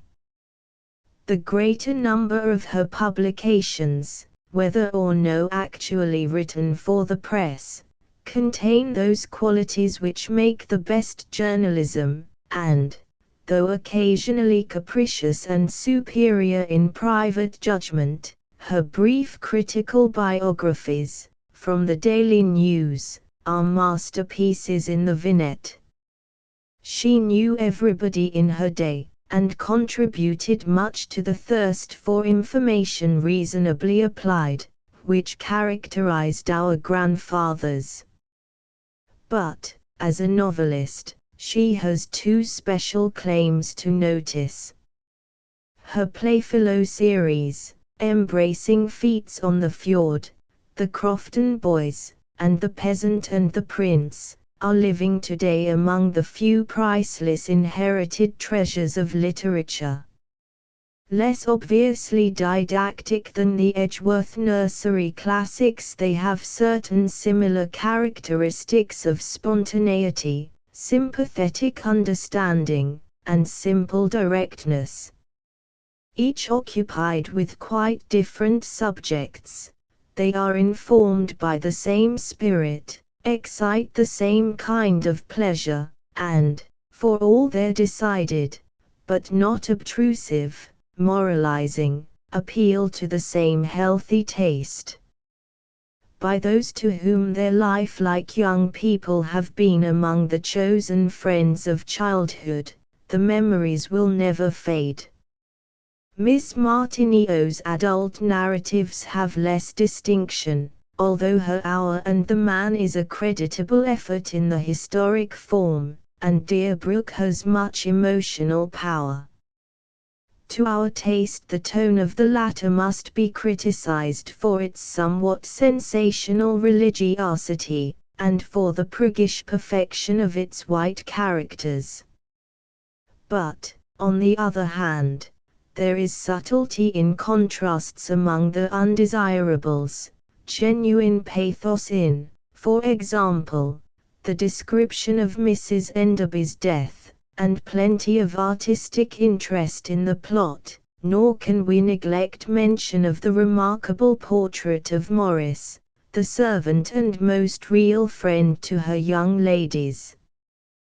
We cannot avoid, in conclusion, some reference to a distinction elaborated in an early chapter between the drudgery of teaching and the sublime delights of education, wherein the author quaintly remarks that a visiting governess can do little more than stand between children and the faults of the people about them, betraying herein the normal prejudice of the pedagogue against the parent.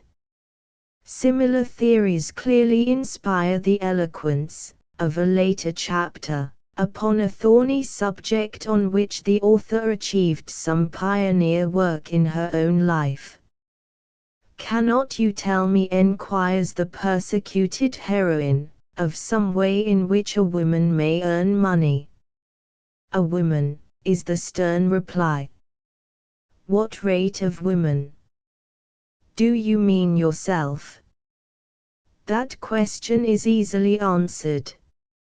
A woman from the uneducated classes can get a subsistence by washing and cooking, by milking cows and going into service, and, in some parts of the kingdom, by working in a cotton mill, or burnishing plate, as you have no doubt seen for yourself at Birmingham. But, for an educated woman, a woman with the powers God gave her religiously improved, with a reason which lays life open before her, an understanding which surveys science as its appropriate task, and a conscience which would make every species of responsibility safe, for such a woman there is in all England no chance of subsistence but teaching, that sort of ineffectual teaching, which can never countervail the education of circumstances, and for which not 1 in 1,000 is fit, or by being a superior Miss Nares, the feminine gender of the tailor and hatter. Mrs. Gaskell, 1810 to 1865, must always be remembered as authoress of Cranford, which has startling similarities to the work of Jane Austen, and excels her in pathos. If Fanny Burney immortalized sensibility and Jane Austen created the lady, Mrs. Gaskell may well be called the apologist of gentility. She taught us that it was possible to be genteel without being vulgar, and her refined females, if enslaved to elegance and propriety, are ladies in the best sense of the word. Although they know all each other's proceedings, they are exceedingly indifferent to each other's opinions. They are very independent of fashion, as they observe. What does it signify how we dress here at Cranford, where everybody knows us, and if they go from home, their reason is equally cogent. What does it signify how we dress here, where nobody knows us? We may smile at their ingenious devices for concealing poverty, their grotesque small conventions, their horror at any allusions to death or other causes for genuine emotion, and their love of gossip, but our superiority stands rebuked before simple Miss Matty's sense of honor as a shareholder and before the meeting of the Cranford ladies for the generous contribution of their mites in a secret and concealed manner. As Miss Pole expresses it, we are none of us what may be called rich, though we all possess a genteel competency, sufficient for tastes that are elegant and refined, and would not, if they could, be vulgarly ostentatious, and they fully appreciated the true charity of showing consideration for the feelings of delicate independence existing in the mind of every refined female. Here, indeed, as in almost every thought or deed of their uneventful existence, our grandmothers can teach us that the eager interest in our neighbors, which we are accustomed to brand as vulgar and impertinent, was in actual fact a powerful incentive to Christian practices. There is a passage in Cranford which would baffle the most elaborate statistics of ordered philanthropy, as it must silence the protest of false pride, and remain an invulnerable argument against the isolation of modern life. I had often occasion to notice, observes the visitor, the use that was made of fragments and small opportunities in Cranford, the rose leaves that were gathered ere they fell, to make a potpourri for some one who had no garden, the little bundles of lavender flowers sent to strew the drawers of some town dweller, or to burn in the bedroom of some invalid. Things that many would despise, and actions which it seemed scarcely worth while to perform, were all attended to in Cranford. Nor were Miss Matilda Jenkins and her friends deficient in any outward show of true breeding. Despite the most astonishing vagaries of taste in dress, language, and behavior, they were dignified by instinct, and, on all occasions of moment, revealed a natural manner that is above reproach. Their simple-minded innocence and genuine humility never tempted them to pass over impertinence or tolerate vulgarity, and their powers of delicate reproof were unrivaled. We cannot admire the green turban of Miss Matty's dream, or share her dread of the frogs in Paris. Not agreeing with Mr. Holbrook, we should have been ashamed, maybe, to assist her in chasing the sunbeams over her new carpet, and we may detect sour grapes in Miss Pole's outcry against that kind of attraction which she, for one, would be ashamed to have. Yet I fancy the best of us would covet admission to Cranford society, and be proud to number its leaders among our dearest friends. In fact, the artistic achievement of Cranford is the creation of an atmosphere. Like the authors of Evelina and of Emma, Mrs. Gaskell is frankly feminine, and not superior to the smallest detail of parochial gossip. But while the ideals of refinement portrayed are more akin to Miss Burney's, allowing for altered social conditions, her methods of portraiture more nearly resemble Miss Austen's. She depends, even less, upon excitement, mystery, or crime, and Cranford, indeed, may be described as a novel without a hero, without a plot, and without a love scene. Miss Brown's death is the one event with which we are brought, as it were, face to face throughout the whole 16 chapters. The realities of life, whether sad or joyful, are enacted behind the scenes and never used for dramatic effect, a reticence most striking in the incident of Captain Brown's heroic death. They serve only to reveal the strong and true hearts of those whose dainty old-world mannerisms have already secured our sympathy. Mrs. Gaskell has left out even more than Jane Austen of the ordinary materials of fiction, though she is an adept at pathos, and her characters are equally living. She has less wit, but almost as much humor. The most obvious limitation of Cranford, indeed, is more apparent than real. As everyone will remember, all the holders of houses are women. If a married couple settles in the town, somehow the gentleman disappears. He is either fairly frightened to death by being the only man in the Cranford evening tea parties, or he is accounted for by being at his regiment, his ship, or closely engaged in business all the week in the great neighboring commercial town of Drumble, distant only 20 miles on a railroad. In short, whatever does become of the gentlemen, they are not at Cranford. What could they do there? A man is so in the way in the house. Even the rector dare not attend a public entertainment unless guarded by troops of his own sex, the national school boys whom he had treated to the performance. The neat maid servants were never allowed followers, and it was Miss Mattie's chief consolation in starting her little business that she did not think men ever bought tea. She was afraid of men.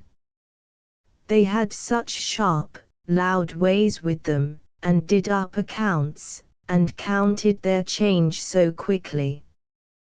Yet, in fact, the masculine element in Cranford comes frequently to the front, and the men's characters are drawn with no less firmness of outline than the women's.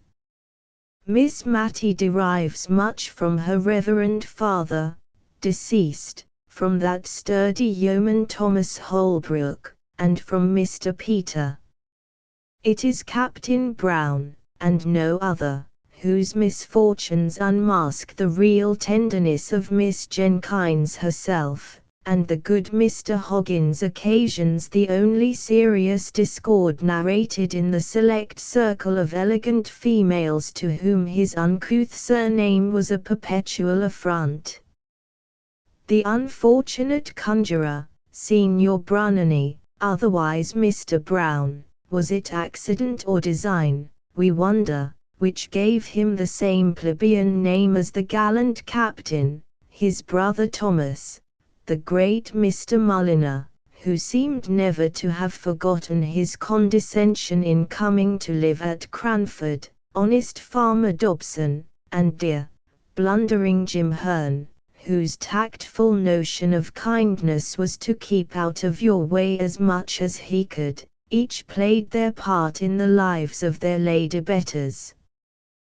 Thomas Holbrook, his quotations from Shakespeare, George Herbert, and Tennyson, his love of nature, his two-pronged forks, and his charming counting house have no less subtle originality than any character in the whole book, and we should hesitate to name any record of perfect fidelity, without sentimentalism, to be compared with the simply chivalrous and cheerful attentions of this gentleman of 70 to the old lady who had refused, at the bidding of father and sister, to marry below her rank.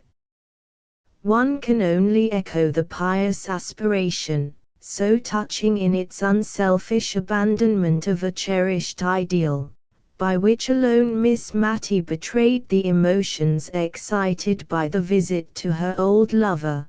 God forbid, said she, in a low voice, that I should grieve any young hearts. Holbrook, moreover, had been no doubt largely responsible for encouraging the inherent good qualities of Miss Matty's scapegrace brother, afterwards the popular Mr. Peter, whose thoughtless pranks form so strange, and yet so fitting, a background to those finished miniature sketches of the stern rector and his sweet young wife. It is, indeed, a fine instance of poetical justice by which Mr. Peter is allowed, in his old age, to bestow a richly merited peace and comfort, in addition to the diversion of masculine society, upon the very sister whose early life had been so terribly clouded by his misdeeds. One is almost tempted to say that Mrs. Gaskell does scant justice to the first invader of the Amazons, when she refers to Captain Brown as a tame man about the house. Yet those of us with sufficient imagination to realize the firm exclusiveness of Miss Deborah Jenkins, should appreciate the significance of the phrase. The military gentleman, who was not ashamed to be poor, only found his way to that lady's good graces by sterling qualities of true manliness. He was even admitted in the tabooed hours before 12 because no errand of kindness was beneath his dignity or beyond his patience. Miss Matty expresses the prevailing sentiment about men, as she has done on most subjects worthy of attention, with that love of peace and kindliness which makes all of us better when we are near her. I don't mean to deny that men are troublesome in a house. I don't judge from my own experience, for my father was neatness itself, and wiped his shoes in coming in as carefully as any woman. But still a man has a sort of knowledge of what should be done in difficulties, that it is very pleasant to have one at hand ready to lean upon.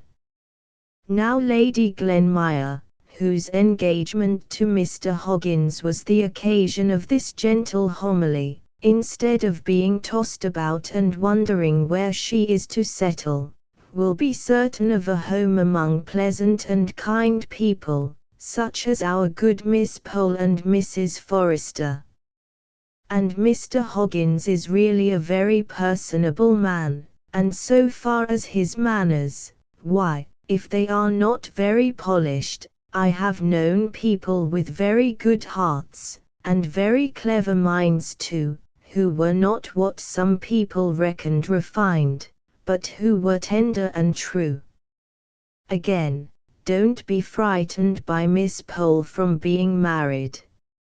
I can fancy it may be a very happy state, and a little credulity helps one through life very smoothly, better than always doubting, and seeing difficulties and disagreeables in everything. The finality of the above quotations may further remind us of an unexpected conclusion to which a careful study of Cranford must compel the critic. Despite its apparent inconsequence, the desultory nature of the narrative, and its surprising innocence of plot, the work is composed with an almost perfect sense of dramatic unity. In reality, every event, however trivial or serious, every shade of character, however subtle or obvious, is at once subordinate and essential to the character of the heroine. A heroine, not far short of 60, whose looks were against her may not attract the habitual novel reader, but unless we submit to the charm of Miss Matty's personality, we have misread Cranford. Deborah, the domineering, had not so much real strength of character, and serves only as a foil to her sister's wider sympathies. The superficial quickness of Miss Pole never ultimately misled her friend's finer judgment. The temporary snobbishness of the Honourable Mrs. Jameson troubles her heart indeed, but leaves her dignity unruffled, and the other members of the circle scarcely aspire to be more than humble admirers of the rector's daughter. Miss Matty, of course, is sublimely unconscious of her own influence, and the authoress very nearly deceives us into fancying her equally innocent. But she gives away the secret in her farewell sentence, and I, for one, would not quarrel with her for pointing the moral. Miss Matty can never lose her place in the gallery of the immortals, and we would not neglect to honour the painter's name.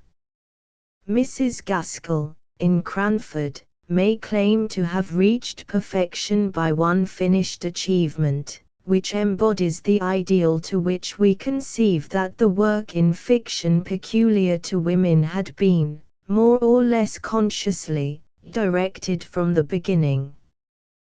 Probably the art would have been less flawless, if applied, as it was by sister novelists, to a wider range of persons and subjects. Nothing of quite this kind has been again attempted, and it is not likely that such an attempt would succeed. We should only notice, in passing, that Mrs. Gaskell left other admirable, and quite feminine, work on more ordinary lines. Wives and Daughters is a delightful love story, while North and South and Mary Barton are almost the first examples of that keen interest in social problems, and the life of the poor, in legitimate novels, not fiction tracts, which we shall find so favorite a topic of women from her generation until today. Footnotes 10. She is writing, again, to Miss Clavering. 11. When Pride and Prejudice, Emma, and Mansfield Park had all been published. 12. Fraser's Magazine, January 1838. A Lonely Soul, Charlotte Brontë, 1816–1855. The genius of Charlotte Brontë presents several characteristics which do not belong to the more or less orderly development of the earlier women's work. In the first place, she is primarily a romancist, depending far more on emotional analysis than on the exact portraiture of everyday life. Though her materials, like theirs, are gained entirely from personal experience, she clothes them with a passionate imagination very foreign to anything in Miss Burney or Jane Austen. She writes, in other words, because her emotions are forced into speech by that very intensity, not at all from amused observation of life. It would be difficult, indeed, to find outside her few remarkable stories so powerful an expression of passion as felt by women, who do not, as a rule, admit the power of such stormy emotions. Her work is further remarkable for being mainly inspired by memory, while the recognition of responsiveness in women leads her to paint mutual passion as it has been seldom revealed elsewhere.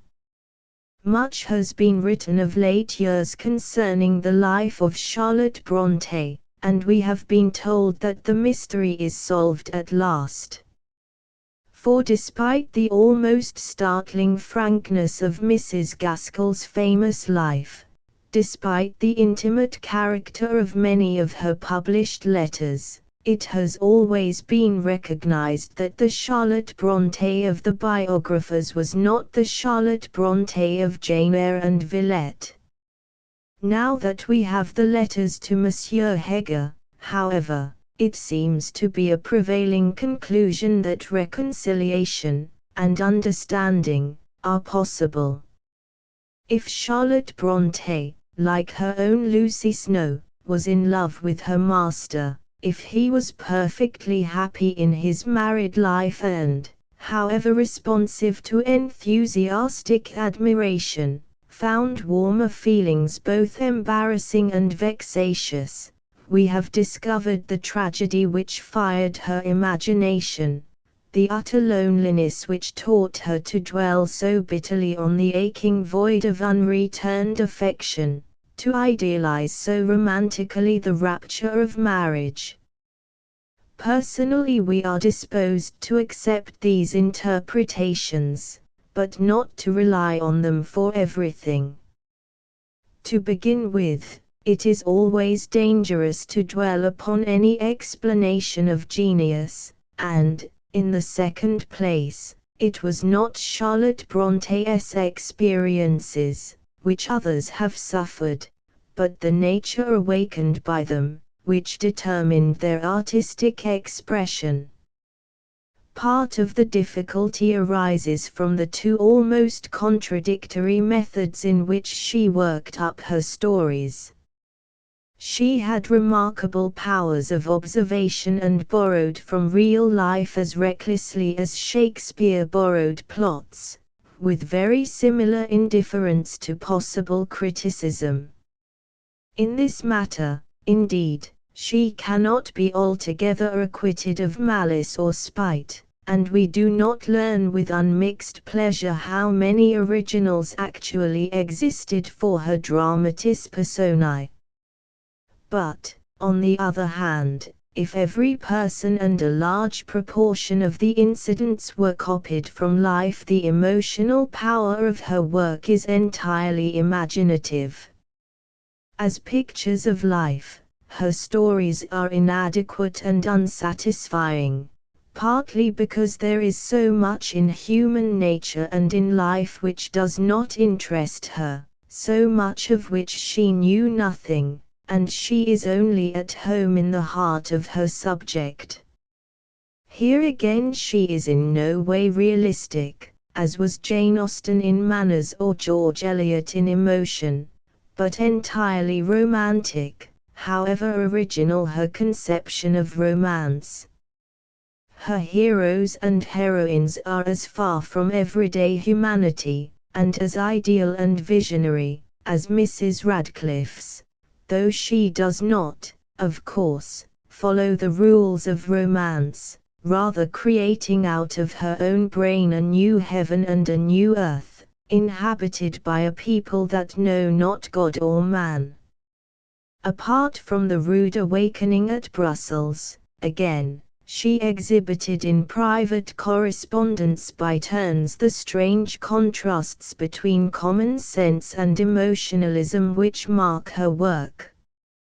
She defines the right path as that which necessitates the greatest sacrifice of self-interest. She thinks, if you can respect a person before marriage, moderate love at least will come after, and as to intense passion, I am convinced that that is no desirable feeling.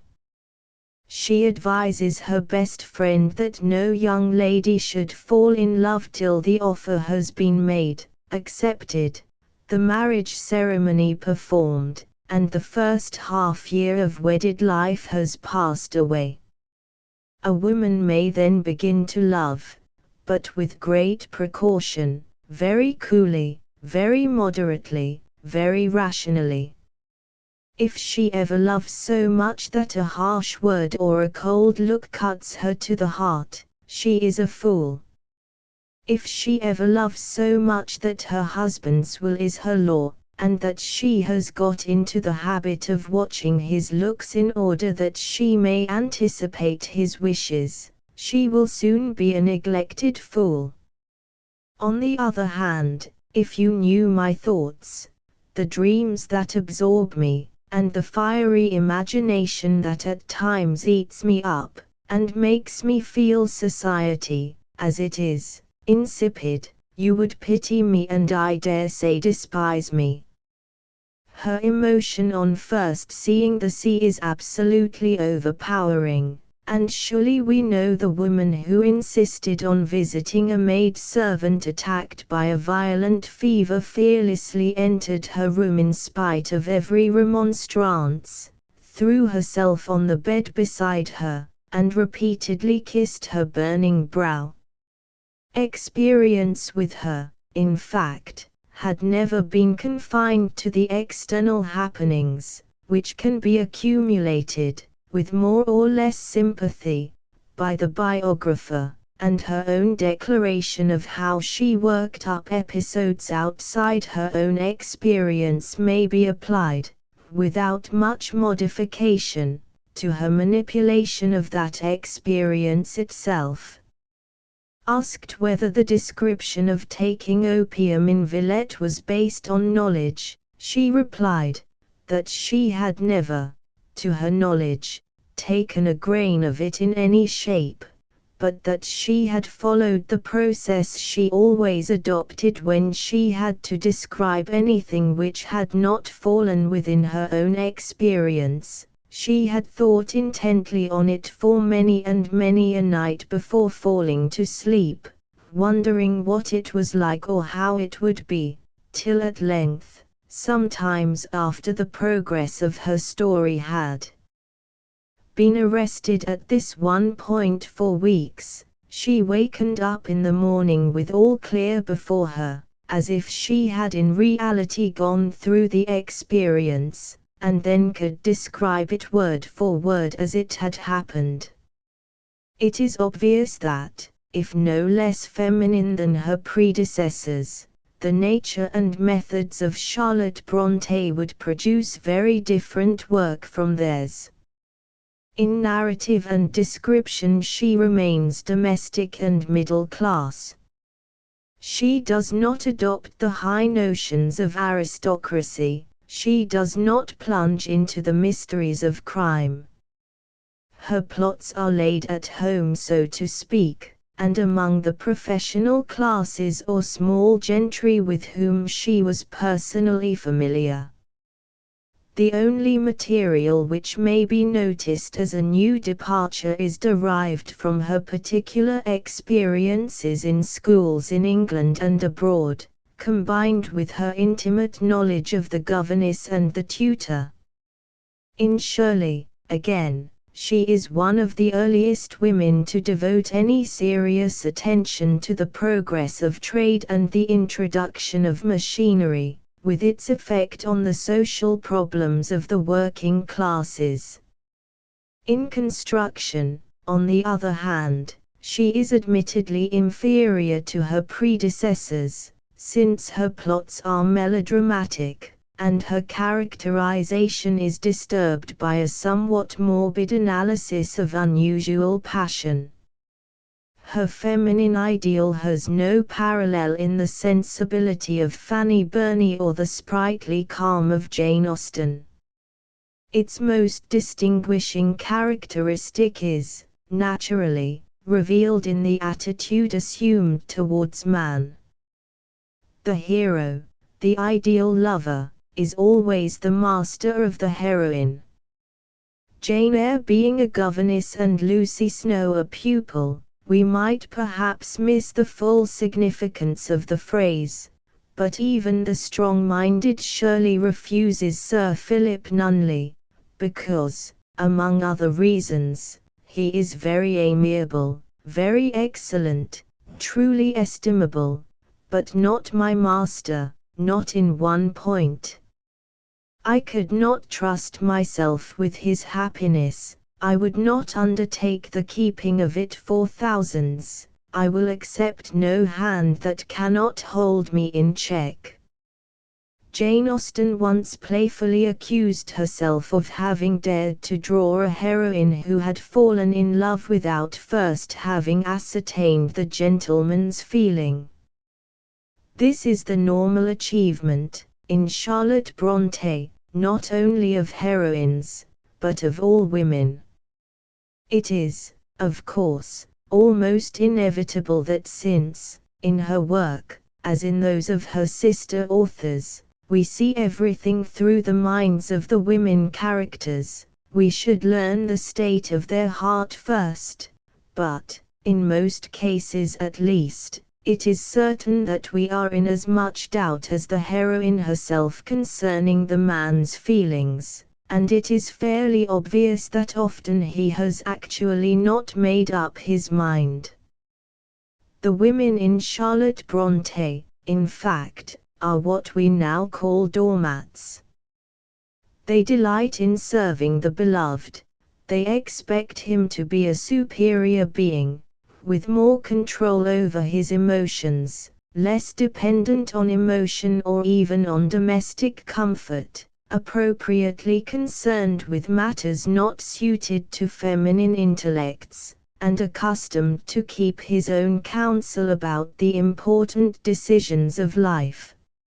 It is her achievement to have secured our enthusiastic devotion to females so thoroughly early Victorian, for the heroines of Charlotte Brontë remain some of the most striking figures in fiction. They are really heroic, and, while glorying in their self-imposed limitations, become vital by their intensity and depth. Jane Austen once quietly demonstrated the natural constancy of women. Charlotte Brontë paints this virtue in fiery colors across all her work. Her incidental, but most marked, preference for plain heroines, inspired, apparently, by passionate jealousy of popular beauty, serves to emphasize the abnormal capacity for passion and fidelity which, in her judgment, the power of easily exciting general admiration apparently tends to diminish. A contemporary reviewer in the Quarterly, probably Lockhart, found this type of women disgustingly sly. The whole of Jane Eyre, indeed, fills him with holy horror, which is genuine enough, though expressed with most ungentlemanly virulence, and prefaced with the extraordinary suggestion that Jane Eyre is merely another Pamela, a small, plain, odd creature, who has been brought up dry upon school learning, and somewhat stunted accordingly in mind and body, and who is thrown upon the world as ignorant of its ways, and as destitute of its friendships, as a shipwrecked mariner upon a strange coast. Rochester, on the other hand, he finds captious and Turk-like, a strange brute, somewhat in the Squire Western style of absolute and capricious eccentricity. The book is guilty of the highest moral offense a novel writer can commit, that of making an unworthy character interesting in the eyes of the reader. Mr. Rochester is a man who deliberately and secretly seeks to violate the laws both of God and man, and yet we will be bound half our lady writers are enchanted with him for a model of generosity and honor. We cannot, today, detect the pedantry, stupidity, or gross vulgarity of the novel, nor do we distinguish so sharply between the sly governess, this housemaid beau ideal of the arts of coquetry, determined to catch Rochester, and the noble, high-souled woman who rejects his dishonorable proposals. The fact seems to be that masculine critics of those days regarded the expression of emotion as indelicate in women. Was it this criticism, or merely her knowledge of men, that inspired that bitter passage in Shirley, "A lover masculine if disappointed can speak and urge explanation, a lover feminine can say nothing, if she did, the result would be shame and anguish, inward remorse for self-treachery. Nature would brand such demonstration as a rebellion against her instincts, and would vindictively repay it afterwards by the thunderbolt of self-contempt smiting suddenly in secret. Take the matter as you find it, ask no question, utter no remonstrance. It is your best wisdom. You expected bread, and you have got a stone. Break your teeth on it, and don't shriek because the nerves are martyrized. Do not doubt that your mental stomach, if you have such a thing, is strong as an ostrich's. The stone will digest. You held out your hand for an egg, and fate put into it a scorpion. Show no consternation, close your fingers firmly upon the gift, let it sting through your palm. Never mind, in time, after your hand and arm have swelled and quivered long with torture, the squeezed scorpion will die, and you will have learned the great lesson how to endure without a sob. Men could not conceive that any lady who was conscious of love had really nice feelings about it. Moreover, Jane Eyre is a mere heathen, no Christian grace is perceptible upon her. She upheld women's rights, which is ungrateful to God. There is throughout a murmuring against the comforts of the rich and against the privations of the poor, which, as far as each individual is concerned, is a murmuring against God's appointment. Wherefore the plain, odd woman, destitute of all the conventional features of feminine attraction is not made interesting, but remains a being totally uncongenial to our feelings from beginning to end, a decidedly vulgar-minded woman, one whom we should not care for as an acquaintance, whom we should not seek as a friend, whom we should not desire for a relation, and whom we should most scrupulously avoid for a governess. This outspoken, and unsympathetic, criticism is yet eminently instructive. It shows us all that Charlotte Brontë accomplished for the first time, and reveals the full force of prejudice against which she was, more or less consciously, in revolt. It remains only to note that in the matter of style her critics at once recognized her power. It is impossible not to be spellbound with the freedom of the touch. It would be mere hackneyed courtesy to call it fine writing. It bears no impress of being written at all, but is poured out rather in the heat and flurry of an instinct which flows ungovernably onto its object, indifferent by what means it reaches it, and unconscious too. Passing to modern criticism, we find one writer declaring that Rochester's character belongs to the realm of the railway bookstall shilling novel, while to another it seems of all her creations the most wonderful. From her own inmost nobility of temper and depth of suffering she moulded a man, reversing the marvels of God's creation. It is not, I think, necessary to be dogmatic in comparing the greatness of Villette and Jane Eyre. The former is more elaborated, more mature in execution, but less tragic, less simple and direct. The influence of personal tragedy, assuming her love for Monsieur Heger, obviously permeates the work, leading to the idealization of the pedagogue genius, revived in Louis Gerard Moore, Esquire, himself half Flemish, and to unjust hostility against the continental feminine, partially atoned for in Hortense Moore. On the other hand, it is more in touch with real life, less melodramatic, though still sensational, more acutely varied, and equally vivid, in characterization. Finally, in Shirley, if the spirit of Charlotte Brontë is less concentrated, it burns with no less steady flame. Here, for almost the first time in a woman writer, we find that eager questioning upon the earlier struggles between capital and labor, the risks attendant upon the introduction of machinery, the proper relations between master and men, which afterwards became part of the stock material for fiction.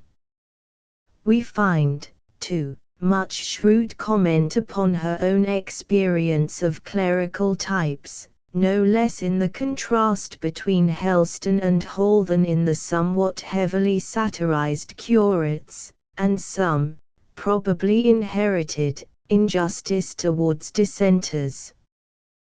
The characterization is far more varied and more realistic, since we have at least two pairs of lovers, the numerous York family, and a whole host of walking ladies and gentlemen more or less carefully portrayed. Local color appears in several passages of enthusiastic analysis of Yorkshire manners, and the philosophy is frequently turned on everyday life. For example, in English country ladies there is this point to be remarked.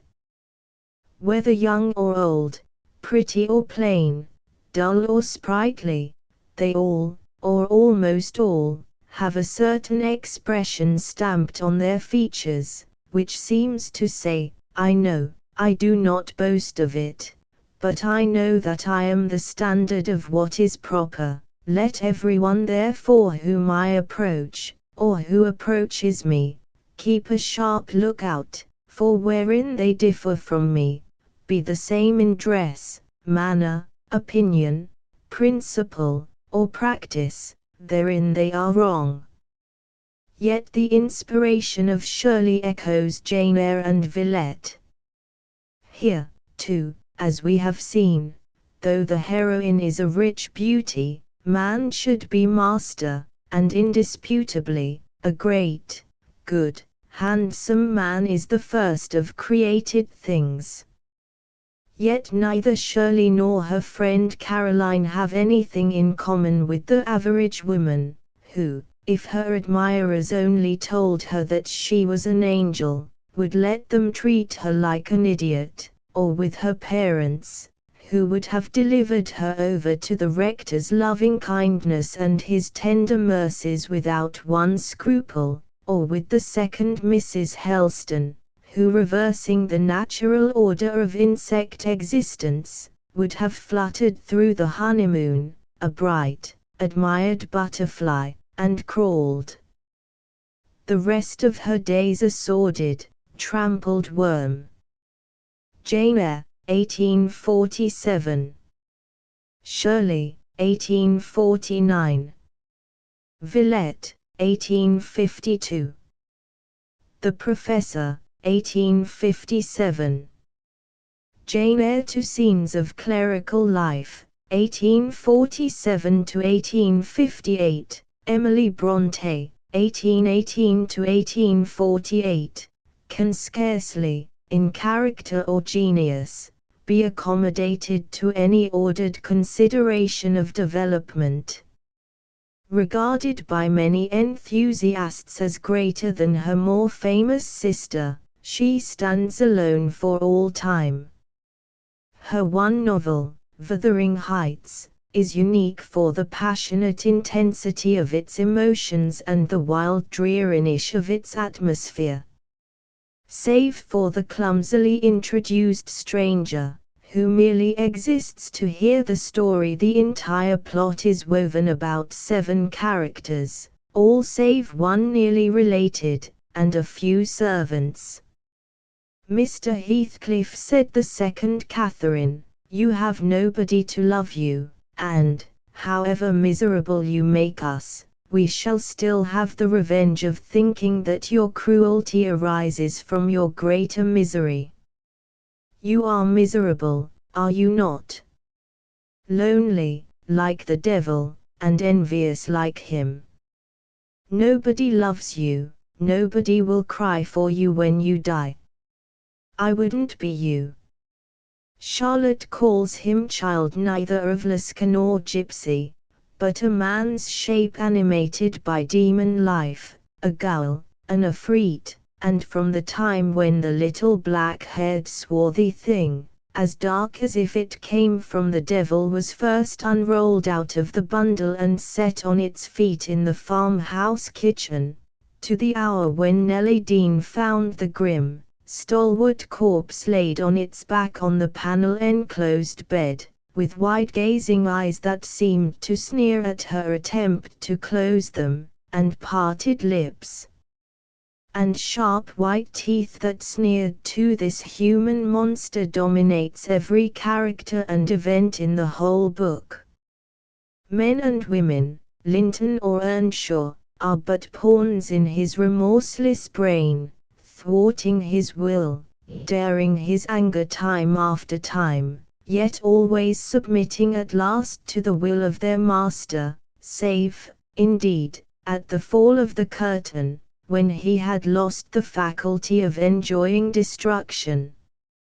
For the passion of Heathcliff's strange existence is gloomy revenge against fate and his own associates, bitterly concentrated on the few human beings, all occupying 2 adjacent farms, with whom his life is passed. He seems the embodiment of an eternal curse, directed to thwart every natural feeling, every hope of happiness or peace.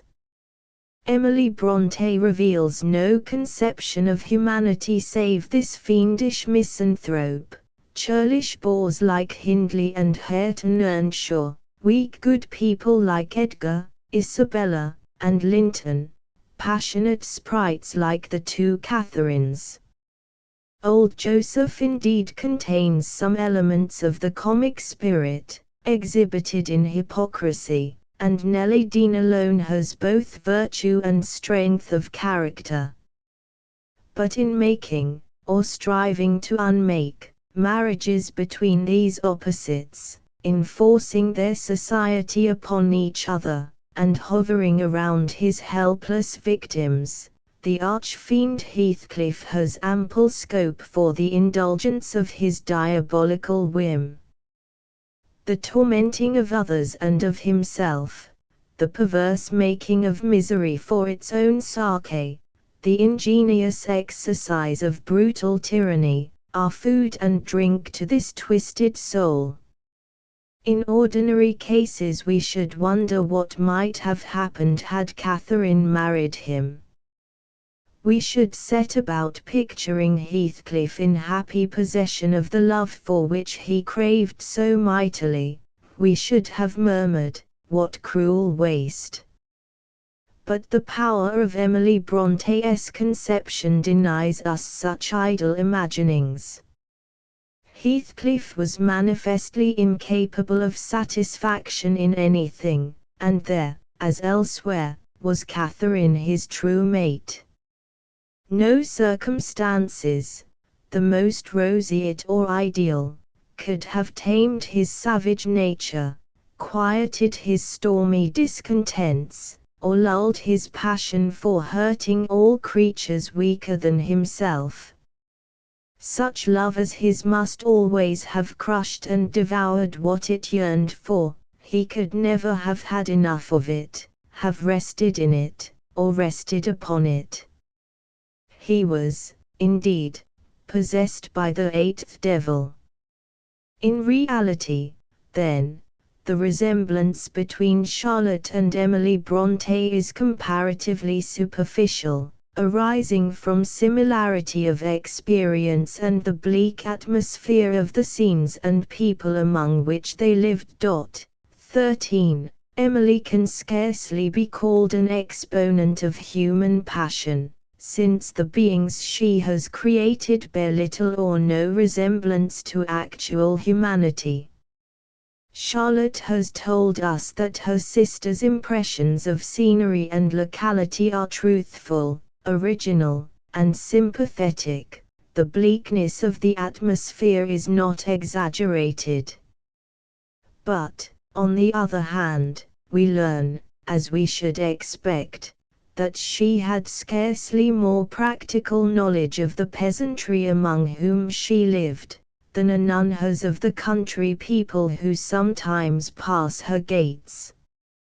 She knew their ways, their language, their family histories. She could hear of them with interest, and talk of them with detail, minute, graphic, and accurate, but with them she rarely exchanged a word.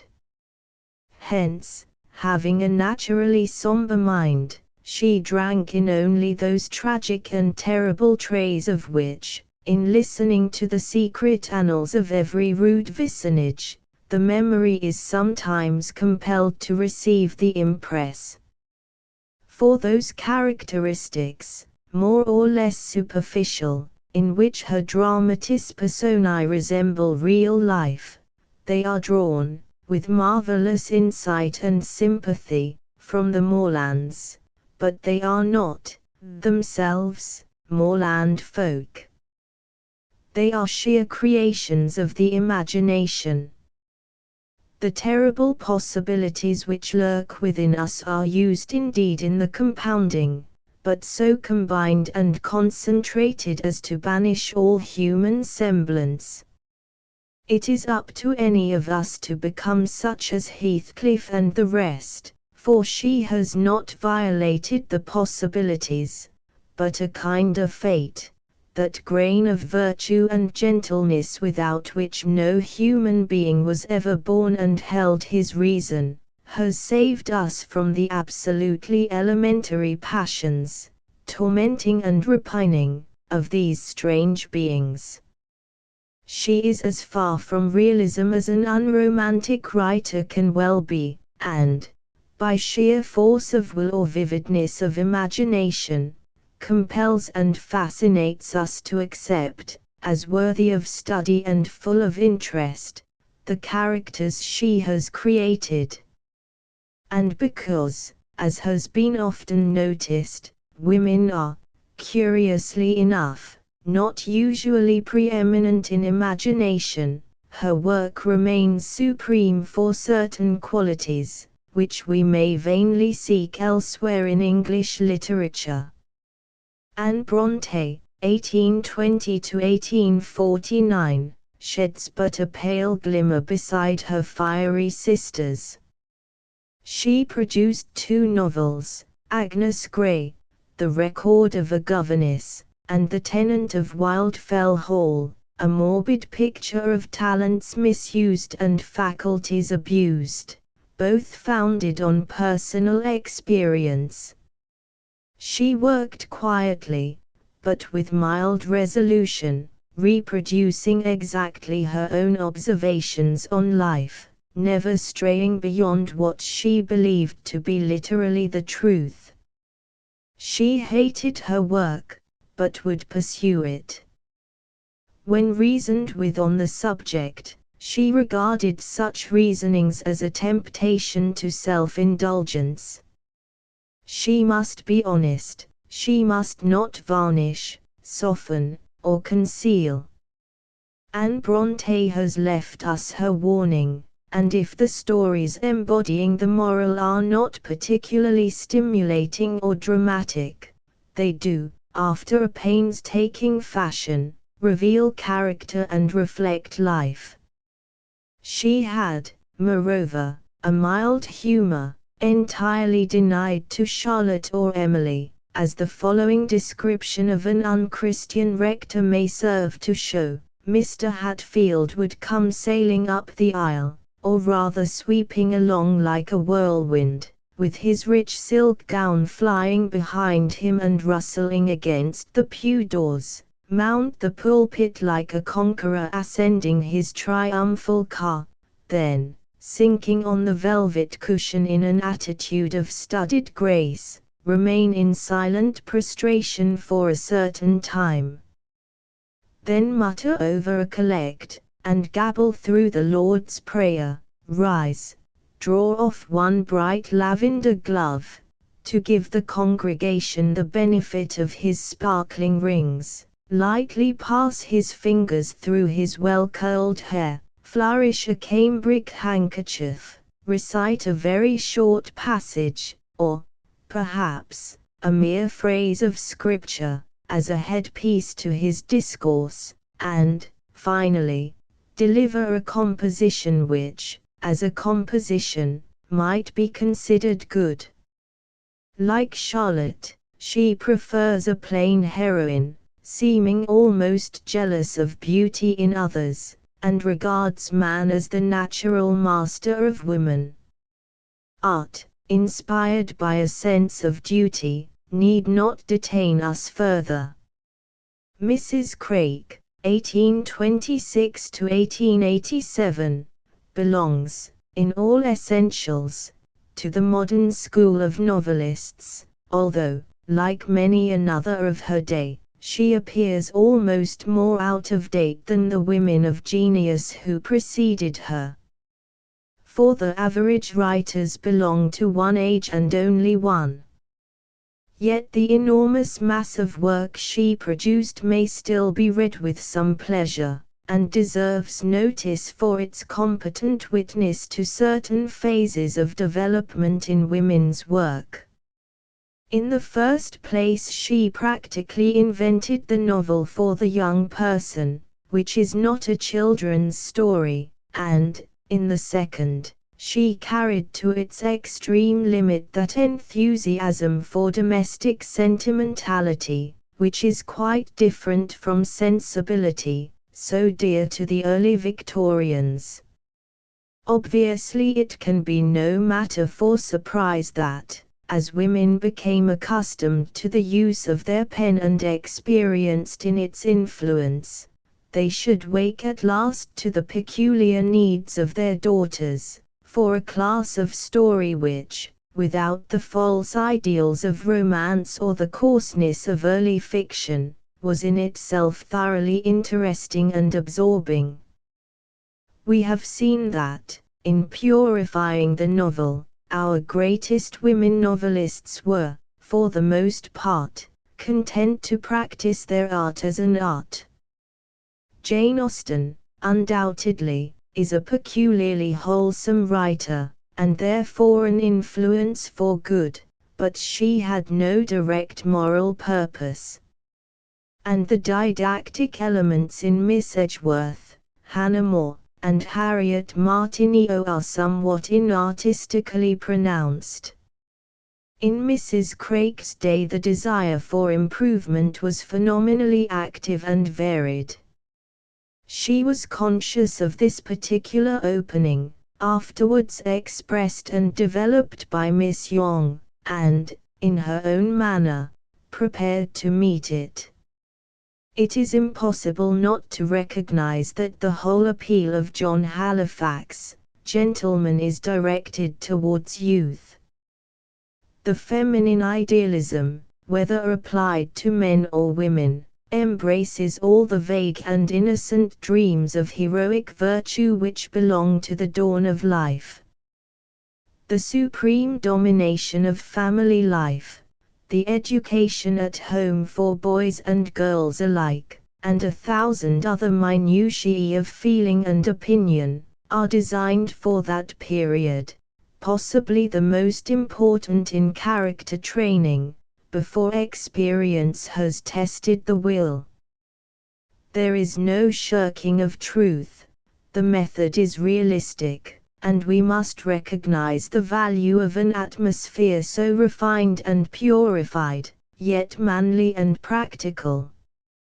For John Halifax is always a fighter, one who makes his own way, without sacrifice of principle or losing his sympathy with the less capable, and less fortunate, among the sons of toil. John Halifax may fairly be taken as standing for Mrs. Craik.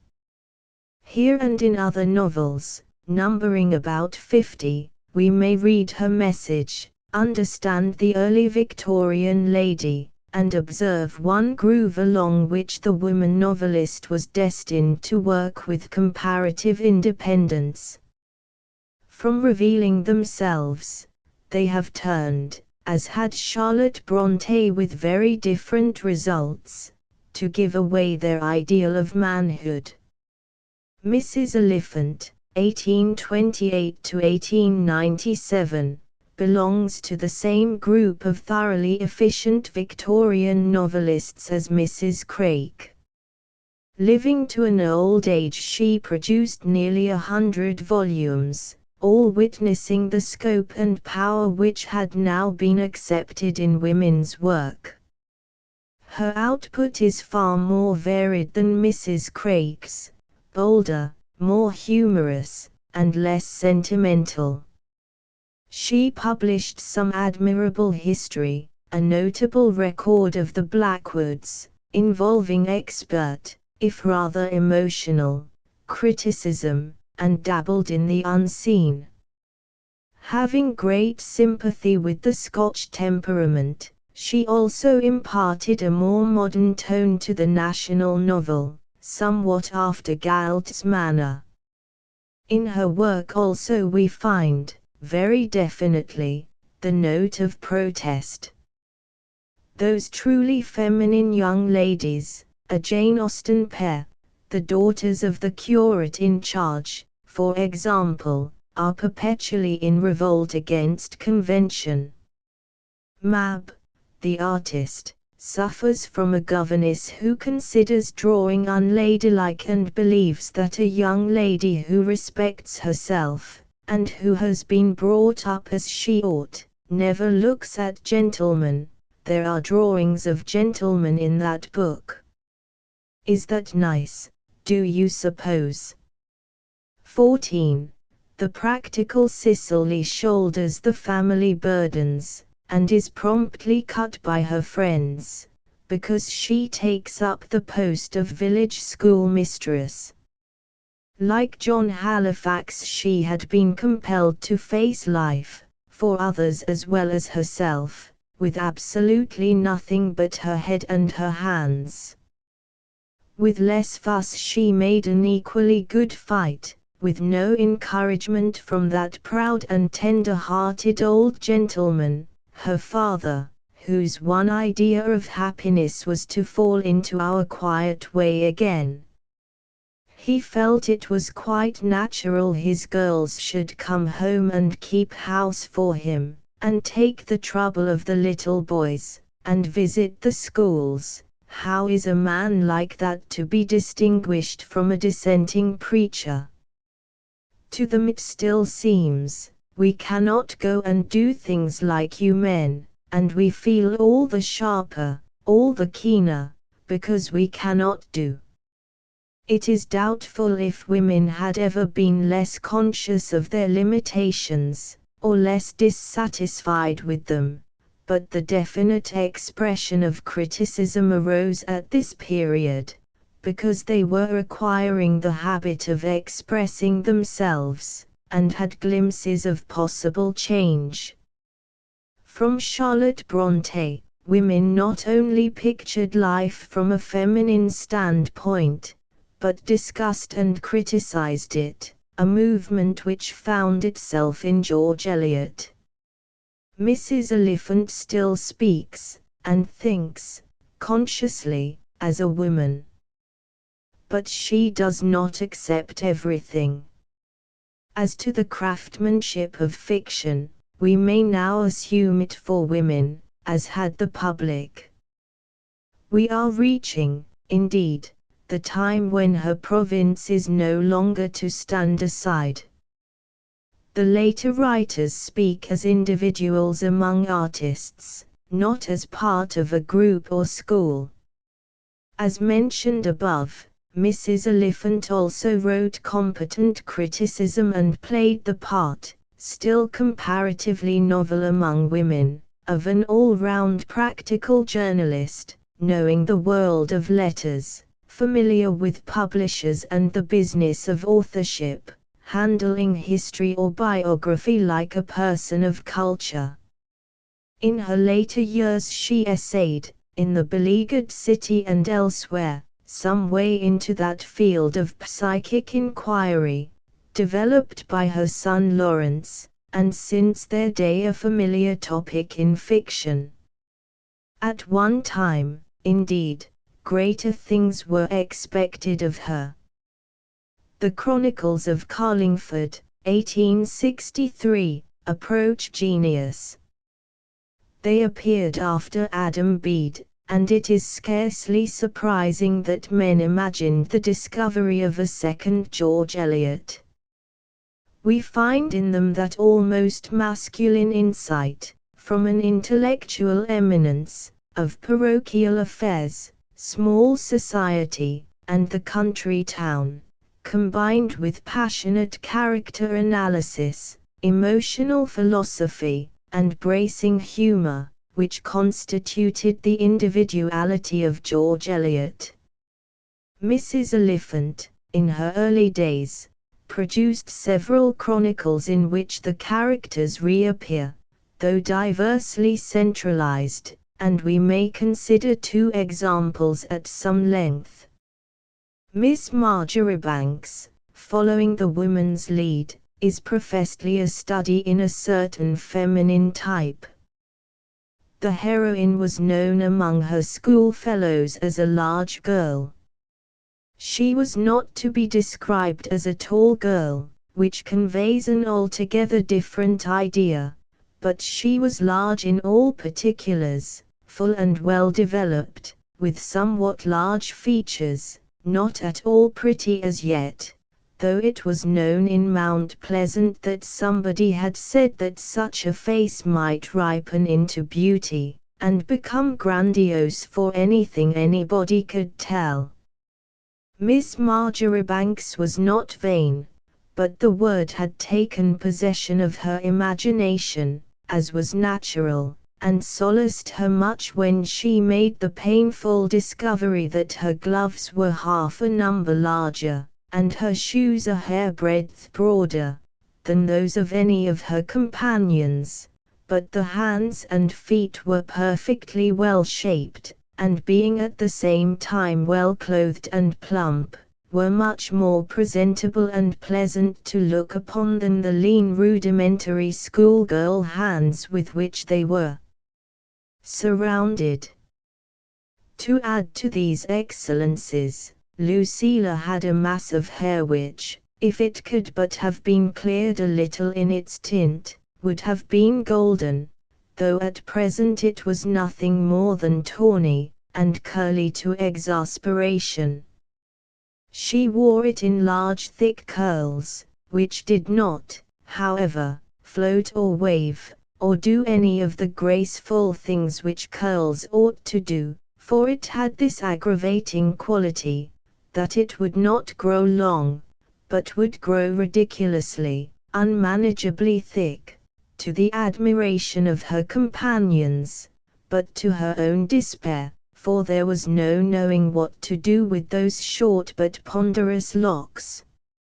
After which unconventional description, we are not surprised to learn that our heroine was possessed by nature of that kind of egotism, or rather egoism, which is predestined to impress itself, by its perfect reality and good faith, upon the surrounding world.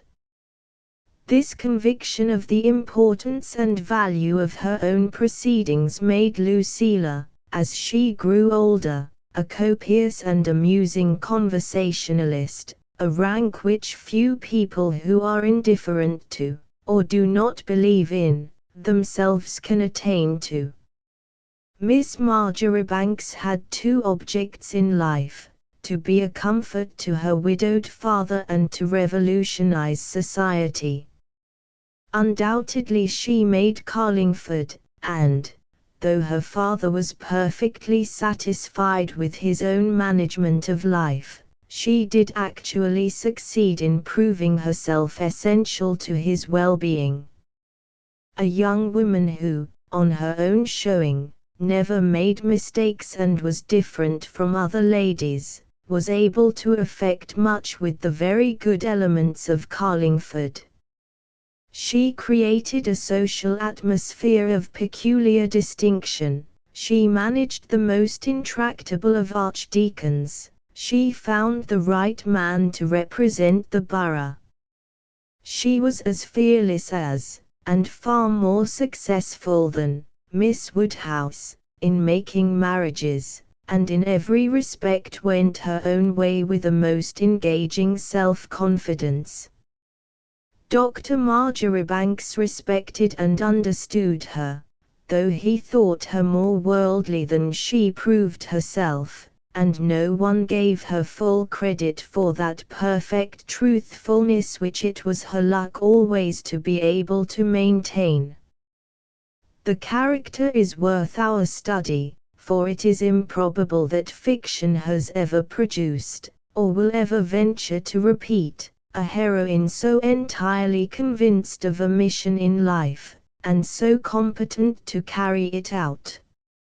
Scarcely ever concerned with sentiment, she had a genius for doing the right thing and thoroughly enjoying the contemplation of her own achievements.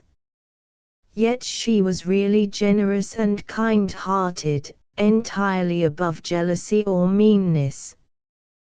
We may question, perhaps, whether any woman, or man either, was ever quite so consistent, since even in yielding to Cousin Tom's importunities, she was but planning a new campaign, to carry light and progress into the county. Yet few readers will fail to recognize the power and charm of Lucilla Marjoribanks, a new revelation of what a woman conceives women may be. In all her dialogue, in the narrative, and in the minor characterization, Mrs. Oliphant here proves herself an easy master of convincing realism. We know Carlingford and its inhabitants as intimately as our native town. Salem Chapel, indeed, reveals another side of the picture. Miss Marjoribanks and her friends were staunch church people. The sturdy deacons, their womenfolk, and Mr. Vincent's whole flock, belonged to another sphere. Greengrocers, dealers in cheese and bacon, milkmen, with some dressmakers of inferior pretensions, and teachers of day schools of similar humble character, formed the elite of the congregation. Indeed, the young man from Omerton proves to be something of a firebrand among these simple souls.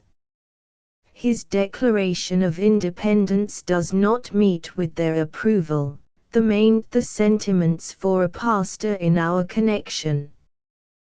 That's a style of thing as may do among fine folks, or in the church where there's no freedom, but them as chooses their own pastor, and don't spare no pains to make him comfortable, has a right to expect different.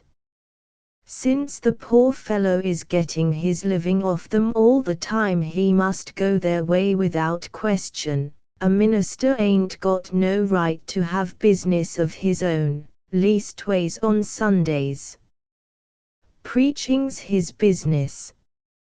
The most loyal of them can always recall that period of delightful excitation when they were hearing candidates, and felt themselves the dispensers of patronage, though, as the caustic Adelaide truthfully remarked, even when they are asses like your Salem people, you know they like a man with brains, and Mr. Vincent had filled the chapel. Mrs. Oliphant has contrasted the limitations of dissent with a somewhat melodramatic personal tragedy which insensibly draws Mr. Vincent under the influence of them great ladies who when they are pretty-looking are no better nor evil spirits and, alas, a minister of our connection as was well acquainted with them sort of folks would be out of nature. The whole atmosphere is obviously uncongenial, and we see that it makes the man totally unfit for his work. Nevertheless, it is with two characters wholly within the fold that our sympathies must finally remain. It is Mrs. Vincent and Tozer the butterman who are the real hero and heroine. Certainly the gentle widow cannot understand her clever son, and her absolute lack of common sense is quite exasperating, but everyone recognizes that she is quite the lady and no Roman mother of classic immortality ever revealed such perfect loyalty under such tragic difficulties.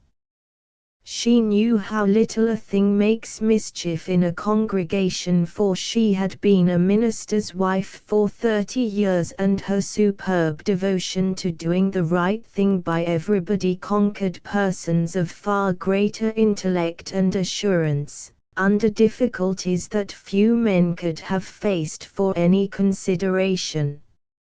Again and again this quiet and most provokingly fussy of women absolutely dominates the stage, conquering all adversaries.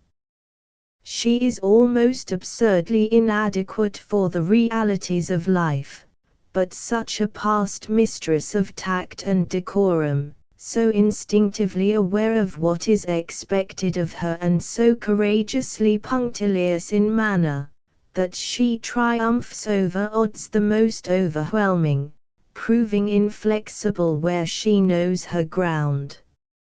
Entirely without control over her emotions, she yet never forgets or fails in her duty. The heroism of Mr. Tozer, naturally, does not depend upon such subtleties or refinements. He is of sterner stuff, but it would be hard to find, in life or fiction, a zealous deacon, so thoroughly conversant with the duties and the privileges of his position, who could rise with such broad-minded charity to circumstances so exceptional. He is genuinely kind, and really loyal to Mr. Vincent. Without the slightest knowledge, or any power to appreciate the emotional turmoil which had thrown that young minister off his balance, the worthy shopkeeper trusts his own instincts, fights like a hero for his friend, and absolutely pulverizes the enemy. He has no natural gifts for eloquence, no diplomacy or tact, but he has faith, insight, and courage. The minister's wife and the deacon entirely remove the reproach we might otherwise level against Mrs. Oliphant of satirical contempt for nonconformity. With Miss Marjoribanks, they establish her power in characterization. Finally, the crowded picture of life at Carlingford given in the two novels prepares us for that conscious and professional study of material for fiction which women had only recently acquired, and which bears its finest fruit in George Eliot.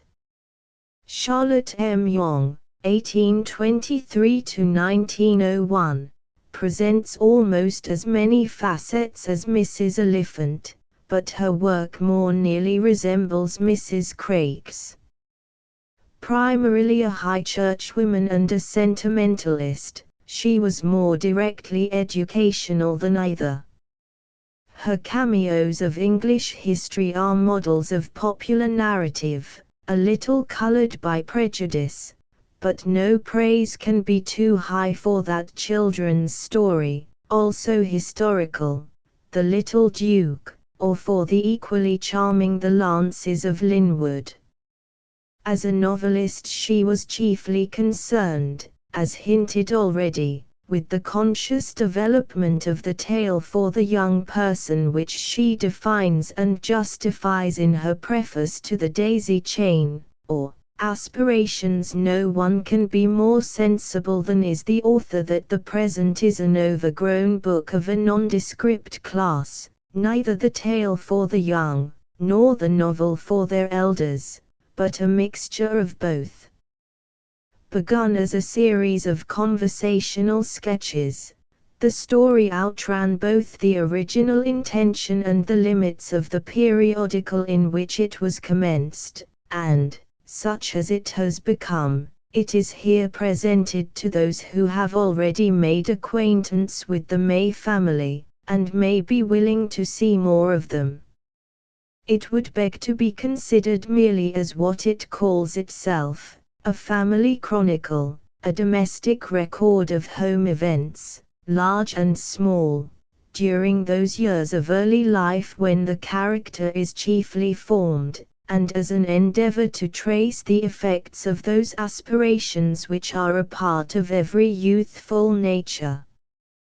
That the young should take the hint, to think whether their hopes and upward breathings are truly upwards, and founded in lowliness, may be called the moral of the tale. For those who may deem the story too long, and the characters too numerous, the author can only beg their pardon for any tedium that they may have undergone before giving it up. February 22, 1856. As it happens, this passage contains several points which serve to elucidate the special characteristics of its author's work. We see at once the serious moral purpose, and its direct aim. We may notice, again, that she at least recognizes, and admits, what may be called disparagingly the chief function of women novelists, the narration of family chronicles, the domesticity, the emphasis on home life. And, finally, we have a confession of her tendency to overcrowd the characters, her devotion for persons to whom the reader has been already introduced, now reappearing, for further development, in another tale.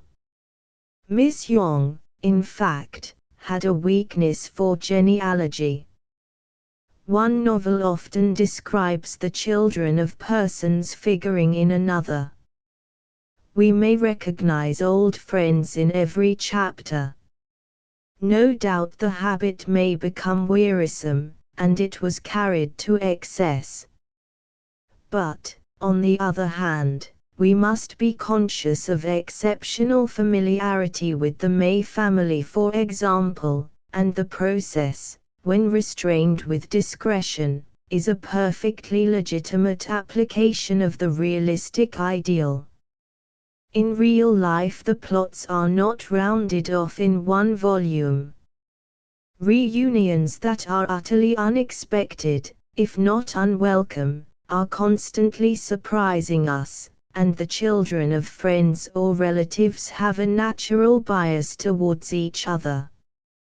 Moreover, in this matter Miss Yonge reveals extraordinary skill. Technically, we could name the heroine of The Daisy Chain. She has several peculiarities, recalling Maggie Tulliver.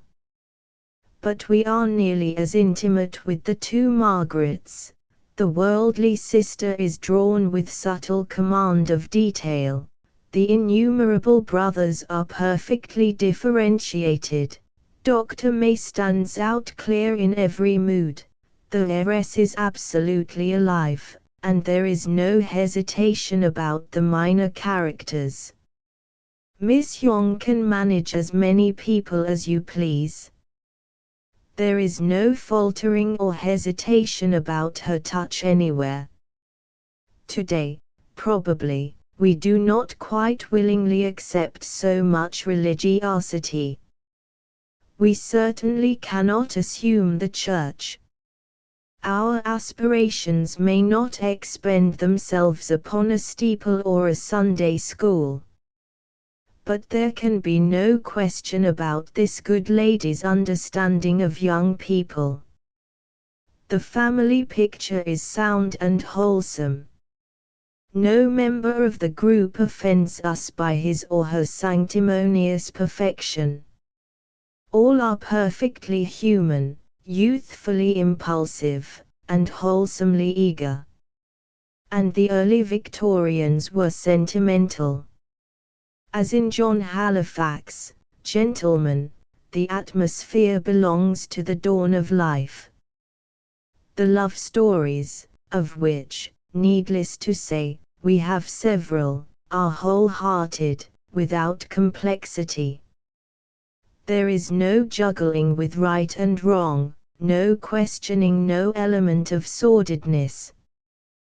Though we should alter a good deal, perhaps, in detail, of manner, thought, and ideal, it is difficult to see how work could be done better for the particular class of readers appealed to, who would, undoubtedly, actually prefer a crowd. Once more, Miss Yonge is frankly feminine. She has established one more special function for women novelists, a legitimate offspring of the domestic realism which they followed from the first, a work almost impossible to man. Footnotes 13. As Lockhart expresses it in the Quarterly, there is a decided family likeness between Jane Eyre and Wuthering Heights, yet the aspect of the Jane and Rochester animals in their native state, as Catherine and Heathcliff, is too odiously and abominably pagan to be palatable even to the most vitiated class of novel readers. With all the unscrupulousness of the French school of novels, it combines that repulsive vulgarity in the choice of its vice which supplies its own antidote. 14. She did not approve of twilight walks. Why should they want to go out just then like the tradespeople, a thing which ladies never did? A professional woman, George Eliot, 1819–1880, George Eliot once declared that if art does not enlarge men's sympathies, it does nothing morally. The only effect I long to produce by my writings is that those who read them shall be better able to imagine and to feel the pains and joys of those who differ from themselves. It is written in Adam Bede, my strongest effort is to avoid any arbitrary picture, and to give a faithful account of men and things as they have mirrored themselves in my mind. The mirror is doubtless defective, the outlines will sometimes be disturbed, the reflection faint or confused, but I feel as much bound to tell you as precisely as I can what that reflection is, as if I were in a witness box narrating my experience on oath.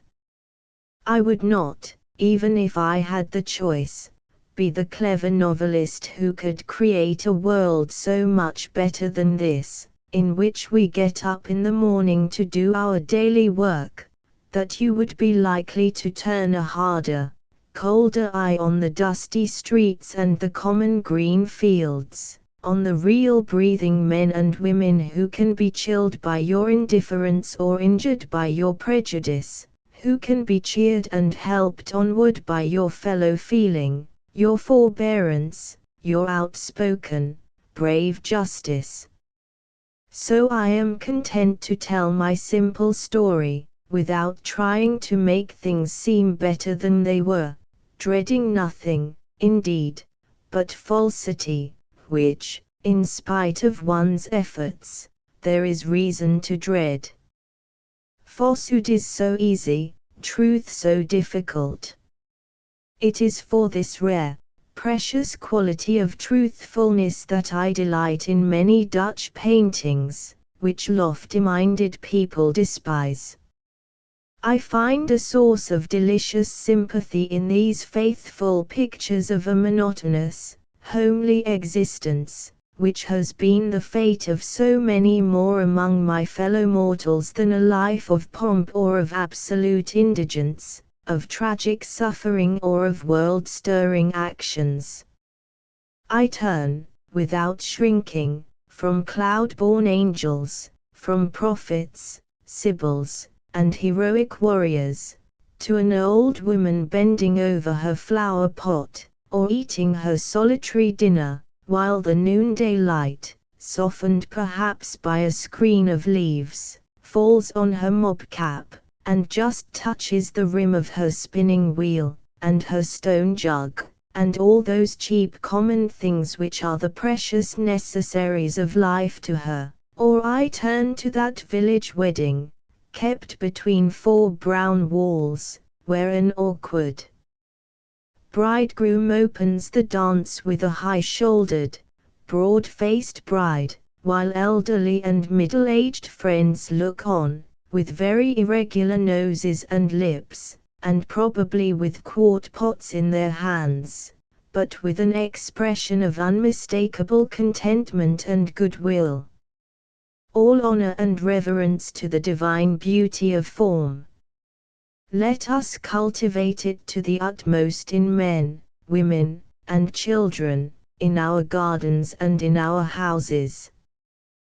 Paint us an angel if you can, with a floating violet robe, and a face paled by the celestial light. Paint us yet oftener a Madonna, turning her mild face upward and opening her arms to welcome the divine glory. But do not impose on us any aesthetic rules which shall banish from the region of art those old women scraping carrots with their work-worn hands, those heavy clowns taking holiday in a dingy pothouse, those rounded backs and stupid, weather-worn faces that have bent over the spade and done the rough work of the world, those homes with their tin pans, their brown pitchers, their rough curs, and their clusters of onions. There are few prophets in the world, few sublimely beautiful women, few heroes. I can't afford to give all my love and reverence to such rarities. I want a great deal of those feelings for my everyday fellow men, especially for the few in the foreground of the great multitude whose faces I know, whose hands I touch, for whom I have to make way with kindly courtesy. Neither are picturesque lazzaroni or romantic criminals half so frequent as your common laborer, who gets his own bread, and eats it vulgarly but creditably with his own pocket-knife. It is more needful that I should have a fibre of sympathy connecting me with that vulgar citizen who weighs out my sugar in a vilely assorted cravat and waistcoat, than with the handsomest rascal in red scarf and green feathers, more needful that my heart should swell with loving admiration at some trait of gentle goodness in the faulty people who sit at the same hearth with me, or in the clergyman of my own parish, who is perhaps rather too corpulent, and in other respects is not an Oberlin or a Tillotson, than at the deeds of heroes whom I shall never know except by hearsay, or at the sublimest abstract of all clerical graces that was ever conceived by an able novelist. Woman has found, and proclaimed, her mission. She is a moral realist, and her realism is not inspired by any idle ideal of art, but by sympathy with life. Jane Austen and Mary Mitford were compared, condescendingly, with Dutch painters. George Eliot claims the parallel with pride. It may be questioned if realism was ever defended with so much eloquence, from such high motives. Finally, if the romance of high life has no place in these pictures, neither has the romance of crime, adventure, or squalid destitution. They hold up the mirror to mediocrity. They present the parish. And for many years George Eliot influenced thought and culture among the middle class more widely, and perhaps more profoundly, than any other writer.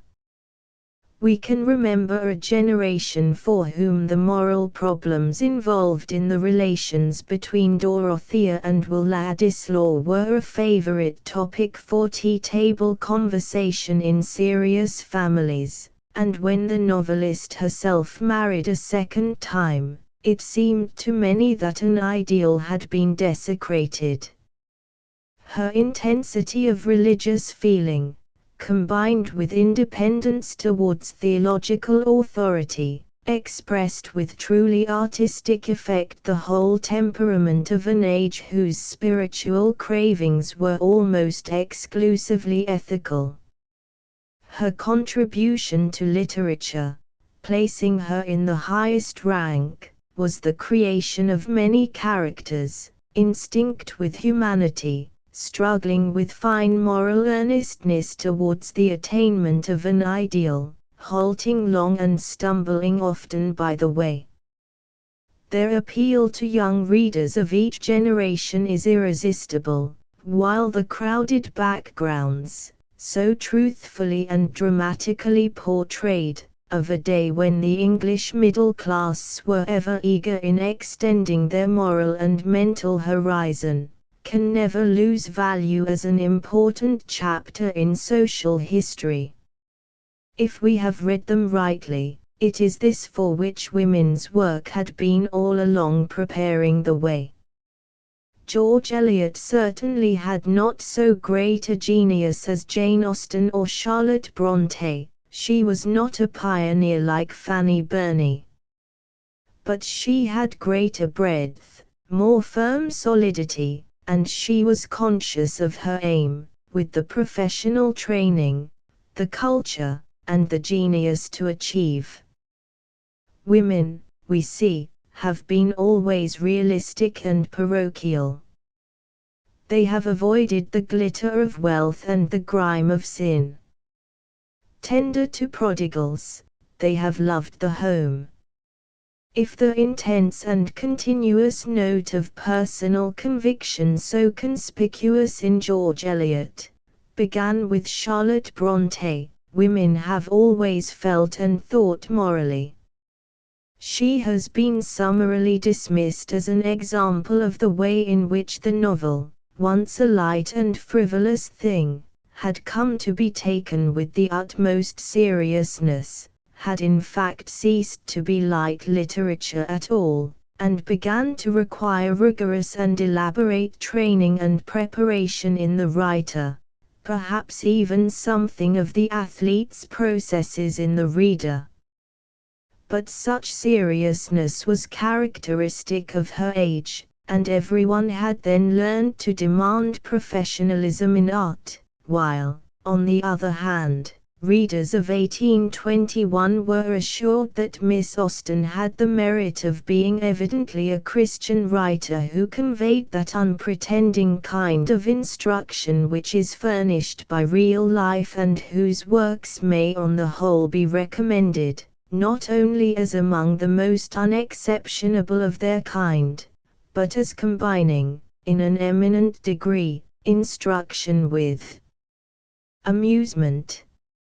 Charlotte Brontë, we may remember, was declared, by her contemporaries, one who has, for some sufficient reason, long forfeited the society of her sex, and George Eliot herself was accused of coarseness and immorality in her attempt to familiarize the minds of our young women in the middle and higher ranks with matters on which their fathers and brothers would never venture to speak in their presence, and to intrude on minds which ought to be guarded from impurity the unnecessary knowledge of evil.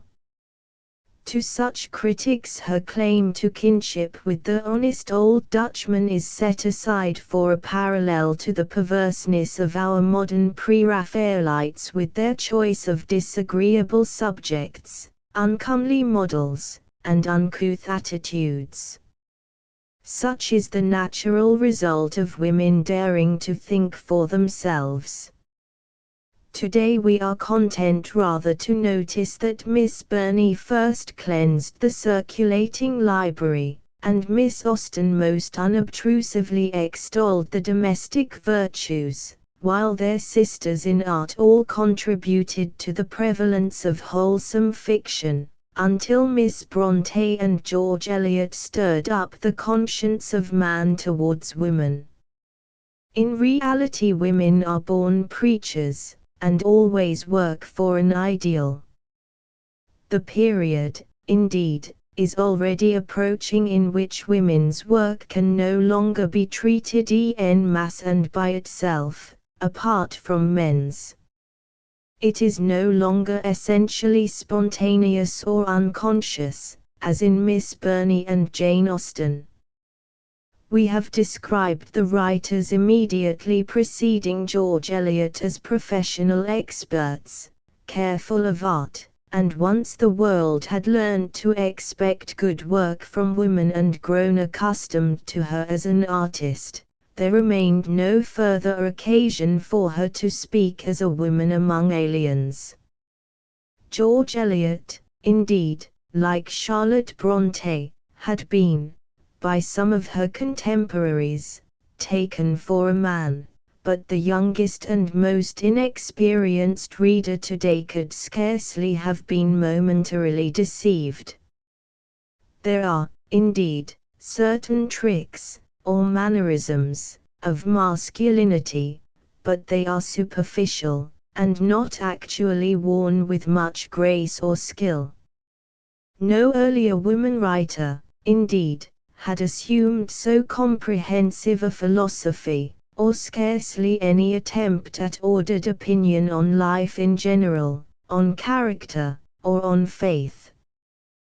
But, despite the enthusiasm of certain biographers, despite the influence, unquestioned, of Herbert Spencer, Strauss, George Henry Lewis, and others, we are not personally disposed to grant much weight to our author's generalizations, while certainly the obtrusiveness of her moralizing is an artistic blemish. The fact is that George Eliot's outlook remains thoroughly emotional and feminine. In herself, we know, she always saw life through a man-interpreter, and the didactics of her novels are derived from the study of books, not from the exercise of independent reason or thought. If she talked ethics, she felt faith. But, on the other hand, her work has little external affinity with that of the women of genius preceding her, though it may be a natural development from theirs, because it is obviously the result of training and study, that is professional. It is, moreover, the first important contribution by women to the problem novel with a purpose. Both points can be easily illustrated by the most elementary comparison. We have tacitly assumed, and with obvious justification in fact, that Fanny Burney and Jane Austen, for example, wrote entirely out of their own personal experience. We picture their own surroundings from the society in their novels, noting the power acquired by the limitation. Charlotte Brontë did not go beyond her own circle, save in imagination. But George Eliot, no less certainly, studied mankind for copy. It is true that she made more direct use of her own family and friends than they. Maggie Tulliver is no less autobiographical than Lucy Snow. True also that for description and atmosphere she depended largely on memory. But even here the treatment is that of a self-conscious artist, composing and presenting from outside, studying effects, grouping types, always alive to a comparison between life and literature.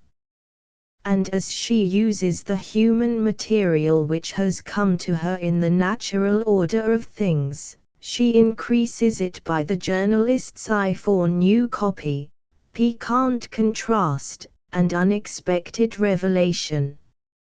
She invokes, moreover, the assistance of every literary device, prepared humor, scholarly style, cultured allusion, local color, analytical characterization, and dramatic construction. We have here no longer a spontaneous revelation of woman, rather her captain in full array, armed for fight.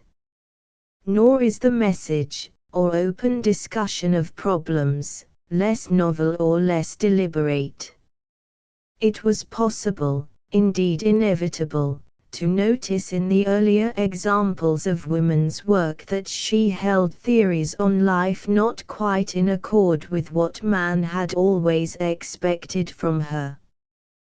Part of her inspiration, no doubt, was the desire to express these, on certain points, recognized womanly, such as education and the ordering of a home. She soon learned to speak openly, but, in the main, we studied the woman's ideal of character and conduct from her portrait painting, we deduced her approval from her sympathy, her budding criticism from her scorn. If she attempted direct teaching, it was mostly in support of mere conventional duty, the reward of virtue and the punishment of vice, tentatively measured perhaps by a standard, not quite blindly copied from men. The greatest artists among women before Charlotte Brontë never obtruded the moral, discussed the problem. But what was fearlessly urged on a few chosen topics from the Haworth parsonage became the foreground and main subject with the assistant editor of the Westminster Review. We are, today, somewhat overweight with problem novels, but George Eliot was the first among us to realize the full power of fiction as a vehicle more persuasive, if not more powerful, than the pulpit, for the fearless and intimate discussion of all the questions and difficulties which must confront a man, or a woman, who is not content to accept things as they are, or to believe all he is told. Today we may detect a curious knife in the whole impression George Eliot's novels convey. The ethical law is, in her universe, as all-powerful as the law of gravitation, and as unavoidable. Remorse, degeneration of character, and even material loss, are meted out for transmission with the rigid and childlike sense of justice which animated the writers of the Old Testament. Her temper was Hebraistic, and goodness was more to her than beauty. It may be doubted whether in the world, as we see it, justice works as impartially and with such unmistakable exactitude, whether the righteous is never forsaken, and evil always hunts the wicked person to overthrow him. But we must remember that George Eliot's conception of wickedness, if limited, was well in advance of her age, that she understood temptation, and could draw a most dramatically mixed character. Her people are not all black or all white. She knew how slight an error or slip, how amiable a weakness, could lead to actions which the Pharisee called sin, and the Puritan would punish with hellfire.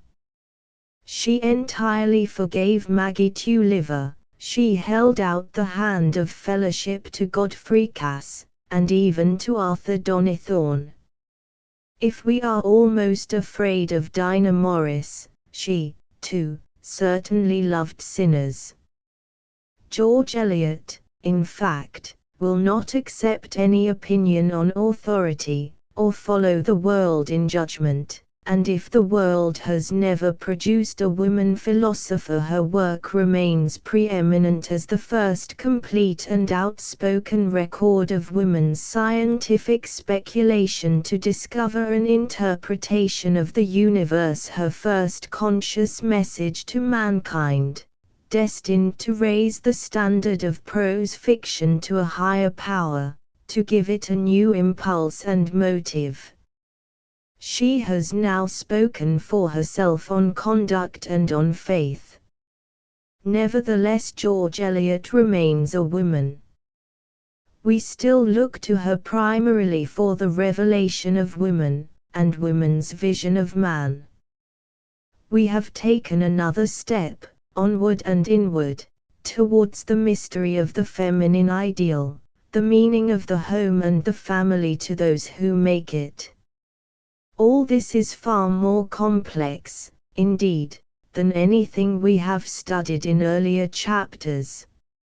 It embraces, in Romola, some reconstruction of past times, in Daniel Deronda, some study of an alien race. It includes sympathy for a woman wandering so far from the natural feminine instincts as to abandon, and half murder, her own child, for a girl who, given to dreamy ideals and passionate self-sacrifice, will yet suffer attentions from the acknowledged lover of her cousin, simply because he is handsome.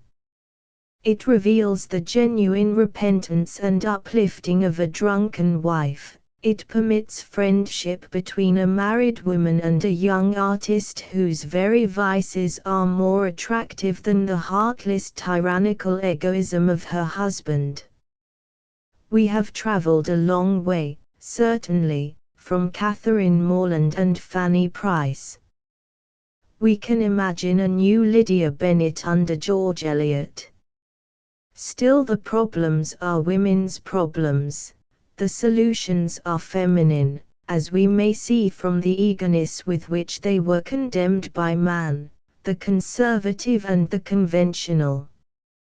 "I'm no Denian," said Mrs. Poyser, "the women are foolish. God Almighty made 'em to match the men." It was George Eliot's ambition, towards which she accomplished much, that the women should be less intent upon that matching, more willing, and able, to mold themselves after their own pattern, in their turn to form a creed, to establish a standard, wherein she was following, but more consciously, those who had gone before. As Huxley remarked, in answer to Princess Louise, she did not go in for the superiority of women. She rather teaches the inferiority of men. For, verily, there is no more in it. Her women are lost outside the home, they are not financially, or intellectually, independent. They have no professions, no clubs, no sports. Their interests are confined to religion, domesticity, and love. Nor does George Eliot attempt to follow the men into politics, 15, or business, onto the cricket field or the parade ground. A soldier is distinguished by his regimentals, a scholar by his library, a doctor by his gig. She has a strong partiality, tempered by criticism, for the clergy. She can distinguish, intelligently, between church and dissent. She knows a good deal about squires and farmers. She loves the laborer. We may safely regard her work as the continuation, and the completion, of our subject. The completion, indeed, is rather intellectual than artistic. She covers the whole ground, as none of her predecessors had attempted. She makes the last final addition of subject by discovering, and facing, social problems. She applies the last word in literary professionalism, but inasmuch as her characters are more typical and more studied than Jane Austen's, they are, in a sense, less modern and less universal. We may learn more from her about women, and women's opinions, but these are the women of one age only, fast awakening, indeed, and conscious of many troubling possibilities, but not free. Their chief aim is, while widening their knowledge and sympathy, to speak with imperious accents of duty, that stern daughter of the voice of God. Despite her assumption of masculine logic and reasoning, itself an artistic blemish, she offers no explanation of her categorical and materialistic, ethical dogma. The distinction between good and evil with her is in the last resort a question of emotional instinct, haunted by the faltering hope that a spiritual interpretation of the universe may be true.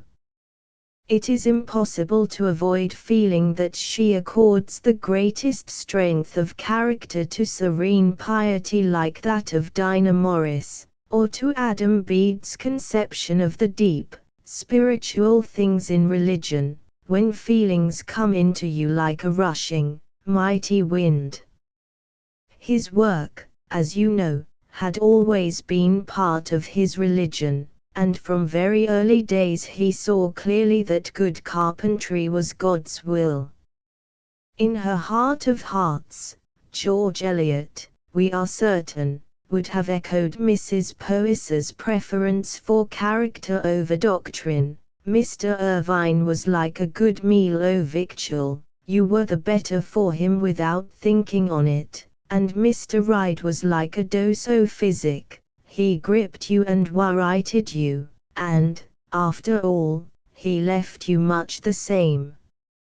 It was Mr. Irvine, you will remember, who put on his slippers before going upstairs to his plain, invalid sister, and whoever remembers how many things he has declined to do even for himself, rather than have the trouble of putting on or taking off his boots, will not think this last detail insignificant. It needs a woman, however, to appreciate such a service of love. George Eliot, indeed, could be humorous, somewhat pedantically, and even genial about little things, and she recognized most fully their importance in life. But her more calculated and accumulative effects were all tragic or subdued melancholy, partly, no doubt, from this uncertainty of hers about faith and her passionate sense of justice, so relentless in its demand for the punishment of sin, partly also from that tinge of sadness which overshadows the narrow, old-fashioned dogma by which her own childhood was molded.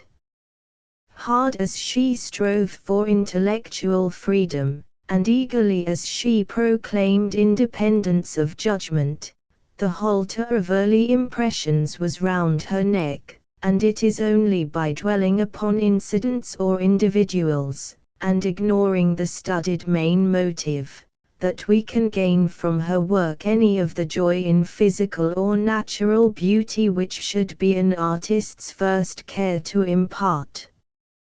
Yet, after all, nature has triumphed over temperament. In reality, for example, Dinah Morris lives for us in her tactful tenderness for the querulous old Lisbeth, and in her yearning towards Hetty, not in the call, the leading and the voices by which her ministry was inspired. On the other hand, we admire her dignified superiority to masculine criticism of women's preaching. It isn't for men to make channels for God's Spirit, as they make channels for the watercourses, and say, flow here, but flow not there. Hetty Sorrel, again, was only adventurous through misfortune. She belongs to the fireside. Dorothea was a hero worshipper. Maggie Tulliver is the ideal sister, Mary Garth the ideal helpmate. The crimes of Rosamond Vincy, if there be no mercy in their exposure, are wholly domestic. The sins of Janet are committed for her husband. It is the same with the men. Amos Barton is only a poor country clergyman, and grey-haired Mr. Gilfil filled his pocket with sugar plums for the little children.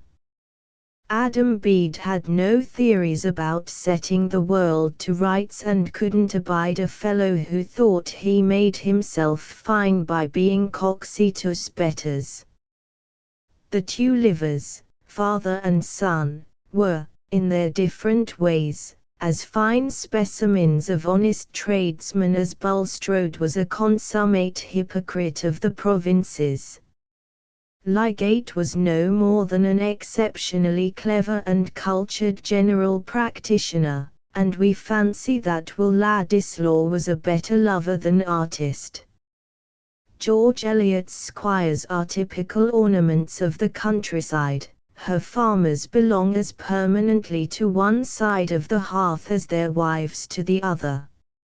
Silas Marner, practicing a trade that could not be carried on entirely without the help of the evil one, since all cleverness was in itself suspicious, had no power of filling his life with movement, mental activity, and close fellowship outside the narrow religious sect in which his youth was passed. Nancy Osgood actually said mate for meatapon for perhaps and os for horsewhich, to young ladies living in good litherly society, who habitually said os, even in domestic privacy, and only said upon on the right occasions, was necessarily shocking. She supported a cheerful face under rough answers and unfeeling words by the belief that a man must have so much on his mind, and had her unalterable code ready for all occasions. They are not an heroic company, you perceive, these sons and daughters of a highly intellectual woman novelist. In its more primitive exponents their kindness is of a beery and bungling sort, their anger is brutal and bigoted. They are not really interested in general principles, in psychological analysis, in refined passion, or in the future of mankind. Yet they are very serious about life, a good deal puzzled by the apparent injustice of God, and filled with love or hatred towards all their neighbors. In this parish, as in most, everyone knows all about everyone else's affairs, and finds them of supreme interest. Thus George Eliot maintains the feminine attention to minutiae, the woman's centralization of life round the family. She has acquired knowledge, read up literature, and to some extent digested philosophy, but she applies her powers, her culture, and her training, from practice and association with professional writers, to the amplification and rounding off of women's art. She established domestic realism by the expression of feminine insight. She is content to leave other things to other pens. The appearance of generalizations not influenced by her sex is misleading. It is only a modern form of the old story. Her heart, and her genius, are those of a woman, womanly. Scenes of Clerical Life, 1858. Adam Bede, 1859.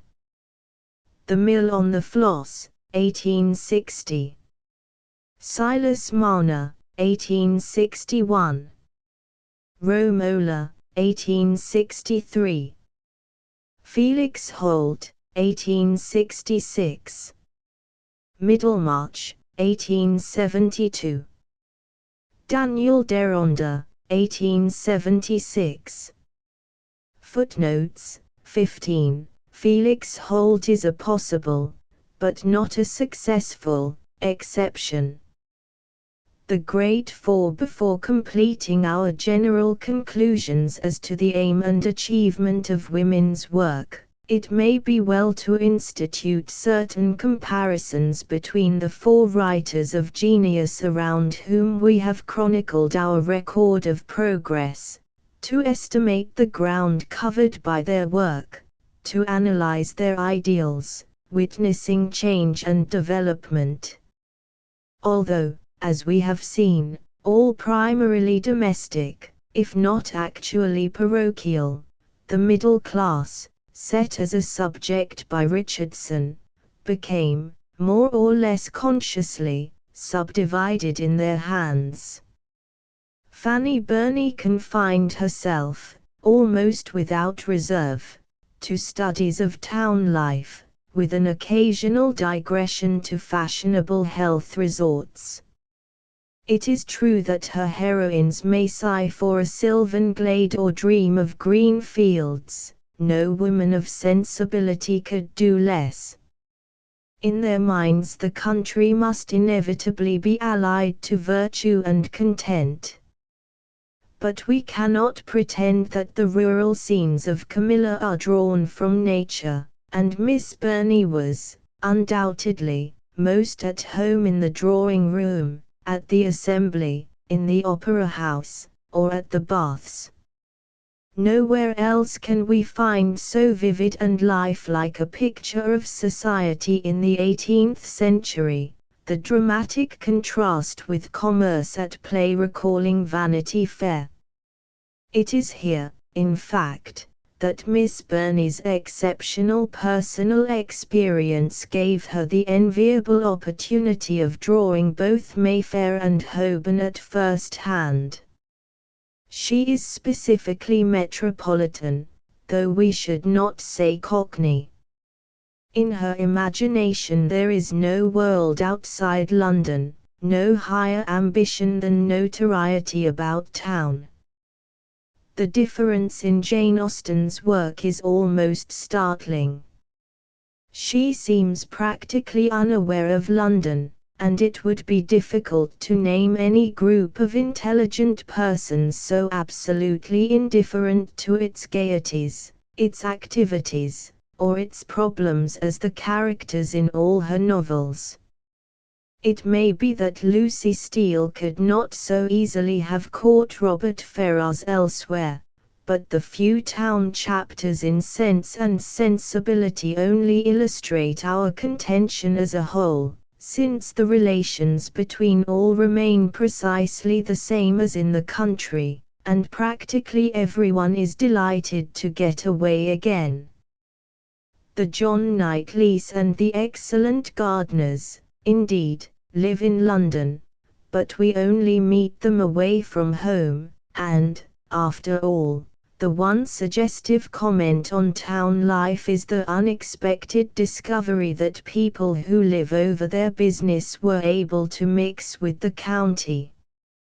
Jane Austen's familiars are all drawn from the most unpromising circle, those who live just outside small towns, have just enough to live on without working for it, are just sufficiently well-bred to marry into the county, just simple enough to welcome a few superior townspeople. Doctors, attorneys, and, of course, clergymen, are included, as well as officers, naval or military, retired or on promotion. Elizabeth's "he is a gentleman" "I am a gentleman's daughter" defines the enclosure. The men, presumably, have business to transact, affairs to arrange. They read the newspapers and talk politics among themselves. But Miss Austen does not concern herself with these aspects of life. Her heroines are not so gay as Miss Burney's, they are not so thoroughly in the swim. But her picture is similarly one of home life, varied by visiting and receiving. She describes the distribution of one family into several, by suitable marriages. One section of English society, at one period, in the home, is completely brought to life again. Miss Brontë, even more thoroughly ignoring London, does not exhaustively represent any one class, and has, indeed, little concern with manners. Nevertheless, practically all her characters have something to do. They follow a profession, or own a factory. Clergymen are still largely in evidence, but education, in different forms, has come to the front, and, what is still more significant, some of her heroines have to work for their living. Wherefore, apart from the increased intensity of emotion, the external atmosphere is far more strenuous, and in Shirley we even find the dawn of a social problem, echoes of the early struggle between capital and labor. The pictures of school life, at home and abroad, do not merely reproduce facts, but cry out for improvements. The intimate knowledge of continental conditions is, in itself, a new feature. Finally, George Eliot extends the sphere of action in many directions. Maintaining the middle-class realism of Richardson, in her case largely concentrated on small-town tradesmen and farmers, she still avoids London, but embraces every profession and approaches, by expert study for copy, the labourers and mechanics discovered by Victorian novelists. She travels lower and more widely than her predecessors for atmosphere. She does not confine herself, like them, to personal experience. In Felix Holt she deliberately arranges for the illustration of economic politics, in Daniel Deronda she opens a big race problem, in Romola she essays historical romance. The passionate emotional outbursts of Charlotte Brontë have become psychological analyses. Problems of all sorts are discussed with philosophical composure and professional knowledge. Within her self-imposed limits, woman has covered the field. For the revelation of womanhood, through the types chosen for heroines, we find that Miss Burney still idealizes a form of sensibility which does not exhibit much advance on the ethereal purity of the old world romance. The difference, however, is important, since the type is studied from life, not created by the imagination. The essential features of this quality are susceptibility to the fine shades, delicate refinement, and an exalted ideal of love. It is itself thoroughly romantic, and separates heroines from ordinary mortals.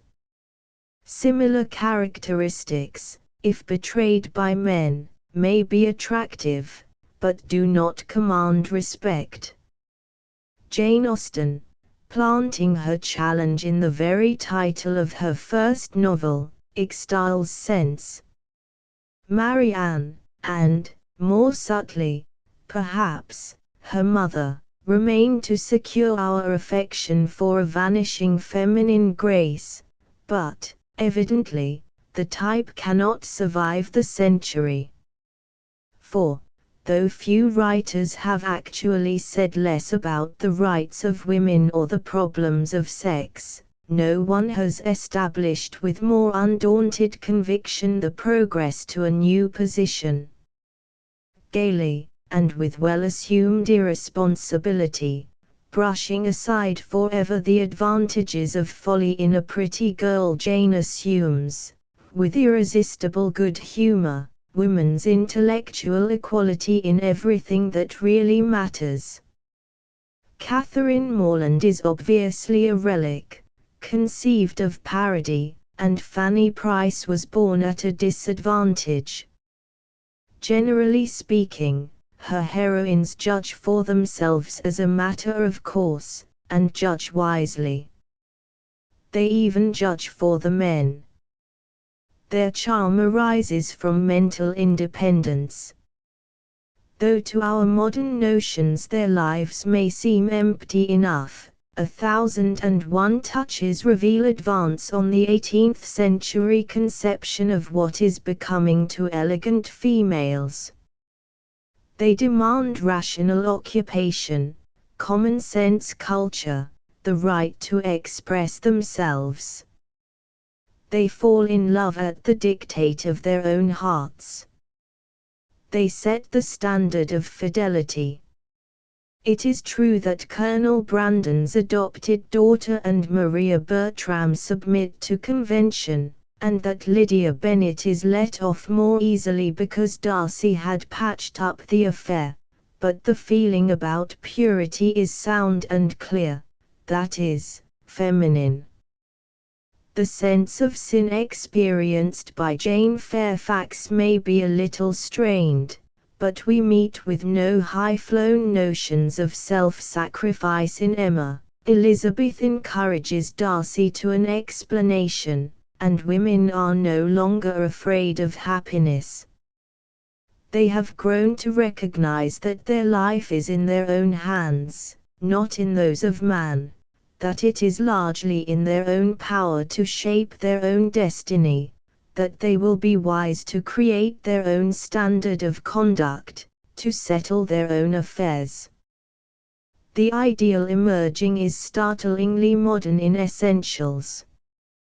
Though the problems confronting us today have not arisen, we feel that Jane Austen's young ladies could have faced them with equanimity, possibly with a more balanced judgment than our own.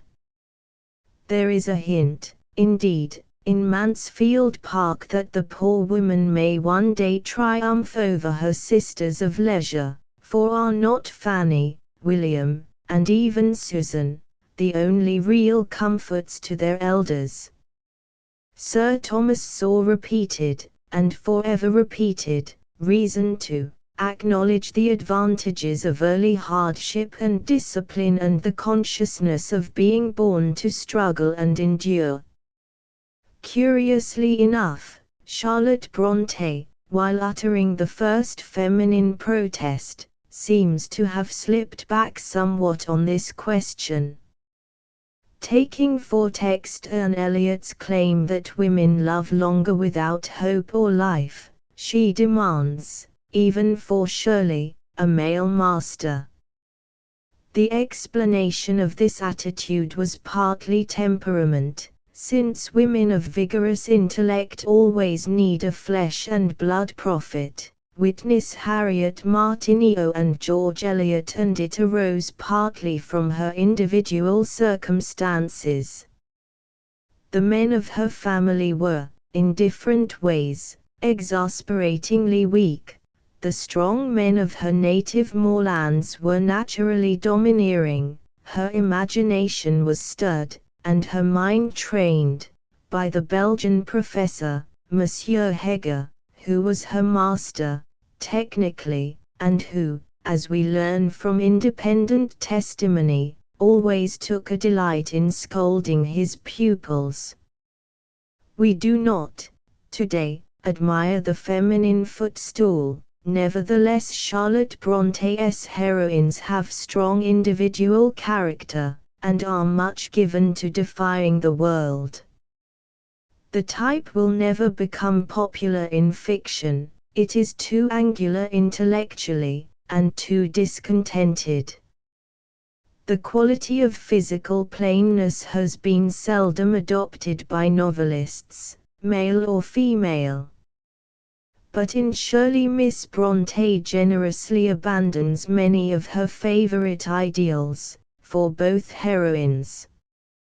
The types are mixed here, and we must feel that had circumstances encouraged a larger output, we might be compelled to modify many of our conclusions.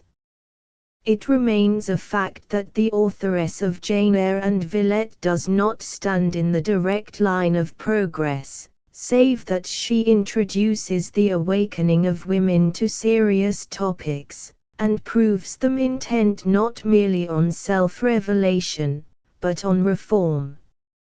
Her central inspiration, however, is passion, which no woman had hitherto handled, which few have since so powerfully portrayed.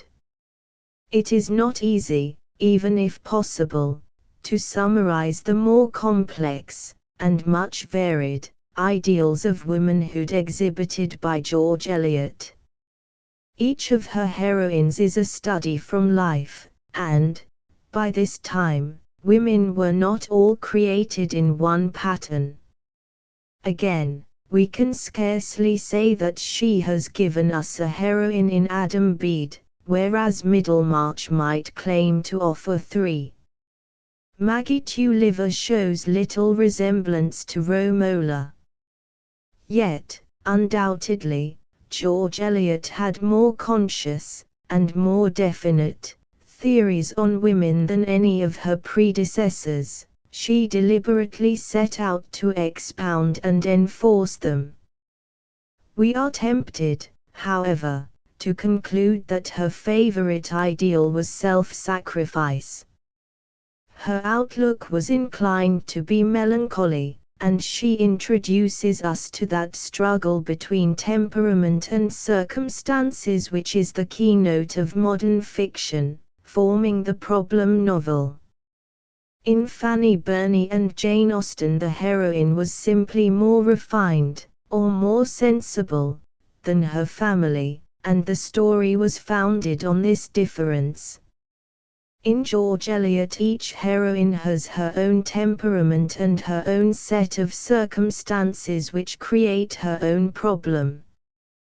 Women are now no longer concerned only with manners and delicacy, they have entered into life as a whole. The central fact, which may be seen in the earliest women writers, is now expressed and deliberately put forward, that their moral standard is higher than men's, that they have been treated unfairly by the world. Charlotte Brontë had emphasized this protest on one question, George Eliot applies it everywhere. The elementary truth which the women novelists revealed, and for which they were censured by masculine critics, was that women do fall in love without waiting to be wooed. George Eliot develops this into a declaration of feminine judgment on life and character.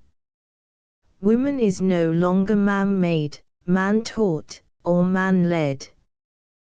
The door is opened for her independence. Finally, it must not be forgotten that, whether intentionally or by instinct concerned with the revelation of their own nature, the great women writers have been always awake to the humor of life. One says continually that women have no sense of humor, but this mistake arises from generalizings, where the true test can only be applied by discrimination. Nothing differs so widely between individuals as the appreciation of humor, though it is true that much masculine wit, tending towards farce, appeals to few women. In our leading ladies, here scarcely including Charlotte Brontë, we find peculiar power and extensive variety. Fanny Burney depends on an eye for comedy, Jane Austen on the humorous phrase, George Eliot on the study of wit.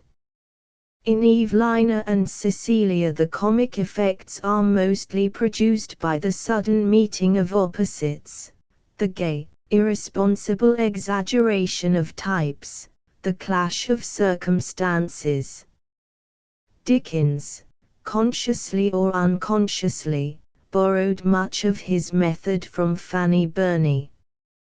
The characters of each have their allotted foible, their catchphrase, their moral label, which somehow delights and surprises us afresh, however expected, at each repetition. Those inherently uncongenial are forced into close contact, one exposing the other. Speaking roughly, this is the stage manner. Could we not fancy the speakers confronted, and imagine their expressions of mutual astonishment, there would be little fun in them. They are not always quite so comic to our eyes as in each other's. Captain Mervyn needs Madame Duval as a foil, that egregious fop Lovell is always playing up to Mrs. Selwyn, and, if Miss Branxton does not herself see the humour of the inimitable Smith, she brings it out. In Cecilia, again, the guardians produce each other. The Laurel is never so happy as when expounding Mr. Meadows. Mr. Gosport requires an audience. Miss Burney's wit is the child of society generated in a crowd, it savours of repartee. Although spontaneous and true to life, it does not flash out from the nature of things, but from deliberate arrangement. It has been sought and is found. The material is well chosen. The people are put together for our amusement. Jane Austen has used, and refined, this method, as she has adapted everything from Miss Burney, in her earlier work. The titles, Pride and Prejudice, Sense and Sensibility, and the ideas behind them betray their own inspiration. Elizabeth Bennet, clearly, is intended to strike fire from Mr. Collins and Lady Catherine. Mrs. Bennet would scarcely have seemed so funny to another husband. The Burney innocence of Catherine Morland tempts Isabella to extremes in knowing vulgarity. Mrs. Jennings cannot ruffle Lady Middleton. But on her own account, and in her best moments, Miss Austen is far more subtle. Hers is an intimate humour, dependent on shades, not contrasts, of character. Even the more boisterous figures of fun, even Catherine's ridiculous applications of Udolpho, are complete in themselves, needing no foil. Miss Austen possesses a humorous imagination, where Miss Burney could only observe. A mere list of her quaint characters would fill a chapter, and no one of them is only comic. They are human beings, not mere puppets set up to laugh at. Moreover, the humor of them is derived from the polished phrase. Generally a few words suffice, fit though few. Most assuredly, on the other hand, Miss Austen does not depend for her humor upon her comic characters. To begin with, these are never dragged in for relief, they belong to the plotting, and in the second place, much of her most perfect satire arises from scenes in which they have no part. We have, for example, the dialogue on generosity between Mr. and Mrs. John Dashwood, the paragraph about natural folly in a beautiful girl, Miss Bingley's ideal for a ball, Harriet's most precious treasures, Sir Thomas Bertram's complacent pride in Fanny, Mary Musgrave's anxiety about the precedence that was her due, with other incidents too numerous to mention. The fact is that almost every sentence of Miss Austen's is pointed with humour. The finished phrasing of her narrative and her descriptions are unrivaled in wit. There is no strain or distortion, no laboured antithesis or uncouth dialect, merely the light touch, the unerring instinct for the happy phrase. At times we can detect indignation behind the laughter, her scorn is often most biting, she indulges in cynicism. But, in the main, her object is plainly derisive, the sheer joy of merriment, the consolation of meeting folly with a gay heart.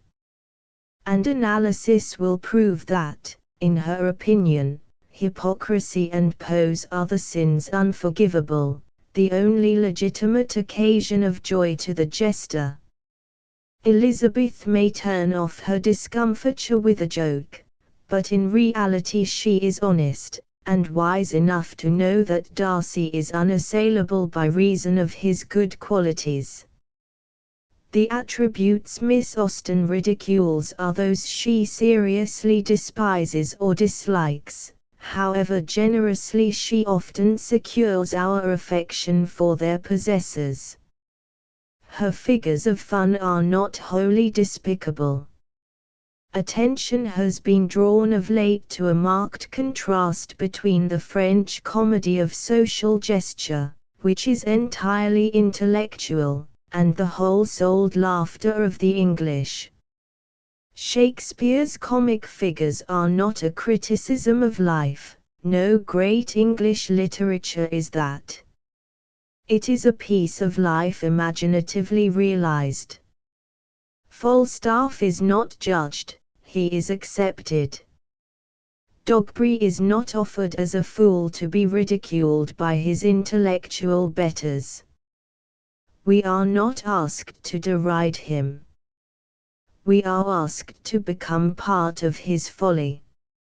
Falstaff appeals to the Falstaff in ourselves. Dogberry is our common stupidity, enjoyed for the sake of the dear fool that is part of every man. Shakespeare's laugh includes vice and folly in a humour which is the tolerance of nature herself for all her works.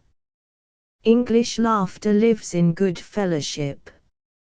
Since Macaulay did not hesitate to compare Jane Austen with Shakespeare in one matter, we may repeat his audacity here.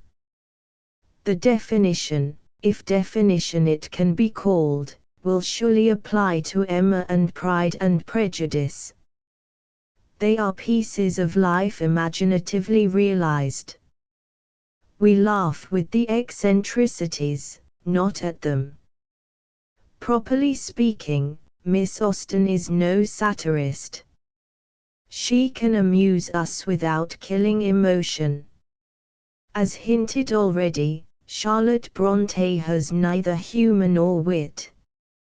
She takes life most seriously, and, in attempting a comic relief, becomes lumping or savage. The fact of her Shirley curates recognizing, and enjoying, their own portraits may serve to measure the limit of her success. Such men could only enjoy the second rate. Her satire against charity schools and Belgian pensionats is mere spite. We must pass on, therefore, to George Eliot, who certainly had wit, and was once acclaimed very humorous. Here, as elsewhere, our authoress appears to have gathered up the resources of her predecessors, developed them by study and culture, dressed them up in the language of the professional. The fact that the mechanism of her humor can be analyzed, however, must prove its limitation. It is worked in skillfully, but obviously.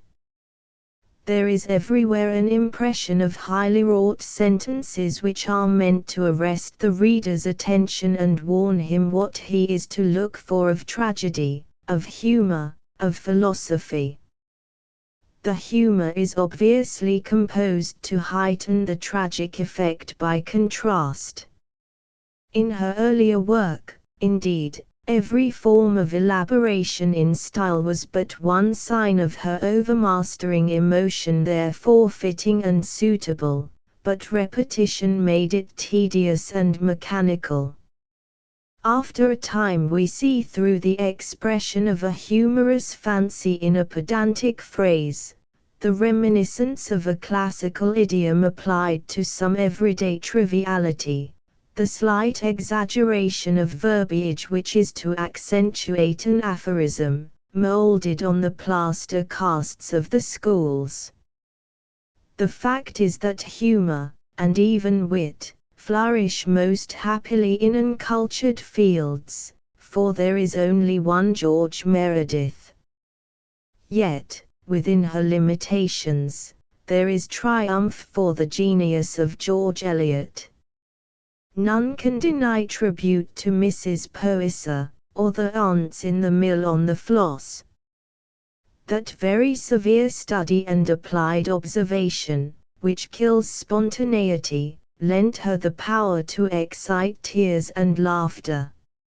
She has given us oddities as rugged as, and more various than, Miss Burney's, contrasts of manners as bustling, scenes and persons as humanly humorous as Jane Austen's.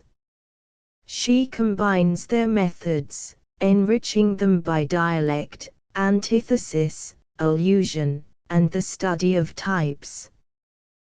There is humor and wit in her work.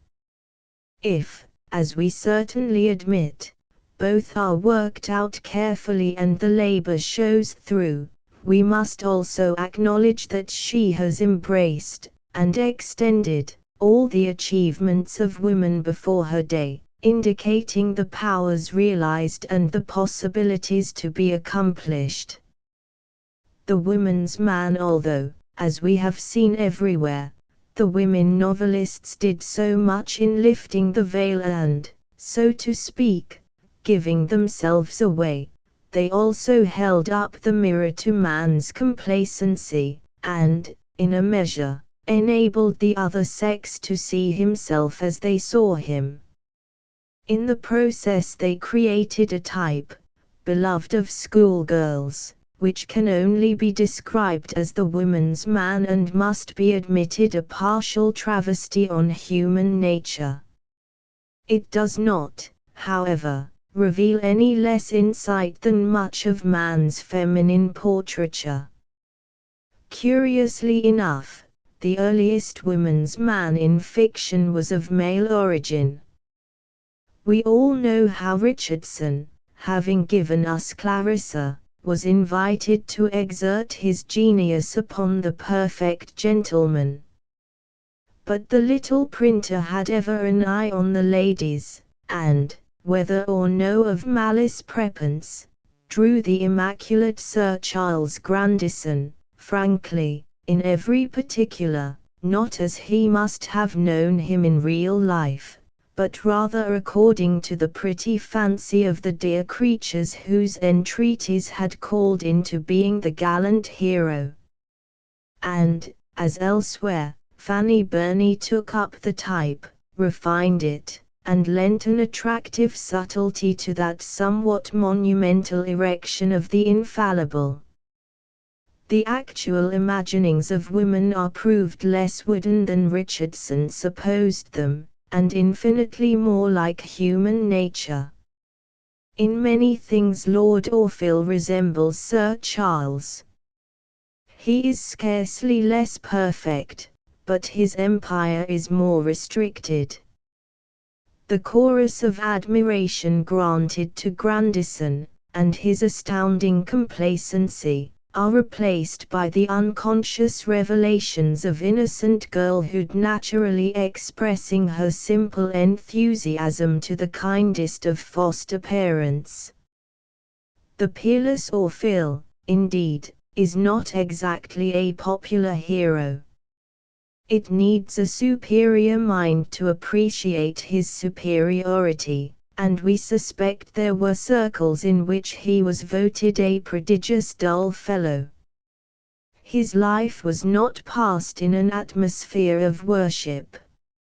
It is only in the heart of Evelina that he is king.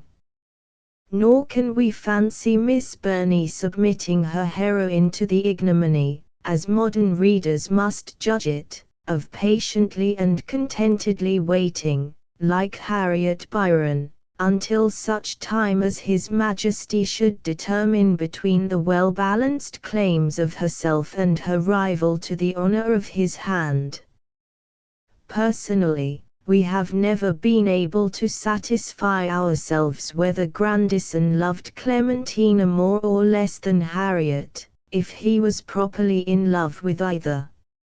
It was, indeed, rather becoming so fine a gentleman to be wooed than to woo, and the visit to Italy was, in all likelihood, actually brought in as an afterthought, mainly designed to illustrate the power of conscience over a good man.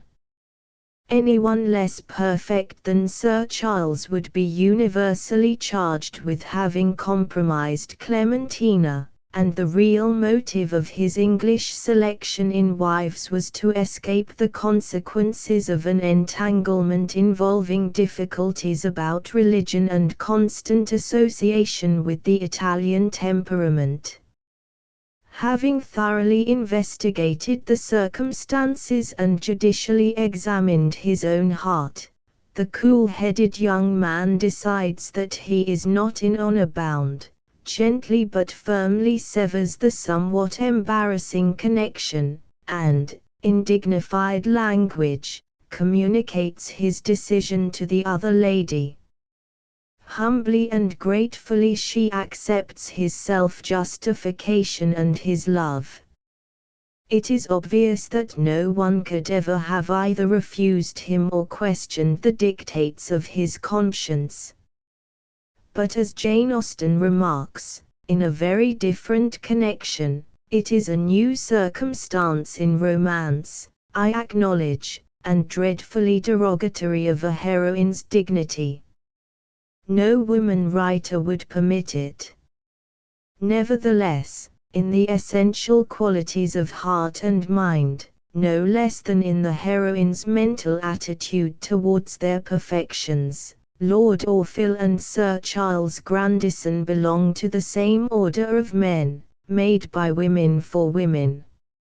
So far as I am aware, Miss Burney originated the semi-paternal relationship, reappearing, with variations, in Knightley and Henry Tilney, which certainly helped to deceive Evelina as to the state of her heart, and has in itself a peculiar charm. There is real delicacy, quite beyond Richardson or his Sir Charles, in Orfil's repeated attempts to preserve Evelina from her own ignorance, to give her, as none of her natural guardians ever attempted, some slight knowledge of the world, protect her from insult, and advise her in difficulty.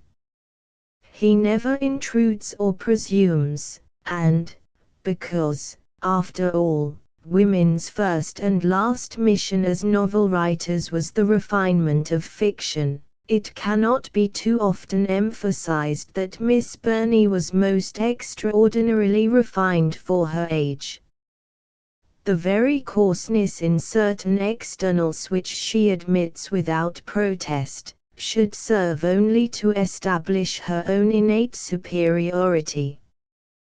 But it remains true that the essential attribute of Orfil, as of Grandison, was perfectibility. He is a very Bayard, the pro-chevalier, and the Sir Galahad of 18th-century drawing-rooms. Neither the author, nor her heroine, would have ever imagined it possible to criticize this prince of gentlemen. It really pained them when persons of inferior breeding or less exalted morality occasionally ventured to oppose his will or question his judgment. His praise, and his love, were like a mighty condescension, his mere notice an honor almost greater than they could bear. This is the modern, civilized notion of knighthood, the personification, in terms of everyday life, of that pure dream which has haunted, and will ever haunt, the musings of maidenhood, the pretty fancy that one day he, Prince of Fairyland, will ride into her very ordinary little existence, acclaim her queen, and carry her away somewhere to be happy ever after. Miss Burney translated the vision for her generation, making it, verily, not greatly dissimilar from actual human experience. We shall see later how certain women of the Victorian era visualized the same ideal. In the numberless remarkable signs of feminine advance between the authoress of Evelina and Jane Austen, we find that this particular attitude and ideal has almost completely vanished. The hero is no longer quite perfect, condescension is not now his most conspicuous virtue. The heroine, indeed, has become the one woman who ventures to criticize him. Darcy learns quite as much from Elizabeth as she from him. As already hinted, Mr. Knightley is the nearest approach in Jane Austen to the old type. He is the only person in Highbury who ventured to criticize Emma, without being sufficiently snubbed for his pains. He is, admittedly, the personification of superiority, though he is not very sure of the lady. Again, the character is gently satirized in Henry Tilney, the situation of Northanger Abbey, as we have said above, being a more subtle parody of Evelina than of Udolpho. The young clergyman is nearly faultless. Catherine swears by him in everything, from theology to sprigged muslin. He, too, teaches her all she ever knew about the great world, and guides her, without a rival in authority, among the bewildering intricacies of men and books. But, in her own domain and as to her most original creations, Miss Austen has been criticized for her occasional lack of insight towards men. It may be true, indeed, that neither Darcy nor Knightley always speaks, or behaves, quite like a gentleman, which means that, like all women, she had not an absolutely unerring instinct for the things which are not done. In all probability, as men will never quite understand women's emotional purity, women will never fully appreciate men's alert sense of honor. Generally speaking, of course, the feminine standard in all things is far higher than the masculine, and the women novelists have done much in pulling us up to their level. But there are a few points, which concern deeper issues than social polish, of which few women, if any, can attain to the absolute ideal of chivalry. There are, of course, many more superficial aspects by which the men in Jane Austen may be easily recognized as woman-made. We hear comparatively little of their point of view in affairs of the heart, with which the novels are mainly concerned, save in that most thoughtful passage closing Persuasion, and we know even less of their attitude towards ethics, citizenship, business, or social problems. Only clergymen or sailors are shown to be even superficially concerned with any profession in life, and this is merely because the authoress was personally intimate with both. It is, in fact, an infallible instinct for her own limitations which saved her from more obvious failure as a portrait painter of men. Man at the tea table is her chosen theme, and this too is a work which could not have been safely entrusted to any male pen. The Brontes, on the other hand, exhibit a startlingly original and unexpected revival of the early type, in the central feature of its conception. Here once more the hero is most emphatically the master, of body and soul. Jane Eyre, we remember, loved, and served, her employer, Lucy Snowe and Shirley their teachers. There are, probably, no more arrogant males in fiction than these gentlemen, no more enslaved female worshippers.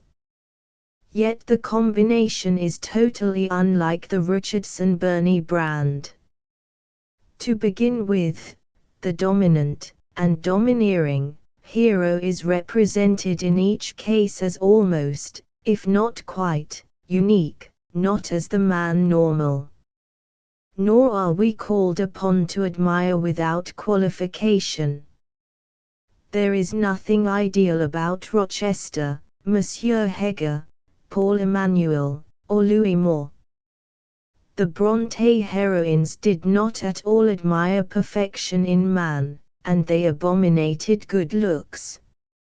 Nor were they, on the other hand, in the least humble by nature, generally yielding and clinging, or ever grateful for guidance and information. They had no patience and very little respect for the genus homo. There is, indeed, a touch of melodrama in the sharp contrast exhibited between their proud precocliness towards mankind and their idolatry of the man. Few women have written more bitterly of our idle vanity, our heartless neglect and supreme selfishness, our blind folly, and our indifference to moral standards. None has spoken with more biting emphasis of woman's natural superiority, or of the grinding tyranny which, for so many generations, she is herein shown to have stupidly endured. Yet Charlotte Bronte has declared, without qualification and more frankly than any of her sisters, that no woman can really love a man incapable of mastery, that she is ever longing for the whip. To assert herself, to demand liberty or even equality, is uncongenial, and the aggressive attitude is only adopted as a duty, undertaken for the weaker sister from a passionate instinct for justice and an intolerance of sham. There were two things Charlotte Bronte hated, a handsome man and a deceitful woman. But hate left her very weary. It was the strain of playing prophetess that inspired her taste for doormats. Obviously, the conception of a hero thus evolved is essentially feminine. The most complacently conservative among us, however intolerant of the fine shades, could never have either conceived or admired a Rochester. We should certainly not suppose him attractive to any woman of character. To us he appears mere tinsel, the obvious counterfeit and exaggeration of a type we have come to despise a little at its best. Naturally, such men fancy that they can do what they like with the women, but we knew better, until the novelist confirmed the truth of their boast. Miss Bronte, moreover, is very much farther from our idea of a gentleman than Miss Austen. It may be doubted if men ever like or applaud rudeness, which she apparently considers essential to honest manliness. Yet, however unique in its external manifestations, and however exaggerated in expression, the Brontë hero recipe involves, like Miss Burney's, an assumption that happy marriages are achieved by meeting mastery with submission. However diverse their conceptions of the proper everyday balance between the sexes, both find their ideal in the absolute monarchy of man. It must be always more difficult and more hazardous to determine an author's private point of view as her art becomes more professional and self-conscious. George Eliot's characters are all deliberate studies, neither the instinctive expression of an ideal nor the unconscious reflection of experience, and such manufactured products naturally tend to be extensively varied, seeking to avoid repetition or even similarity.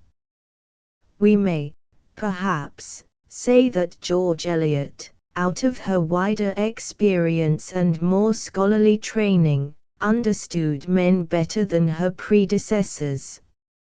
She certainly avoided, as did Jane Austen, the specific woman's man, and, on the other hand, she penetrated, without losing her way, more deeply into the masculine mystery than the creator of Messrs. Elton and Collins. Tom Tulliver's whole relationship with his sister is an admirable study in the conventional notion of a stupid man's superiority to a clever woman, but it cannot be criticized, or in any way regarded, as a feminine conception. That provokingly worthy and obstinate young man is perfectly true to life. There is neither mistake nor exaggeration here. We must all feel that this lady knows. In marriage, Tom would certainly have played the master to any woman worthy of him, but would not thereby have become less normal or natural. If men question or puzzle over anything in The Mill on the Floss, it is not Maggie's toleration of Tom, but her temporary infatuation for Stephen. He indeed is something of a lady's man, not a woman's, but probably we may not disown the type. To some extent, again, Adam Bede is masterly to his mother, and would probably, barring accidents on which the plot hinges, have been accepted by Hetty in the same spirit. But he is certainly not perfect, and seldom, if ever, outruns probability. But although George Eliot, having a wide outlook, recognizes and illustrates the tendency in man to play the master, she does not associate it with any idea of perfection, nor does she idealize submission in women. Yet we know that personally, though less intensely than Charlotte Brontë, she too disliked sex assertion, and found comfort in what the other only desired, a large measure of intellectual rest, by letting a man think and act for her. At all times her religion and her philosophy were largely borrowed or reflective, for all their assumption of independence, and every page of her life reveals the carefully protective influence of George Henry Lewes. Only less than any of the other chief women novelists did George Eliot permit self-expression in her work, and the particular portraiture of man we are here discussing was not the result of study but the exposure of conviction. Finally, it was reserved for later writers, not of supreme genius, to develop the type to its extremity. Charlotte Yonge, with her usual superabundance of dramatis personae, has two women's men in the heir of Redcliffe, and the contrast between them is most instructive. The aggressive perfection of Philip, indeed, is crude enough. Miss Yonge deliberately exaggerates his manifold virtues in order to darken the evil within.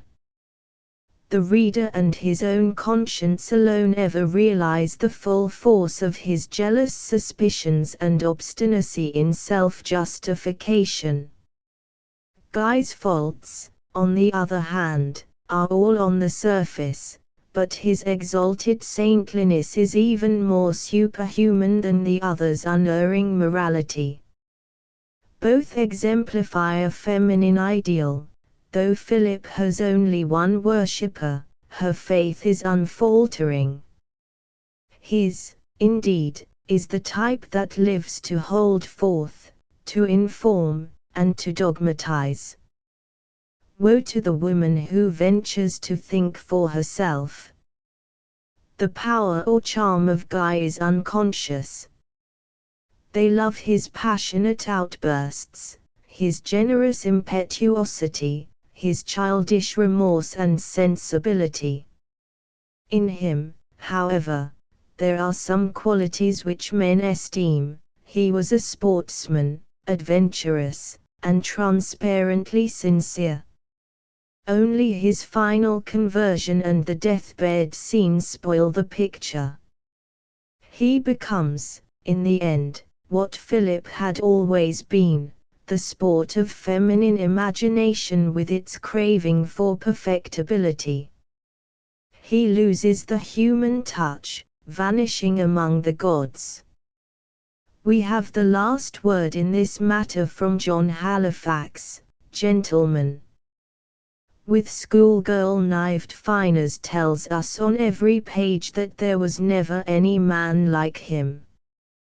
His smile, his tenderness, his courage, his independence, his tact and tyranny in the home, his quiet influence on capital and labor, are certainly unique, and no less certainly monotonous.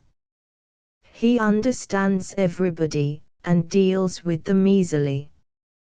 It costs him nothing to lead men and dominate women.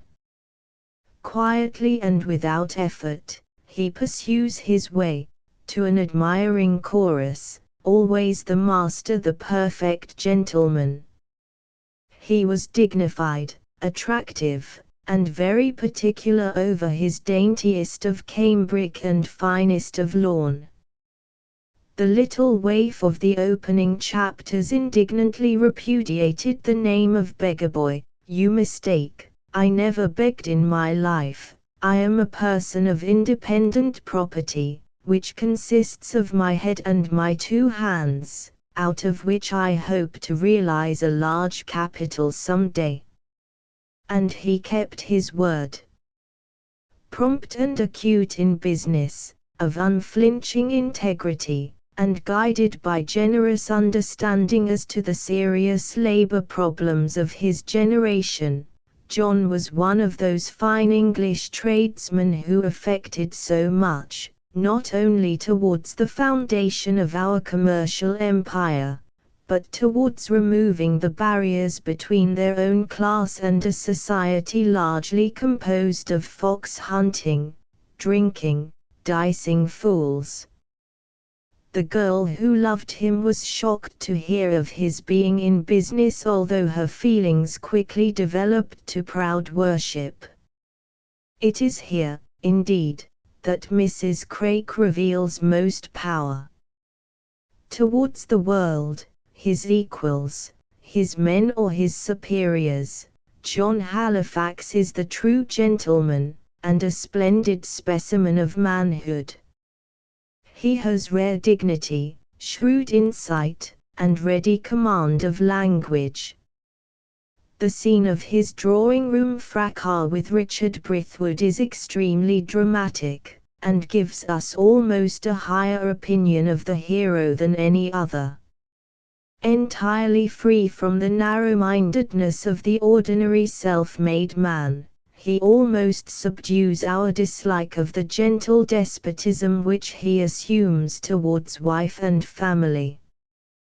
The complacent masculinity is exaggerated by the author's persistence in keeping him to the center of the picture, and we are disposed to believe that it might have been less open to criticism if expressed, as well as conceived, by a woman. Fine as Fletcher, the fictional ego has some charm, but he is absolutely feminine, if not womanish, and the Jonathan David attitude of every page becomes wearisome by repetition. There is no doubt that this perpetual enthusiasm of one man for another offends our taste, and has a tendency to make both a little ridiculous. John has a positive weakness for perfection, and we should observe the fact with more pleasure if it were less frequently explained. Here the man creates his surroundings or sets the tone, presumably exemplifying the author's ideal. He is singularly pure-minded, preposterously domestic, and very confident about the natural supremacy of man. It is the immense amount of tender detail, the infinite number of soft touches which convict the author of femininity. Her hero, however, is no knight of romance, no Bayard of the drawing-room, no love-lorn youth of dreams, no fine gentleman the mate of a girl's sensibility. He is not all soul and heart. He is of tougher fibre in groundwork, despite his halo, and primarily practical. Concerned externally with such tough problems as trade depression, the bread riots and the introduction of machinery, he is more often placed before us as lover, husband, father, and friend. Frank and decisive, he has remarkable self-control, and remains ideally simple. He has no doubts about sin and goodness, indifference or faith. We should be tempted to say that he spent his life in the nursery, though sometimes, indeed, the view of the nursery is not unworthy of our attention. I delighted to see dancing. Dancing, such as it was then, when young people moved breezily and lightly, as if they loved it, skimming like swallows down the long line of the Triumph, gracefully winding in and out through the graceful country dance, lively always, but always decorous. In those days people did not think it necessary to the pleasures of dancing that any stranger should have the liberty to snatch a shy, innocent girl round the waist, and whirl her about in mad waltz or awkward polka, till she stops, giddy and breathless, with burning cheek and tossed hair, looking, as I would not have liked to see our pretty Maud look. Most of us, I fancy, would think better of John without Finers at his elbow, if he were less supremely self-conscious, less given to that analysis of his own acts and emotions which is essentially feminine. But Mrs. Craik will not let her hero alone. She thrusts him upon us without mercy, till we are driven to cry halt. We are convinced that no human being could comfortably carry about with him so heavy a burden of perfectibility. He is, as women have often fancied us, not what we are but what she would have us be, and here, as elsewhere, even the ideal does not please man. Personality's all art is the expression of an individuality, and environment has some influence on genius. Without question Evelina and Cecilia owe much to the accidents of Miss Burney's own experience. Hers, indeed, was an eventful, almost romantic, life. Today we only remember Dr. Burney as the father of Fanny, but he was a man of mark in his own generation, and his industrious enthusiasm was obviously infectious. Fanny was not early distinguished among his clever children, and we must conclude that she had something of that delicate refinement granted her heroines, making her rather shy and diffident among the mixed gatherings in which he took such pride and delight. As one of her sisters remarked, this lack of self-confidence gave her at times the appearance of hauteur, and it is quite obvious that no suspicions could have been aroused in any of them of her capacity for taking notes. Hers was always the quiet corner where the old lady, as they called her at home, could observe the quality, occasionally join in a spirited conversation, and, after her own fashion, enjoy the diversions. Her characteristics, says 14-year-old Susan, seem to be sense, sensibility, and bashfulness, even to prudery. It would be kinder, perhaps, to credit her with modesty such as we find expressed in her own account of Evelina, or a young lady's entrance into the world. Perhaps this may seem rather a bold attempt and title for a female whose knowledge of the world is very confined, and whose inclinations, as well as situation, incline her to a private and domestic life. All I can urge is, that I have only presumed to trace the accidents and adventures to which a young woman is liable. I have not pretended to show the world what it actually is, but what it appears to a young girl of 17, and so far as that, surely any girl who is past 17 may safely do. The motto of my excuse shall be taken from Pope's Temple of Fame: in every work, regard the author's end, none e'er can compass more than they intend. How far she had actually experienced adventures, or at least met characters, similar to those of her novel, her entertaining diaries most abundantly illustrate. One is almost ashamed before the enthusiasm which, between domesticities considered becoming a lady, secretarial work for Dr. Burney, and voluminous letters to her faithful friend Daddy Crisp, the authoress accomplished so much in so comparatively short a period. For she had not only to scribble Evelina, but to copy it all out in a feigned upright hand. It was natural enough that Lowndes, bookseller, should have refused to publish without the whole manuscript, but equally natural that she should complain. This man, knowing nothing of my situation, supposed, in all probability, that I could sit quietly at my bureau, and write on with expedition and ease, till the work was finished. But so different was the case, that I had hardly time to write half a page a day, and neither my health nor inclination would allow me to continue my nocturnal scribbling for so long a time, as to write first, and then copy, a whole volume. I was therefore obliged to give the attempt and affair entirely over for the present. Genius, of course, would not be stifled, and, in the end, she completed her work within the year, gaily accepting the payment of £20 down for the copyright, to which the publisher added £10 when its success was assured by a sale of 2,300 copies during 1778. Frances Burney became immediately the pet of society.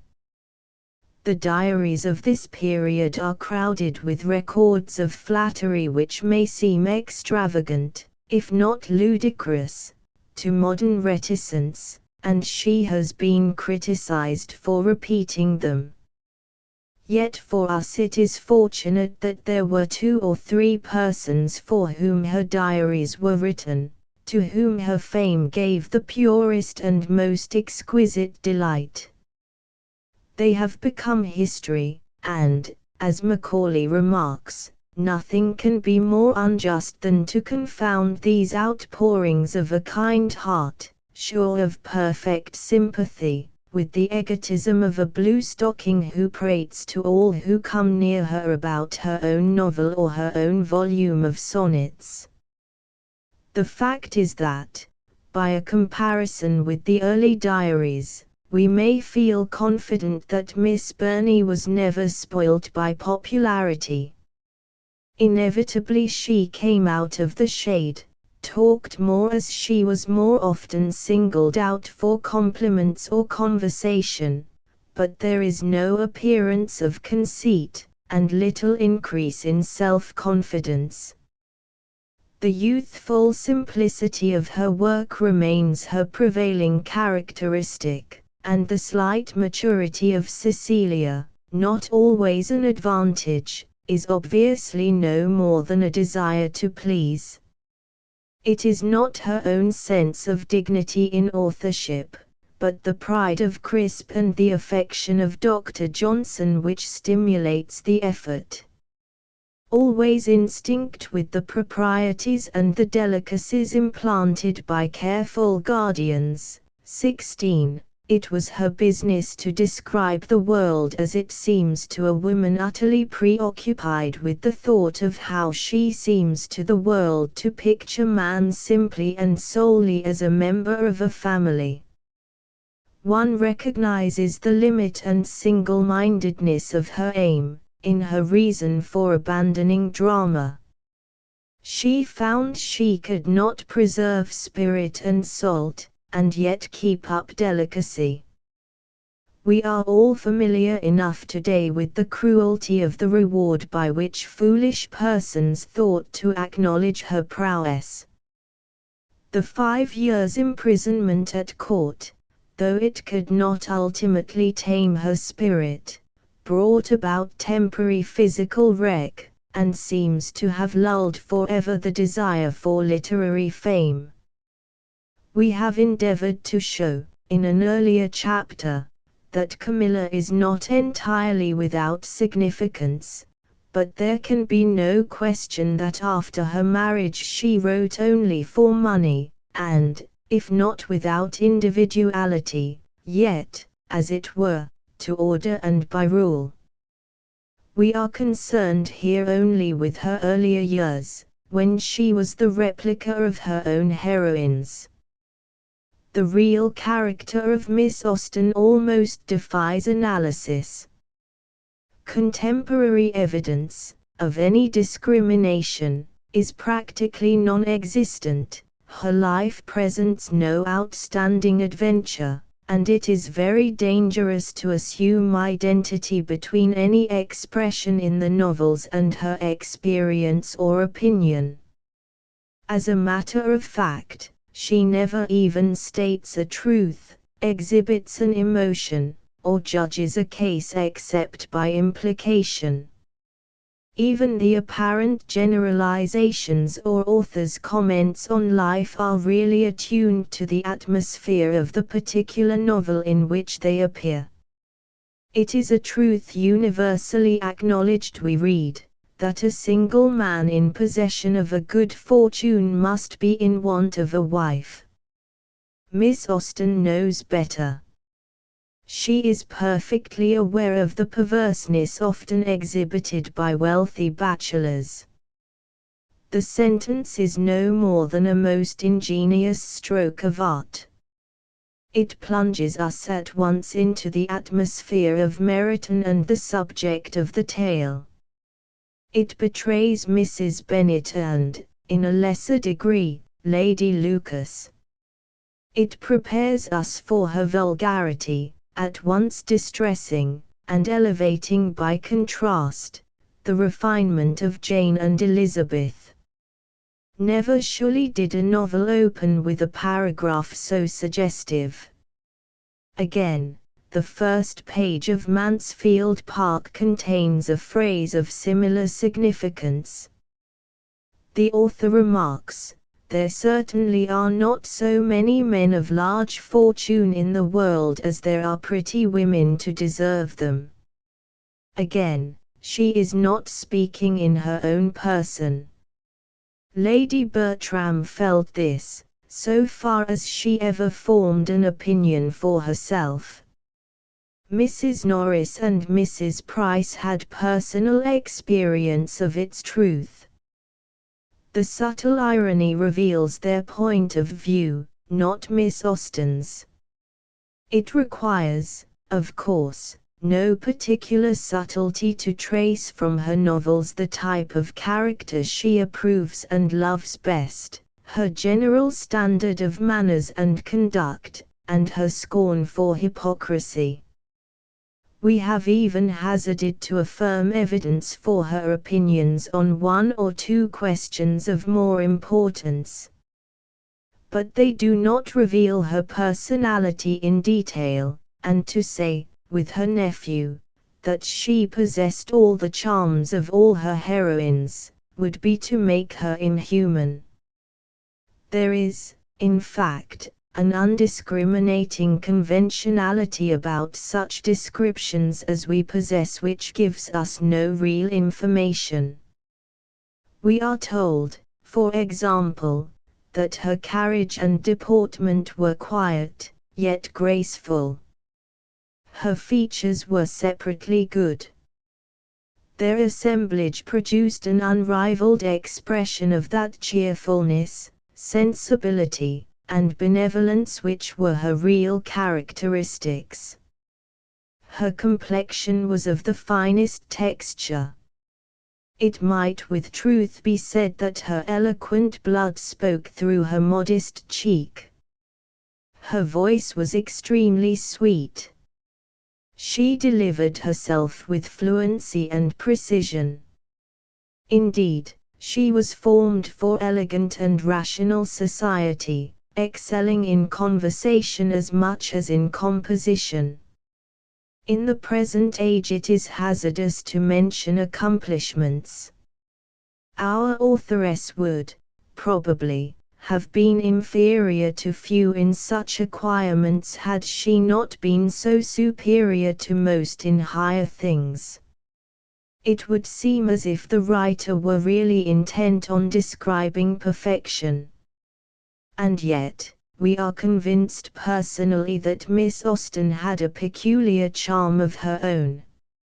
Undoubtedly she lived among persons as empty-headed as those she has immortalized. Probably she had met Mrs. Norris, Mr. Elton, and Mr. Collins. Apparently she was happy. No doubt her devotion to Cassandra, suggesting her partiality for sister heroines, counted for much, and all her family were agreeable. They had a good deal of sense. Her life provided even less variety of incident than she discovered at Longbourn or Uppercross, and, if she was fond of reading, she knew nothing about literature. Her letters do not suggest the uneasiness attached to the possession of a soul, as we moderns understand it. Yet one point merits attention and may partially reveal. There can be no question that the very breath of her art is satire, and she is at times even cynical. Yet the one thing we know positively of her private life is that she was a favorite aunt, a devoted sister, a sympathetic daughter. Now the child lover, beloved of children, must possess certain qualities, which prove that her cynicism was not ingrained, misanthropic, or pessimistic, that her pleasure in fun was neither ill-natured nor unsympathetic. There must have been strength of character in two directions not often united. Her life was, in a measure, isolated from superiority. She gave more than she received. Nor can we believe her entirely unaware of what life might have yielded her in more equal companionship, entirely without bitterness, for example, in the invention of Mrs. Norris. There can be no question, we think, that life never awakened the real Jane Austen. She lived absolutely in, and for, her art, of which the delight to her was supreme. Yet family tradition declares, with obvious truth, that her genius never tempted her to arrogance, affectation, or selfishness. She worked in the family sitting room, writing on slips of paper that could immediately, without bustle or parade, be slipped inside her desk at the call of friendship or courtesy. At any moment she suffered interruption without protest. The absolute self-command so obvious in the work governed her life. But we have always believed that one passage in Pride and Prejudice does give us a suggestive glimpse, again only by implication, of very real autobiography. "You are a great deal too apt," says Eliza to Jane Bennet, "to like people in general. You never see a fault in anybody. All the world are good and agreeable in your eyes. I never heard you speak ill of a human being in my life. I would not wish to be hasty in censuring anyone," answers Jane, "but I always speak what I think. I know you do, and it is that which makes the wonder. With your good sense, to be so honestly blind to the follies and nonsense of others. Affectation of candor is common enough, one meets it everywhere. But to be candid without ostentation or design, to take the good of everybody's character and make it still better, and say nothing of the bad, belongs to you alone. This is, we like to fancy, a portrait of her own sister, Cassandra. Jane Austen herself was not a great deal too apt to like people in general, though she too could be marvellously tender with Marianne Dashwood, most silly of heroines, and her still more ridiculous mother. It is certain, indeed, that she never neglected even the most tiresome neighbors, but she did not love them. There is evidence enough in Persuasion that she could sympathize with deep feelings, which were necessarily suppressed in such surroundings as she gives all her heroines, and had experienced herself. Her reverend father, the handsome proctor like most clergymen of his generation, was essentially a country gentleman, not very much better educated, and scarcely more strenuous, than his neighbors. His wife took a simple and honest pride in the management of her household, and his sons followed their father's footsteps, entered the navy, or pursued whatever other profession they could most conveniently enter. The whole atmosphere of the vicarage was complacently material and old-fashioned, where the ideas of progress filtered slowly and discontent was far from being considered divine. The personal aloofness from characters delineated, so conspicuous in her art, was borrowed from life. Everywhere, and always, the real Jane stood aside. Nor were there granted her any of the consolations of culture. We have no doubt that she received no more education than might be acquired at Mrs. Goddard's, a school, not a seminary, or an establishment, or anything which professed, in long sentences of refined nonsense, to combine liberal acquirements with elegant morality, upon new principles and new systems, and where young ladies, for enormous pay, might be screwed out of health and into vanity, but a real, honest, old-fashioned boarding school, where a reasonable quantity of accomplishments were sold at a reasonable price, and where girls might be sent out of the way and scramble themselves into a little education, without any danger of coming back prodigies. It needed, perhaps, some such unromantic, unruffled, and unvaried existence, with a mind perfectly composed, to produce those 6 flawless works of art which remain for us the most complete expression of good sense, the most complete triumph over the fanciful exaggerations of romance. Genius alone could adjust the balance with such nicety and leave us content. She forces us, by sheer wit and sympathy, to love and admire the very persons of all time and place who have in themselves least to interest or attract.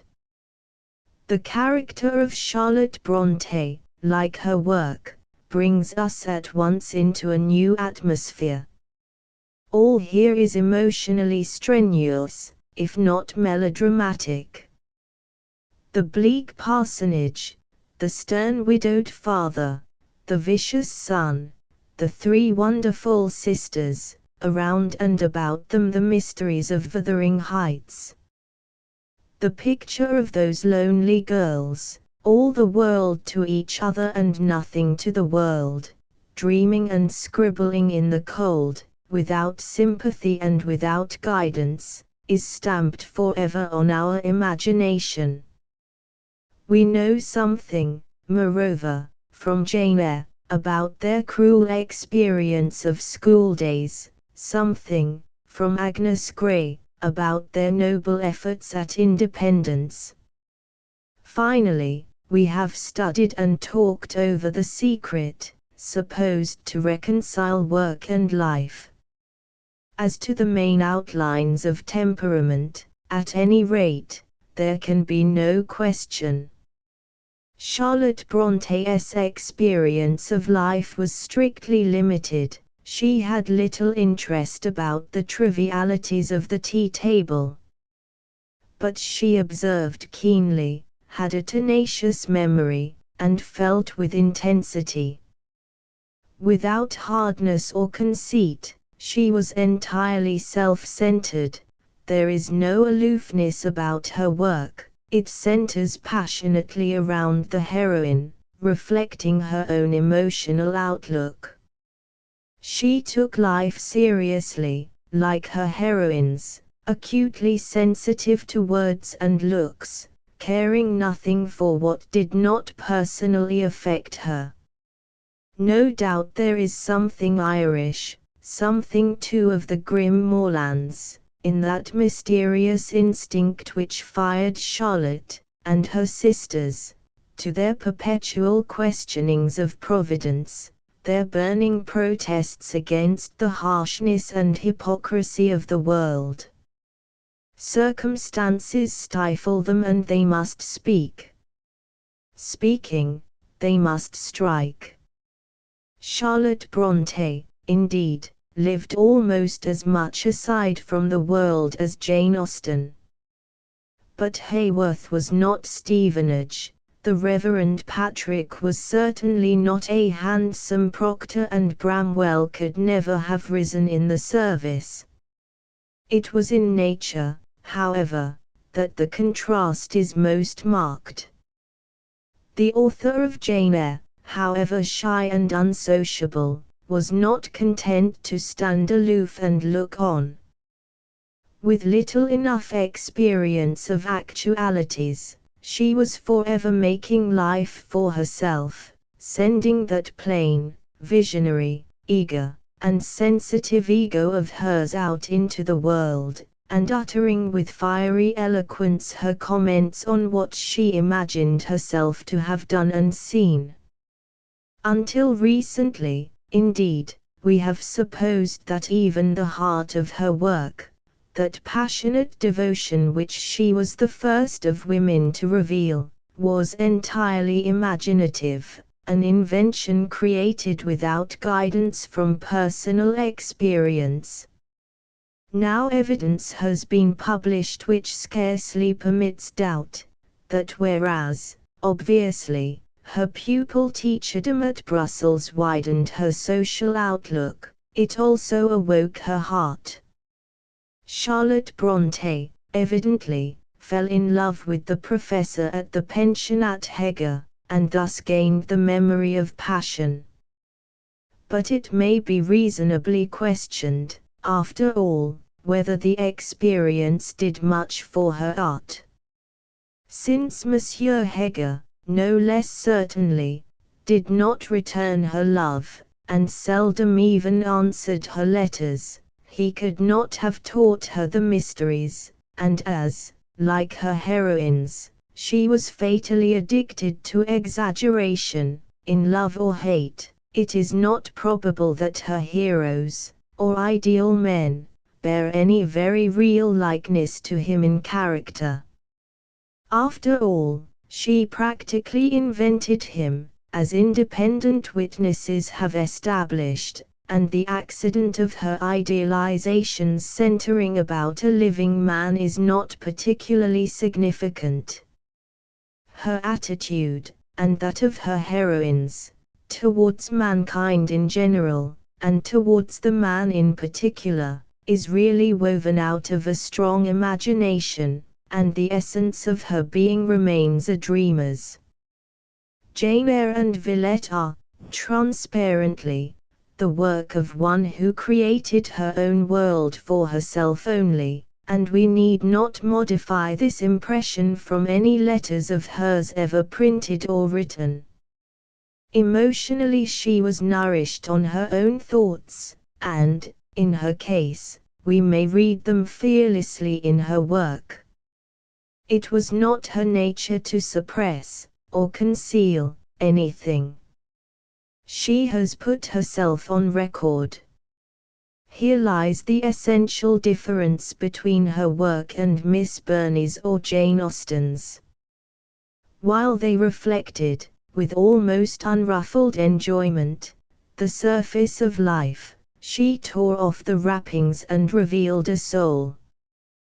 That, too, was of her very self. She had missed everything that mattered. It was at once her consolation and her revenge to project herself into the heart of life, and tell the tale. The character and experience of George Eliot is far more complex, like her achievement, than that of those who preceded her. Like them, bred in retirement, though among more strenuous surroundings, her youth gave her also much insight into what life means to small people.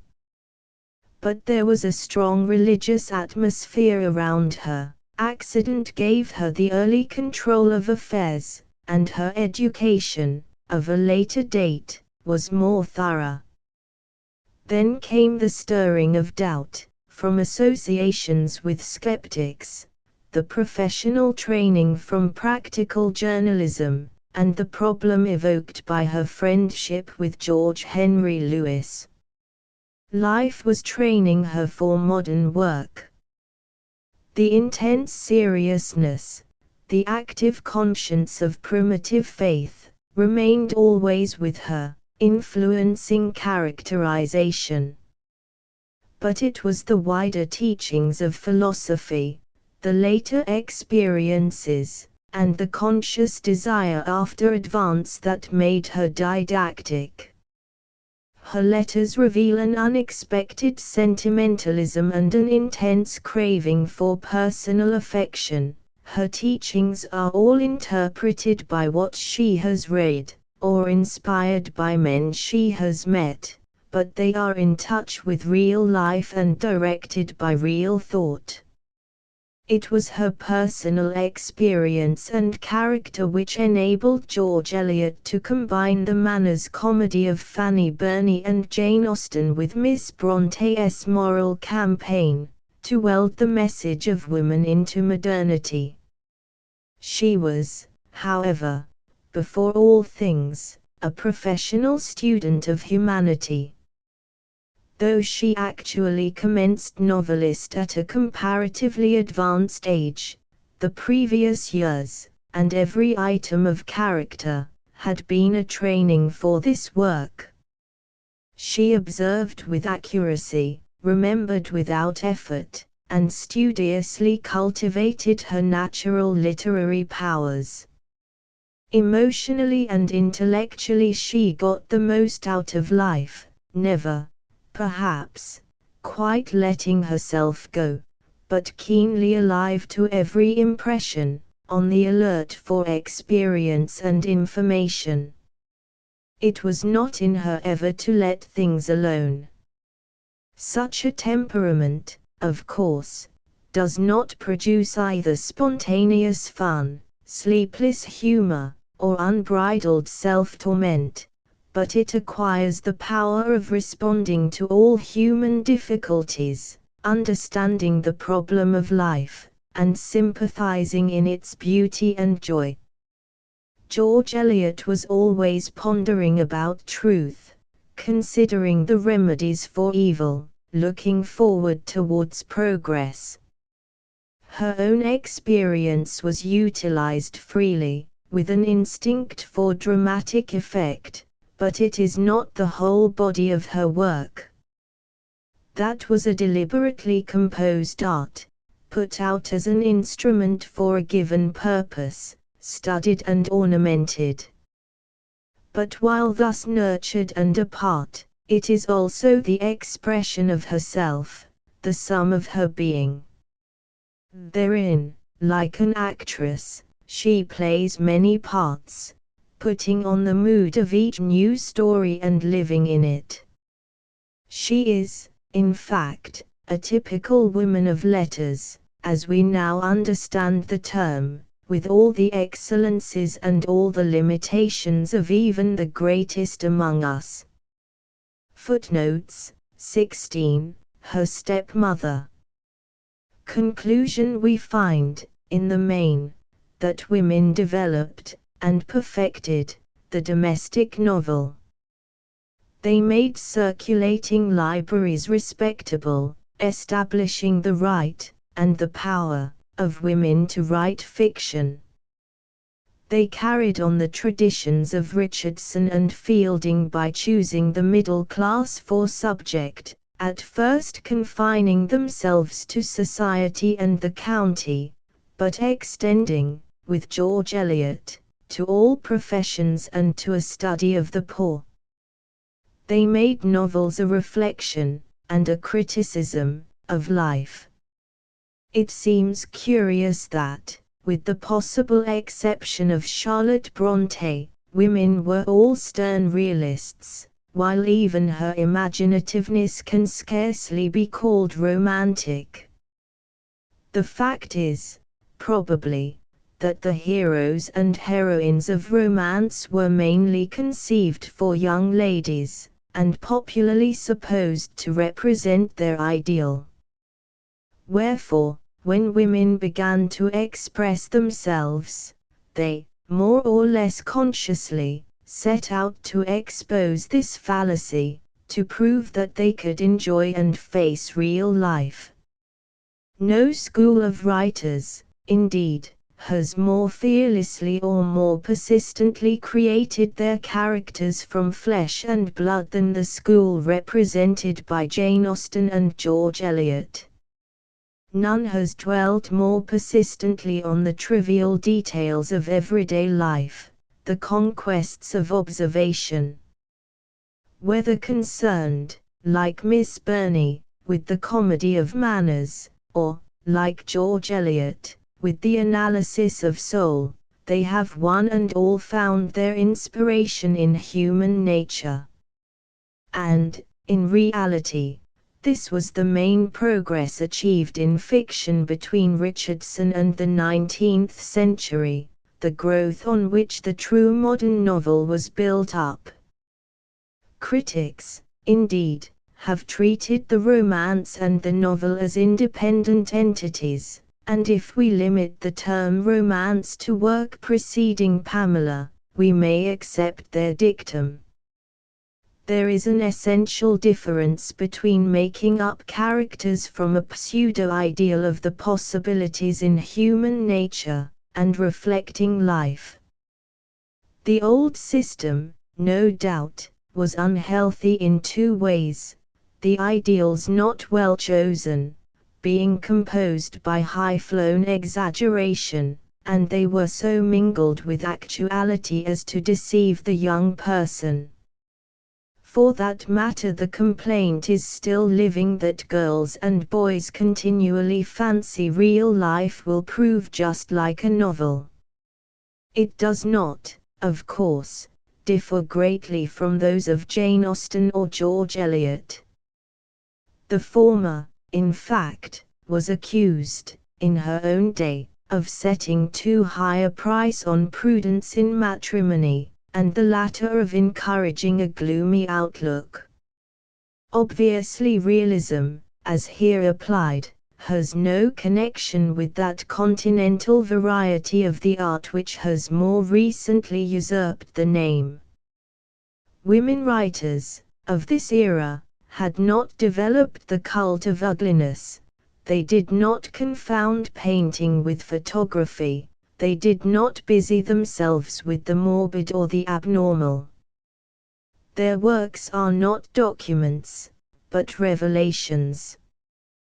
They dwell on manners, without ignoring their spiritual significance. Today we have some use for the new realism, while dreading its predominance. They had none.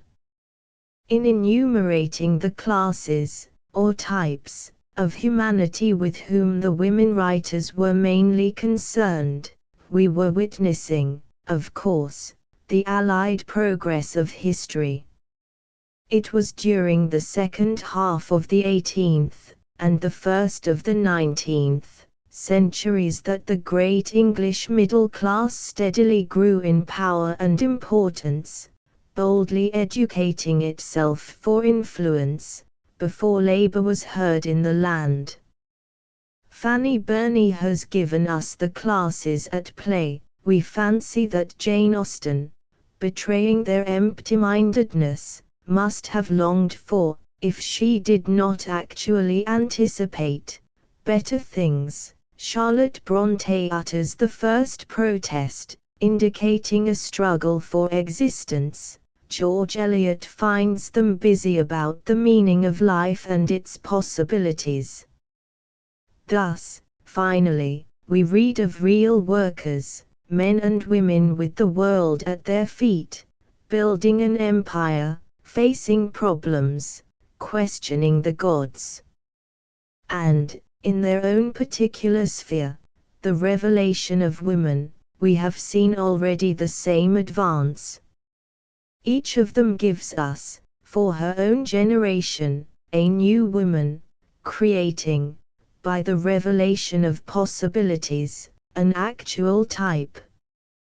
By teaching us what was going on in women, they taught women to be themselves. They opened the doors of liberty towards progress. Minor achievements, on the other hand, were mostly directed towards the extension of subject matter, and the provision of new channels for fiction. Mrs. Radcliffe, who stood aside from the line of advance, established the School of Terror, applying romance methods to melodrama, with more power than we can find elsewhere in English. Maria Edgeworth introduced the story for children, which was not a tract, but the literary answer to Tell Me a Story, the exploitation of nursery tales told by mothers from time immemorial.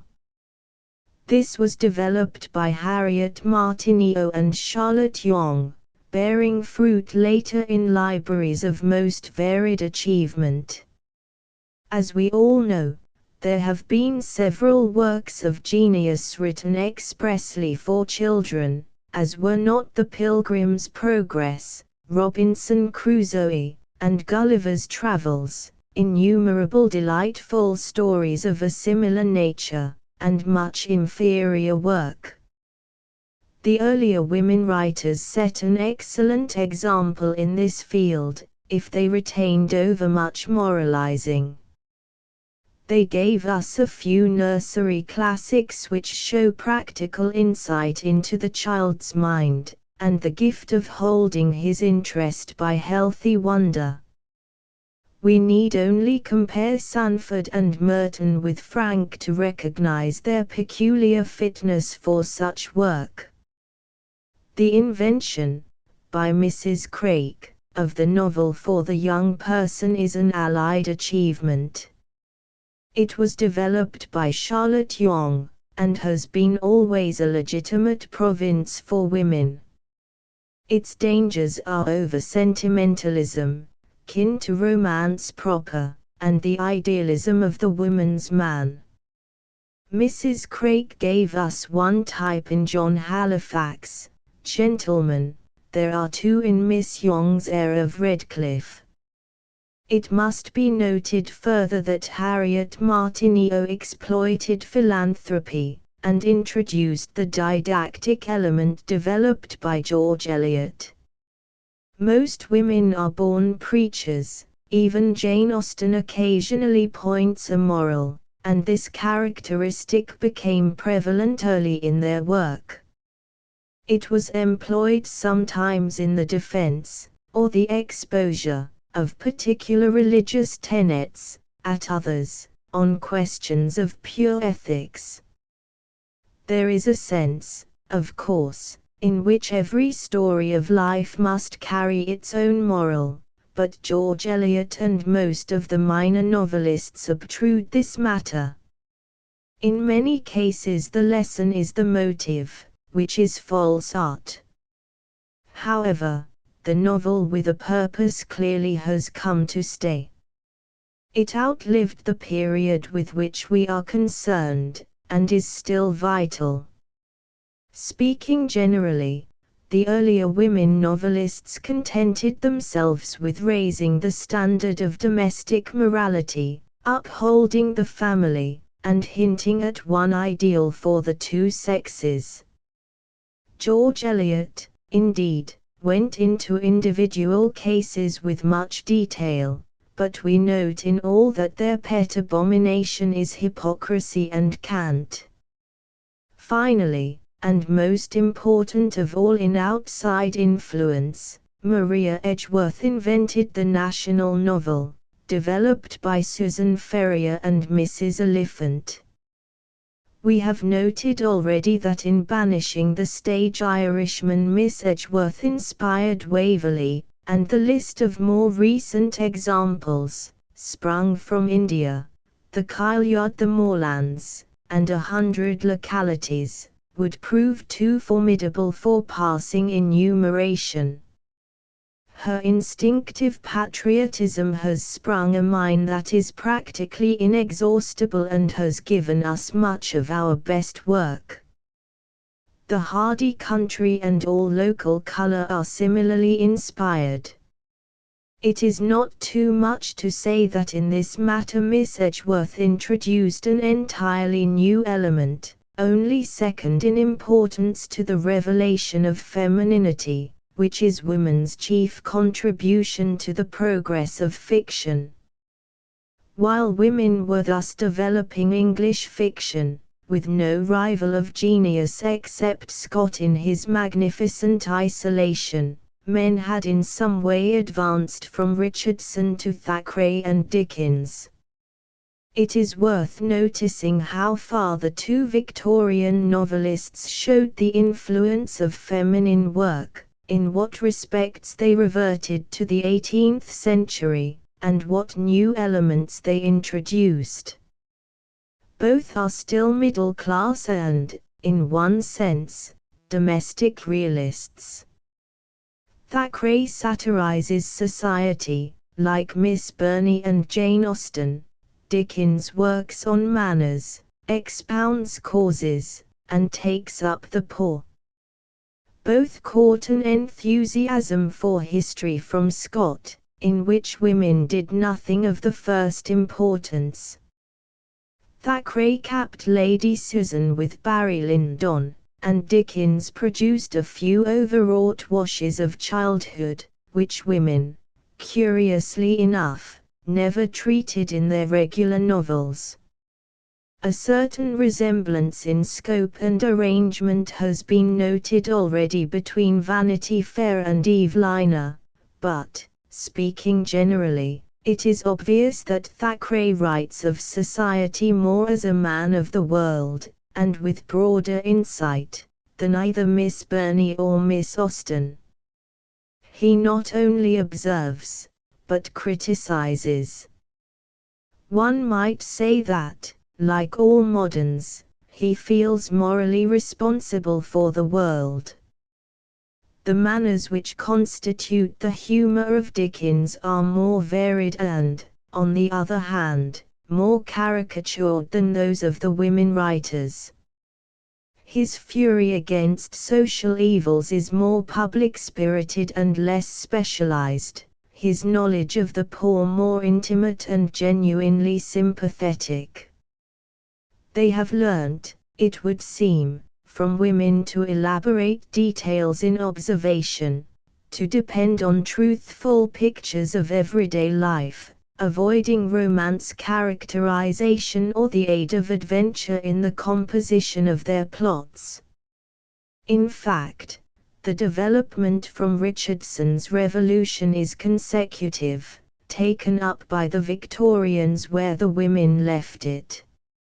New side issues are introduced, the novel becomes more complex with the increased activities of civilization, and grows with the growth of the middle classes. It is now the mouthpiece of what commerce and education began to feel and express. But the direction of progress is not changed. So far it may fairly be said that Thackeray and Dickens have followed the women's lead, and bear witness to their influence. Yet Thackeray reverts, particularly in Pendennis, to the Wild Oats plot of Fielding. Dickens is quite innocent of artistic construction, as perfected in Jane Austen, and neither of them seems to have benefited at all from the extraordinary revelation of womanhood which we have traced from its earliest source. Thackeray's heroines are, one and all, obviously made by a man for men. Amelia is a hearthrug, with a pattern of pretty flowers. Beatrice and Blanche are variants of the eternal flirt, as man reads her. Lady Castlewood, Helen and Laura Pendennis are of the women who spend their lives waiting for the right man. Ethel Newcome is a man's dream, and we venture to fancy that if ever a woman be born with genius to draw Becky Sharp, she would find something to add to the picture. The case of Dickens is even more desperate. His pretty housemaids indeed, are done to a turn, and Nancy is of the immortals. He could illustrate with melodramatic intensity certain feminine characteristics, good or evil, tragic or comic. But all his heroines belong to a few obvious waxwork types: the idiotic pet or the fireside angel, the comfort or the prig, composed of curls, blushes, and giggles, looks of reproach and tender advice. Possibly Dora is rather more aggravating than Dolly Varden, Agnes is wiser than Kate Nickleby, but they all work by machinery, with visible springs. it was reserved for George Meredith to understand women. Appendix: list of minor writers. Their dates will indicate their place in our history of development, where they are not alluded to. Margaret, Duchess of Newcastle, 1624 to 1673, in her CCXI Sociable Letters, 1664, tells an imaginary narrative by correspondence, which she describes as rather scenes than letters, for I have endeavored under cover of letters to express the humours of mankind. Also author of Nature's Pictures Drawn by Fancy's Pencil, 1656. Frances Sheridan.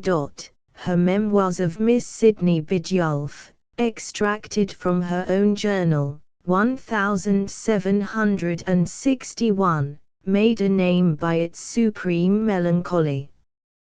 The heroine suffers from obeying her mother, and receives no reward. Dr. Johnson did not know whether she had a right, on moral principles, to make her readers suffer so much. Miss Clara Reeve, 1725 to 1803, began to write novels at 51, and attempted in the Old English Baron, 1777, to compromise with the School of Terror, by limiting herself to the utmost verge of probability. Her groan is not interesting, and Scott complains of a certain creeping and low line of narrative and sentiment, adding, however, that perhaps to be somewhat prosy is a secret mode of securing a certain necessary degree of credulity from the hearers of a ghost story. Aniswood, 1747 to 1809, a florid and picturesque poetess, whose verse novel Louisa was valued in her day. She has a place in Scott's Lives of the Novelists. Charlotte Smith, 1749 to 1806. Her The Old Manor House reveals independent, and novel, appreciation of scenery, illustrated by an unobtrusive familiarity with natural history. Her plots bear the appearance of having been hastily run up, but her characterization is vigorous. There is a tone of melancholy throughout. Harriet, 1766 to 1851, and Sophia, 1750 to 1824, Lee wrote some of the earliest historical novels. The Recess, or A Tale of Other Times, 1783, introducing Queen Elizabeth and the coarse virulence that marks her manners, and the Canterbury Tales, from which Byron borrowed. Mrs. Bennet, whose Anna, or The Memoirs of a Welsh Heiress, 1785, is a bad imitation of Miss Burney, with a catchpenny interspersion. Regina Maria Roche, author of the once popular The Children of the Abbey, 1798. Richardson, diluted with Mackenzie, in elegant language. Mrs. Opie, 1769 to 1853. One of her best stories, Adeline Mowbray, or The Mother and Daughter, 1804, is partially founded on the life of Godwin, and shows the influence of his theories. Jane Porter, 1776 to 1850, author of The Thuse of Warsaw and the Scottish Chiefs, who claimed unjustly to have invented the historical romance, copied by Scott. Very famous in her day.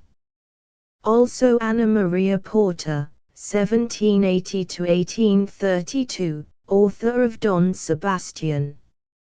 Mrs. Brunton, 1778 to 1818, author of The Excellent Self-Control, 1811, and Discipline, 1814, which were overshadowed by Susan Ferrier. Lacking humor, her morality becomes tiresome, but she could draw living characters. The Highland experiences of her heroine, who, after marrying a minister, retained a little of her coquettish sauciness, are significant for their date. Lady Morgan, 1783 to 1859, as Miss Sydney O. Ensign, published Wild Irish Girl, 1806, which is a fairly spirited reshow of all things Celtic. Thackeray found here the name Glorvina, meaning sweet voice. Henrietta Moss, otherwise Rouvière, who's A Peep at Our Ancestors, 1807, and other novels have been described as blocks of spiritless and commonplace historic narrative. Anna Elizabeth Bray, 1789 to 1883, author of The Protestant, various competent historical romances, and local novels. Mrs. Sherwood, an evangelical propagandist, who naively enforced her views in The Fairchild Family, 1818, and Little Henry and His Bearer. Elizabeth Sewell set the style of high church propaganda, developed by Miss Yonge. Her chief tales, Gertrude and Amy Herbert, 1844, are rigidly confined to everyday life. The characters, if living, are uninteresting, and her morals are obtrusive. Catherine Gore, 1799 to 1861, author of over 70 tales, and, in her own day, the leader in the novel of fashion. Lady G. Fullerton, 1812 to 1885, author of Emma Middleton, who shares with Miss Sewell the beginnings of high church propaganda in fiction. Anne Caldwell, Mrs. Marsh, one of the best writers of the revival in domesticity. Her Amelia Wyndham, 1846, was unfairly described as the book where the woman breaks her desk open with her head. Though contemporary with Pendennis, has no ease in style. Mrs. Archer Clive, 1801 to 1873, author of an early and well-told story of crime, entitled Paul Ferrell, 1855. Mrs. Henry Wood, 1814 to 1887, a good plot maker, whose East Lynne, both as book and play, has been phenomenally popular for many years, though the Channings, and others, are better literature. Index of Authors and Titles Abbess, the 146. Absentee, the 63. Adam Bede, 191, 204, 205, 220, 235. Agnes Gray, 184, 275. Atherton, 142. Austen, Jane, 17, 52, 55, 66 to 116, 117 to 30, 140, 152, 155, 156, 164, 166, 170, 172, 189, 207, 209, 211, 213, 219, 227 to 9, 231 to 3, 235, 237, 238 to 42, 244, 248, 250 to 2, 255, 268 to 75, 276, 280, 283, 284, 285, 289. Barry Lyndon, 108, 289. Ben, Mrs. Afra, 2 to 5. Beleaguered City, The, 191. Belford Regis, 142. Belinda, 62, 130. Bronte, Anne, 184 to 6.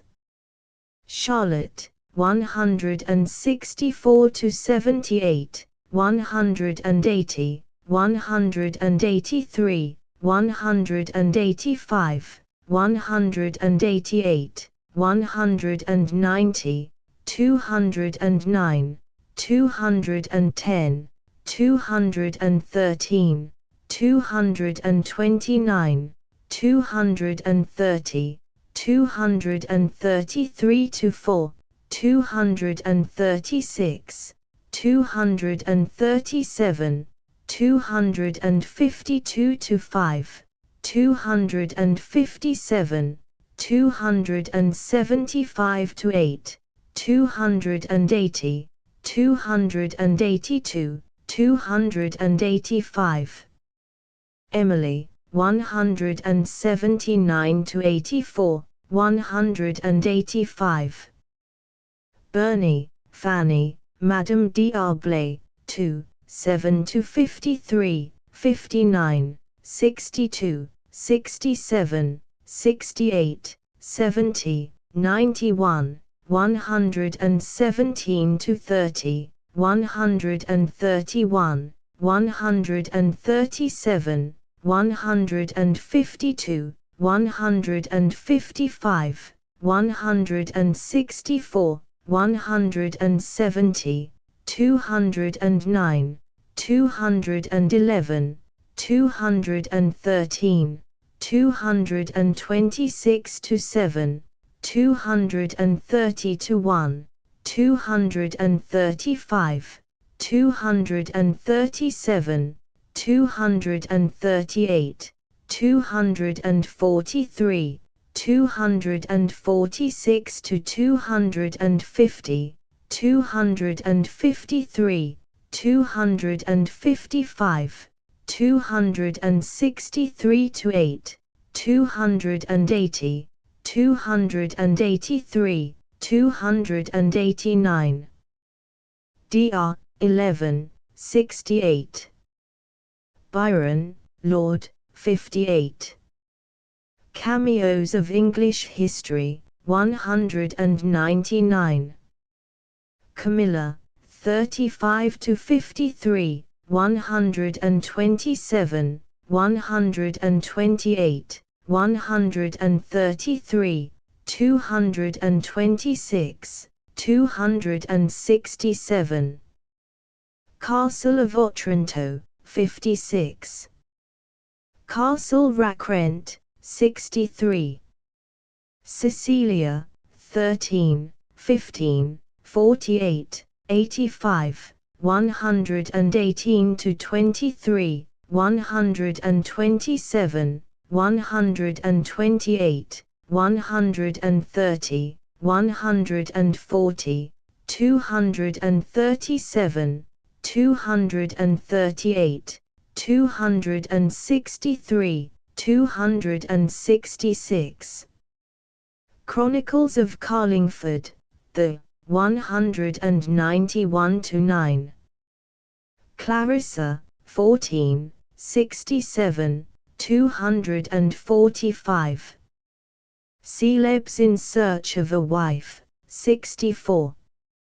Crabbe, 74, 141. Craik, Mrs., 186–8, 189, 199, 258–62, 286, 287. Cranford, 152–62. Curate in Charge, 189. Daisy Chain, The, 200–3. Daniel Deronda, 2, 217, 230. David Simple, 5. Day, Thomas, 60. Deerbrook, 150. Defoe, Daniel, 1, 7, 108.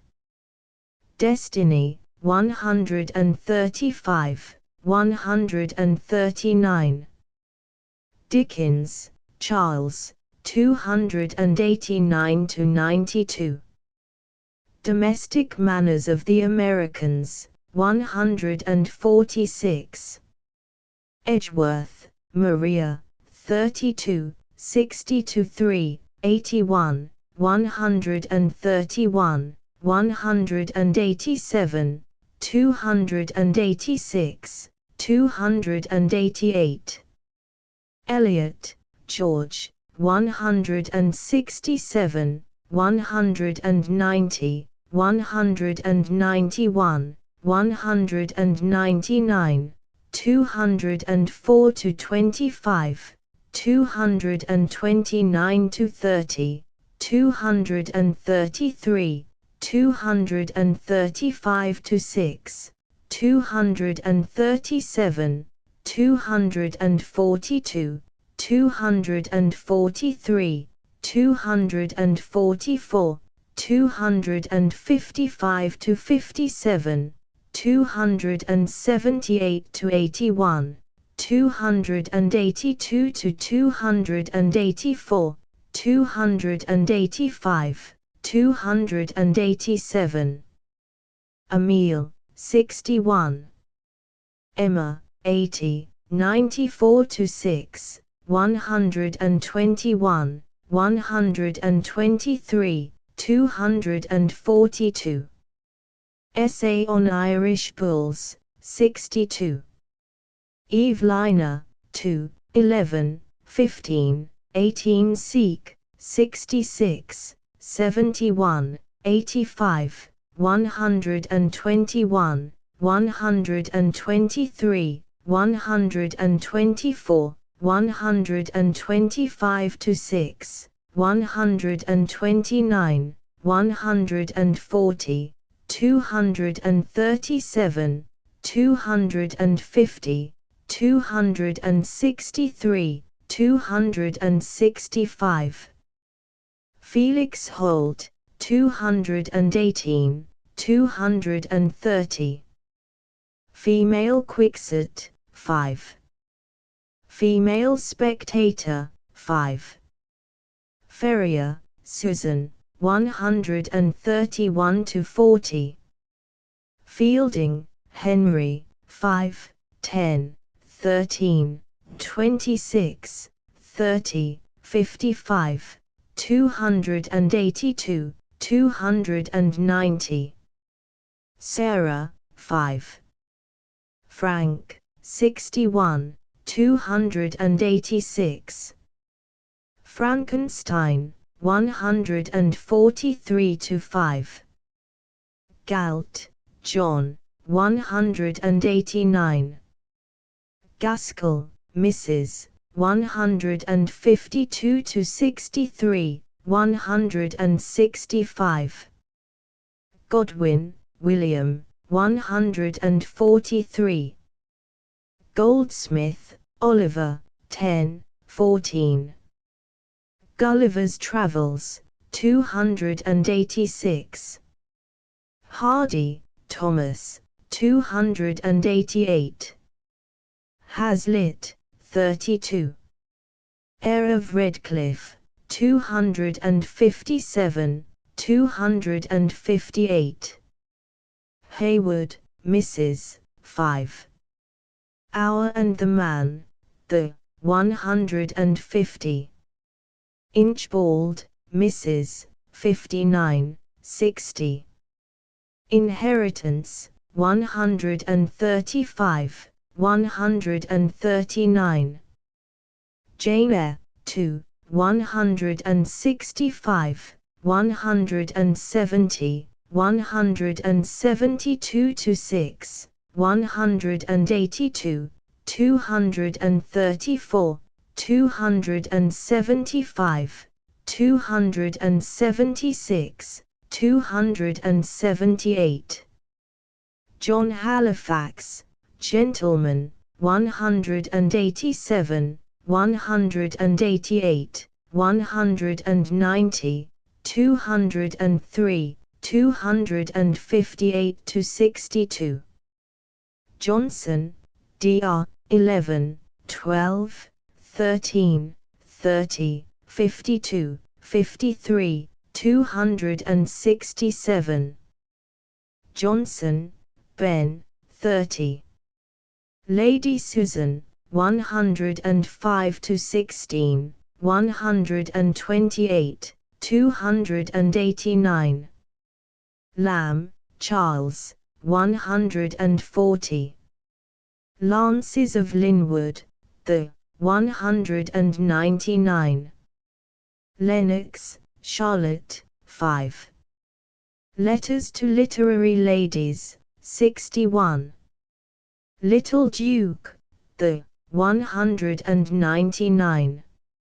Lockhart, John Gibson, 172 to 175, 182. Macaulay, 6, 27, 241, 266. Mackenzie, Henry, 60.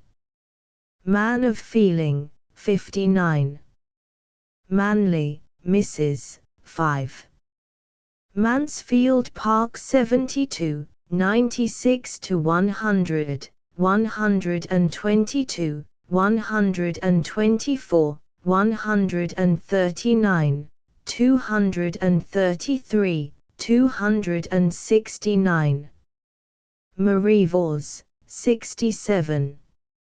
Marriage, 135, 136, 139. Martineau, Harriet, 148 to 52, 187, 233, 286, 287. Mary Barton, 163. Meredith, George, 292. Mill on the Floss, the 243, 256. Miss Marjoribanks, 192 to 5. Mitford, Mary Russell, 140 to 3, 207. Moral Tales, 61. Moore, Hannah, 63 to 5, 187. Mysteries of Udolpho, 21 to 23, 54 to 9, 134, 239, 250.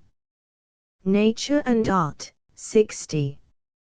New Atlantis, the 5.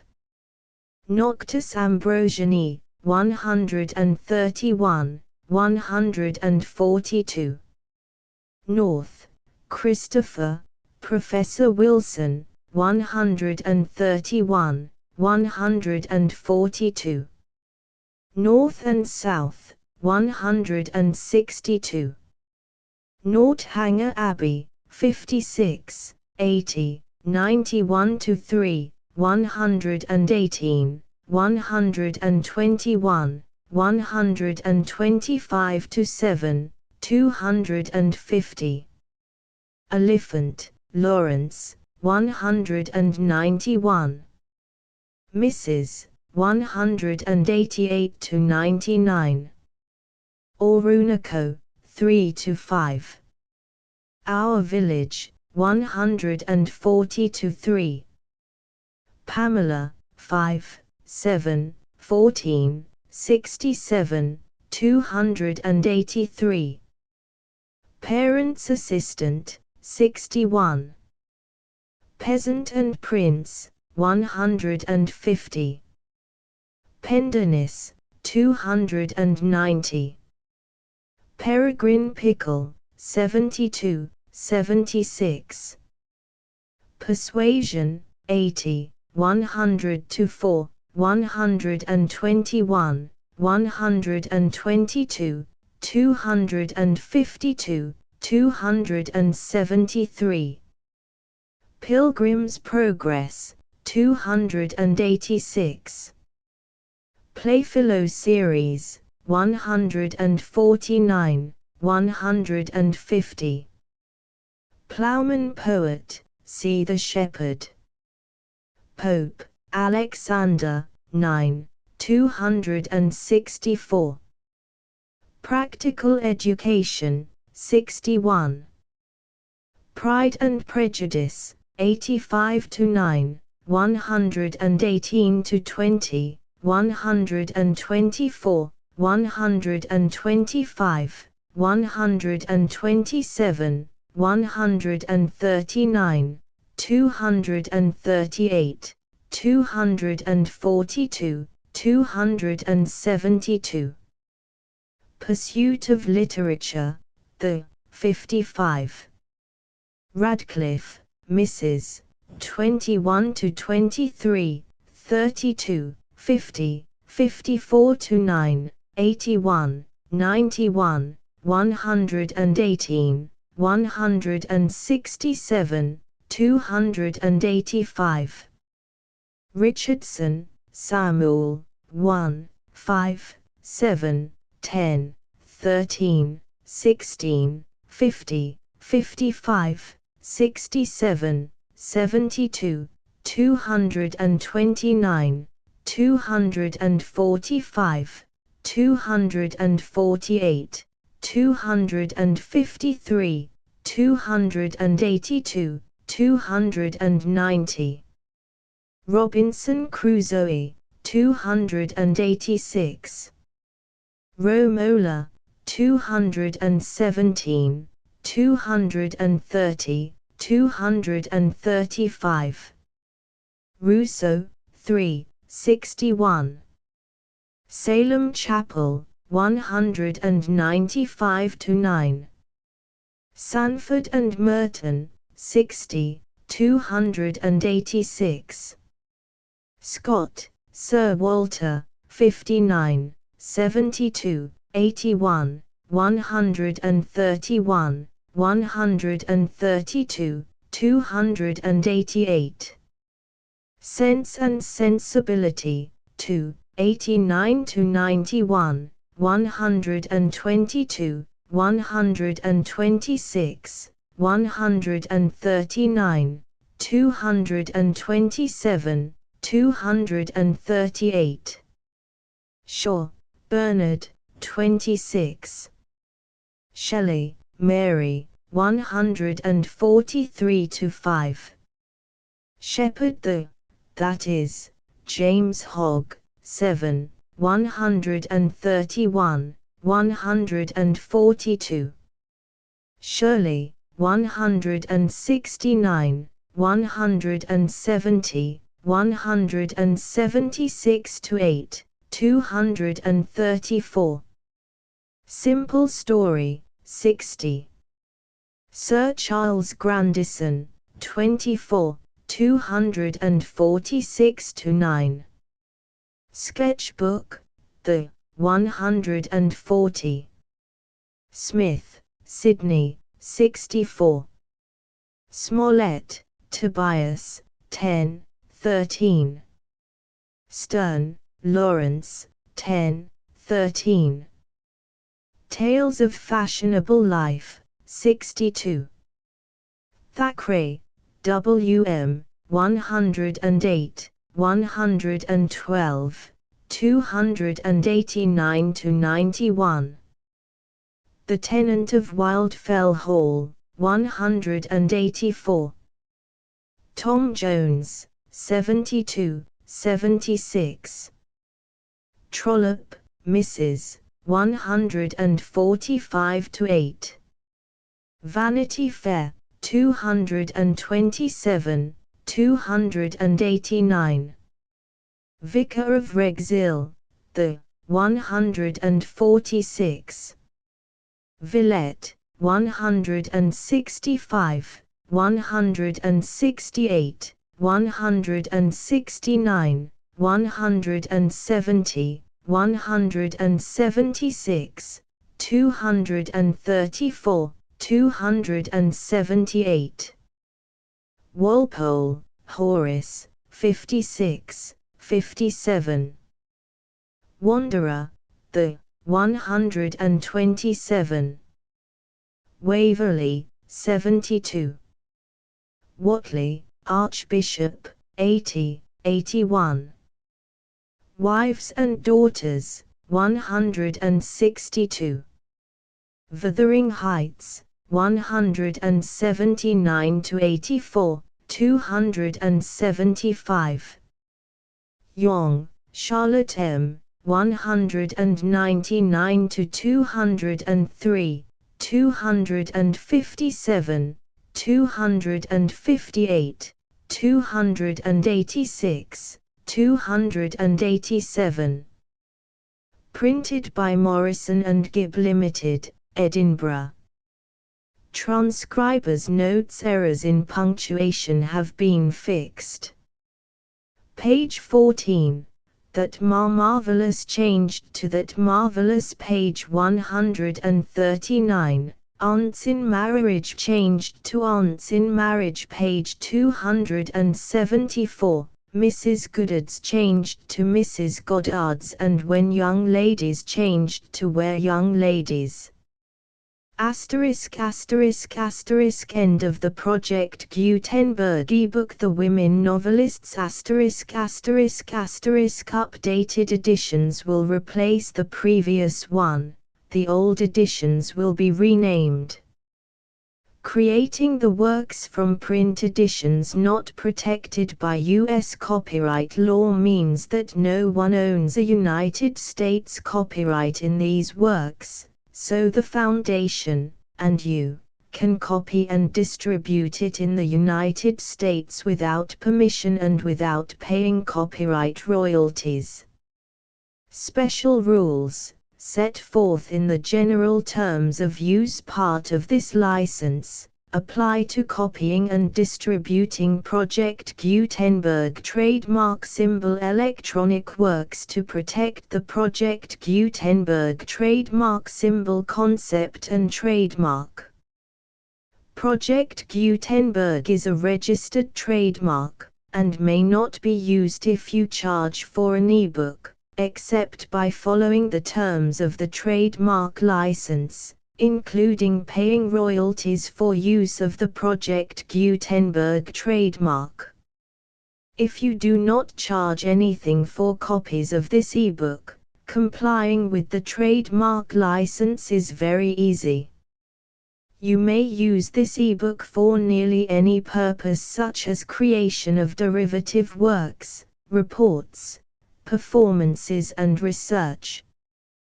Project Gutenberg ebooks may be modified and printed and given away. You may do practically anything in the United States with ebooks not protected by U.S. copyright law. Redistribution is subject to the trademark license, especially commercial redistribution. Start, Full license. The full Project Gutenberg license. Please read this before you distribute or use this work to protect the Project Gutenberg trademark symbol mission of promoting the free distribution of electronic works. By using or distributing this work, or any other work associated in any way with the phrase Project Gutenberg, you agree to comply with all the terms of the full Project Gutenberg trademark symbol license available with this file or online at www.gutenberg.org/license. Section 1. General Terms of Use and Redistributing Project Gutenberg Trademark Symbol Electronic Works 1.0. By reading or using any part of this Project Gutenberg trademark symbol electronic work, you indicate that you have read, understand, agree to and accept all the terms of this license and intellectual property, trademark/copyright, agreement. If you do not agree to abide by all the terms of this agreement, you must cease using and return or destroy all copies of Project Gutenberg trademark symbol electronic works in your possession. If you paid a fee for obtaining a copy of or access to a Project Gutenberg trademark symbol electronic work and you do not agree to be bound by the terms of this agreement, you may obtain a refund from the person or entity to whom you paid the fee as set forth in paragraph 1.e.8. 1.b. Project Gutenberg is a registered trademark. It may only be used on or associated in any way with an electronic work by people who agree to be bound by the terms of this agreement. There are a few things that you can do with most Project Gutenberg trademark symbol electronic works even without complying with the full terms of this agreement. See paragraph 1.c below. There are a lot of things you can do with Project Gutenberg trademark symbol electronic works if you follow the terms of this agreement and help preserve free future access to Project Gutenberg trademark symbol electronic works. See paragraph 1.e below. 1.c. The Project Gutenberg Literary Archive Foundation, the Foundation or PGLAF, owns a compilation copyright in the collection of Project Gutenberg trademark symbol electronic works. Nearly all the individual works in the collection are in the public domain in the United States. If an individual work is unprotected by copyright law in the United States and you are located in the United States, we do not claim a right to prevent you from copying, distributing, performing, displaying or creating derivative works based on the work as long as all references to Project Gutenberg are removed.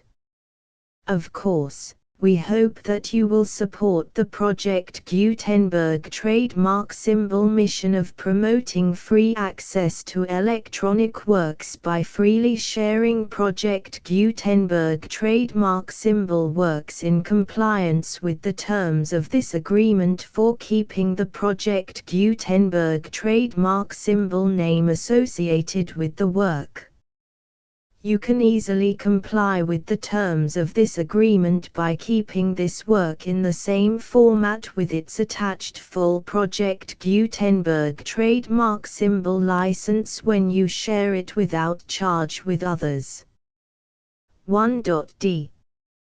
The copyright laws of the place where you are located also govern what you can do with this work. Copyright laws in most countries are in a constant state of change.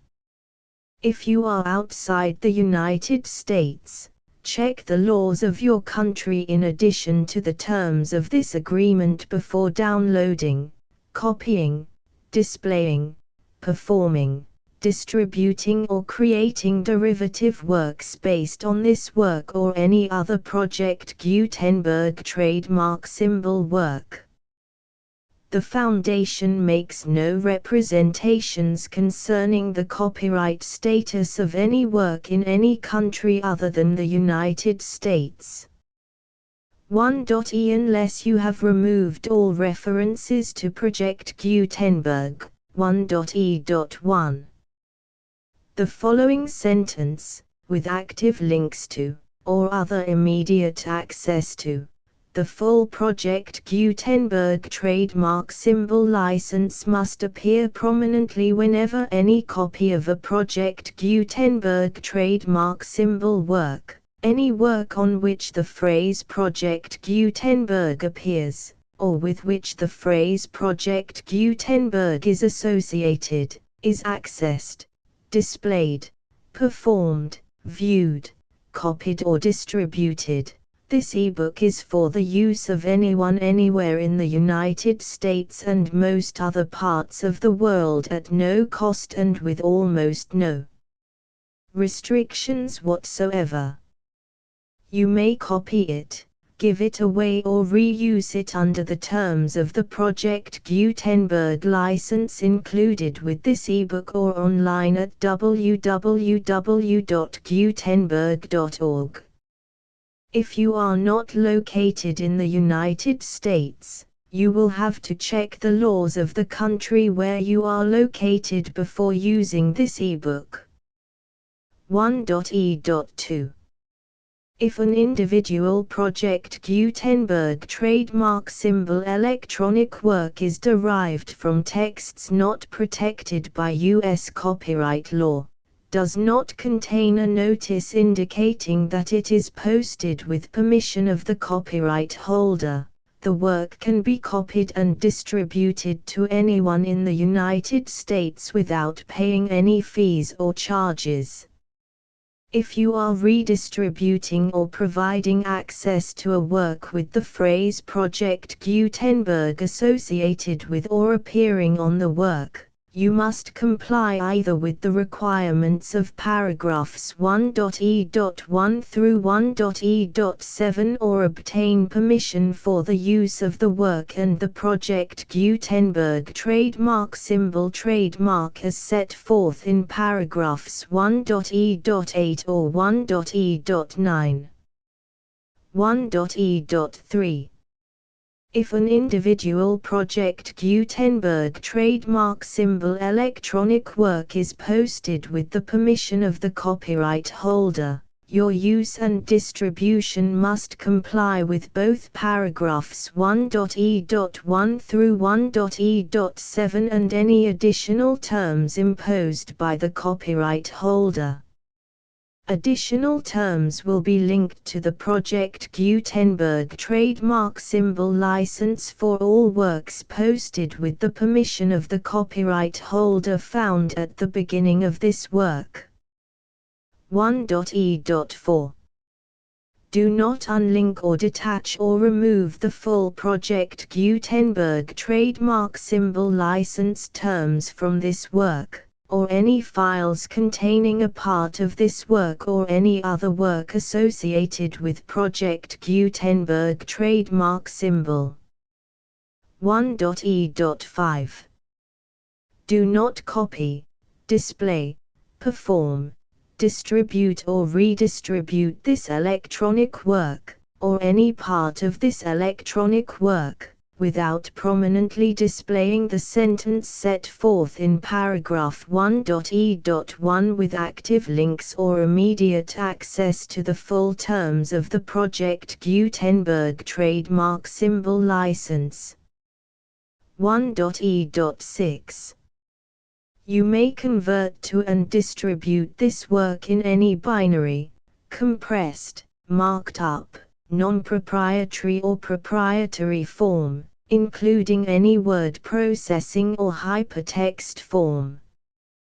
However, If you provide access to or distribute copies of a Project Gutenberg trademark symbol work in a format other than plain vanilla ASCII or other format used in the official version posted on the official Project Gutenberg trademark symbol website, www.gutenberg.org, you must, at no additional cost, fee or expense to the user, provide a copy, a means of exporting a copy, or a means of obtaining a copy upon request, of the work in its original plain vanilla ASCII or other form. Any alternate format must include the full Project Gutenberg trademark symbol license as specified in paragraph 1.e.1. 1.e.7. Do not charge a fee for access to, viewing, displaying, performing, copying or distributing any Project Gutenberg trademark symbol works unless you comply with paragraph 1.e.8 or 1.e.9. 1.e.8. You may charge a reasonable fee for copies of or providing access to or distributing Project Gutenberg trademark symbol electronic works provided that you pay a royalty fee of 20% of the gross profits you derive from the use of Project Gutenberg trademark symbol works calculated using the method you already use to calculate your applicable taxes. The fee is owed to the owner of the Project Gutenberg trademark symbol trademark, but he has agreed to donate royalties under this paragraph to the Project Gutenberg Literary Archive Foundation. Royalty payments must be paid within 60 days following each date on which you prepare, or are legally required to prepare, your periodic tax returns. Royalty payments should be clearly marked as such and sent to the Project Gutenberg Literary Archive Foundation at the address specified in Section 4, Information about donations to the Project Gutenberg Literary Archive Foundation.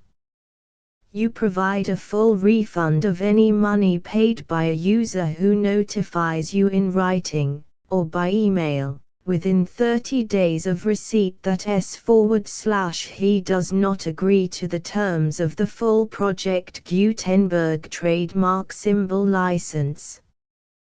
You must require such a user to return or destroy all copies of the works possessed in a physical medium and discontinue all use of and all access to other copies of Project Gutenberg trademark symbol works.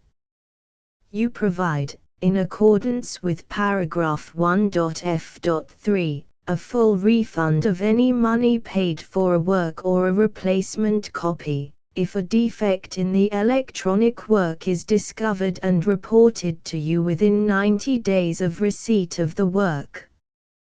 You comply with all other terms of this agreement for free distribution of Project Gutenberg trademark symbol works. 1.e.9. If you wish to charge a fee or distribute a Project Gutenberg trademark symbol electronic work or group of works on different terms than are set forth in this agreement, you must obtain permission in writing from the Project Gutenberg Literary Archive Foundation, the manager of the Project Gutenberg trademark symbol trademark. Contact the Foundation as set forth in Section 3 below. 1.f1.f.1.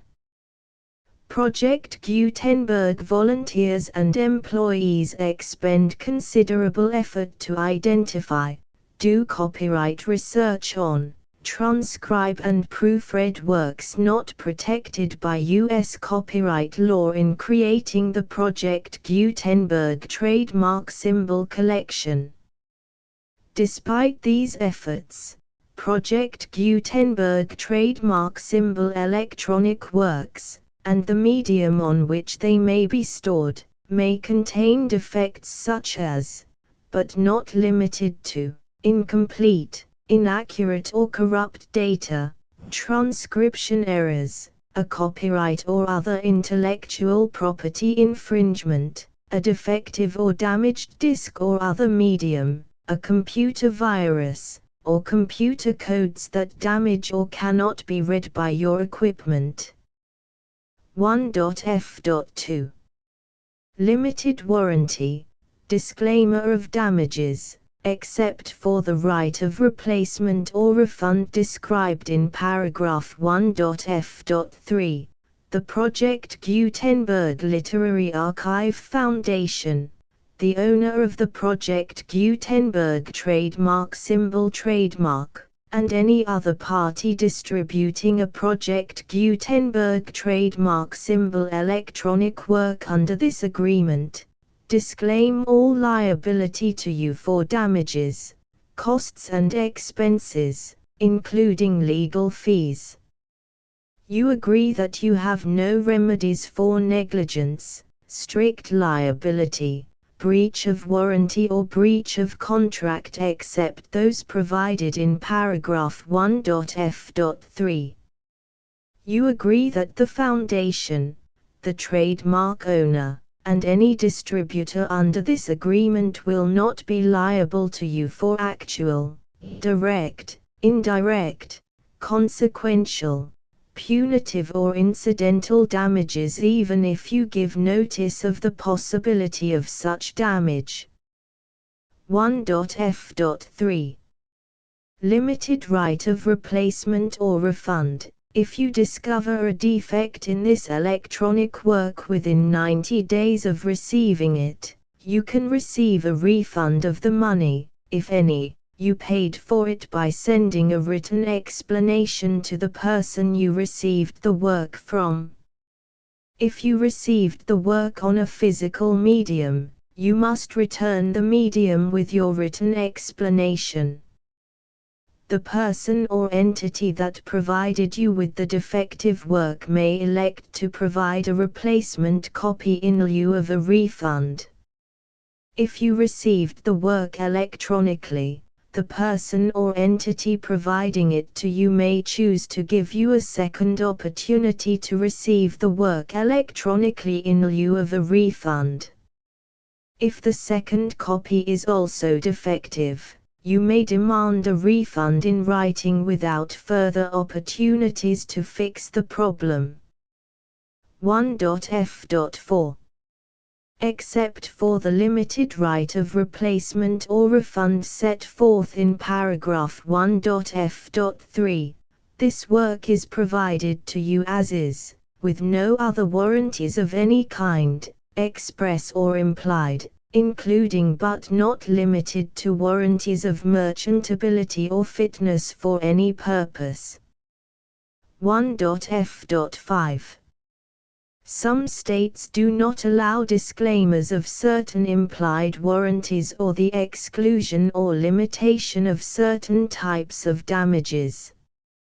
If any disclaimer or limitation set forth in this agreement violates the law of the state applicable to this agreement, the agreement shall be interpreted to make the maximum disclaimer or limitation permitted by the applicable state law. The invalidity or unenforceability of any provision of this agreement shall not void the remaining provisions. 1.f.6 Indemnity. You agree to indemnify and hold the Foundation, the trademark owner, any agent or employee of the Foundation, anyone providing copies of Project Gutenberg trademark symbol electronic works in accordance with this agreement, and any volunteers associated with the production, promotion and distribution of Project Gutenberg trademark symbol electronic works, harmless from all liability, costs and expenses, including legal fees, that arise directly or indirectly from any of the following which you do or cause to occur. A. Distribution of this or any Project Gutenberg trademark symbol work. B. Alteration, modification, or additions or deletions to any Project Gutenberg trademark symbol work, and C. Any defect you cause. Section 2.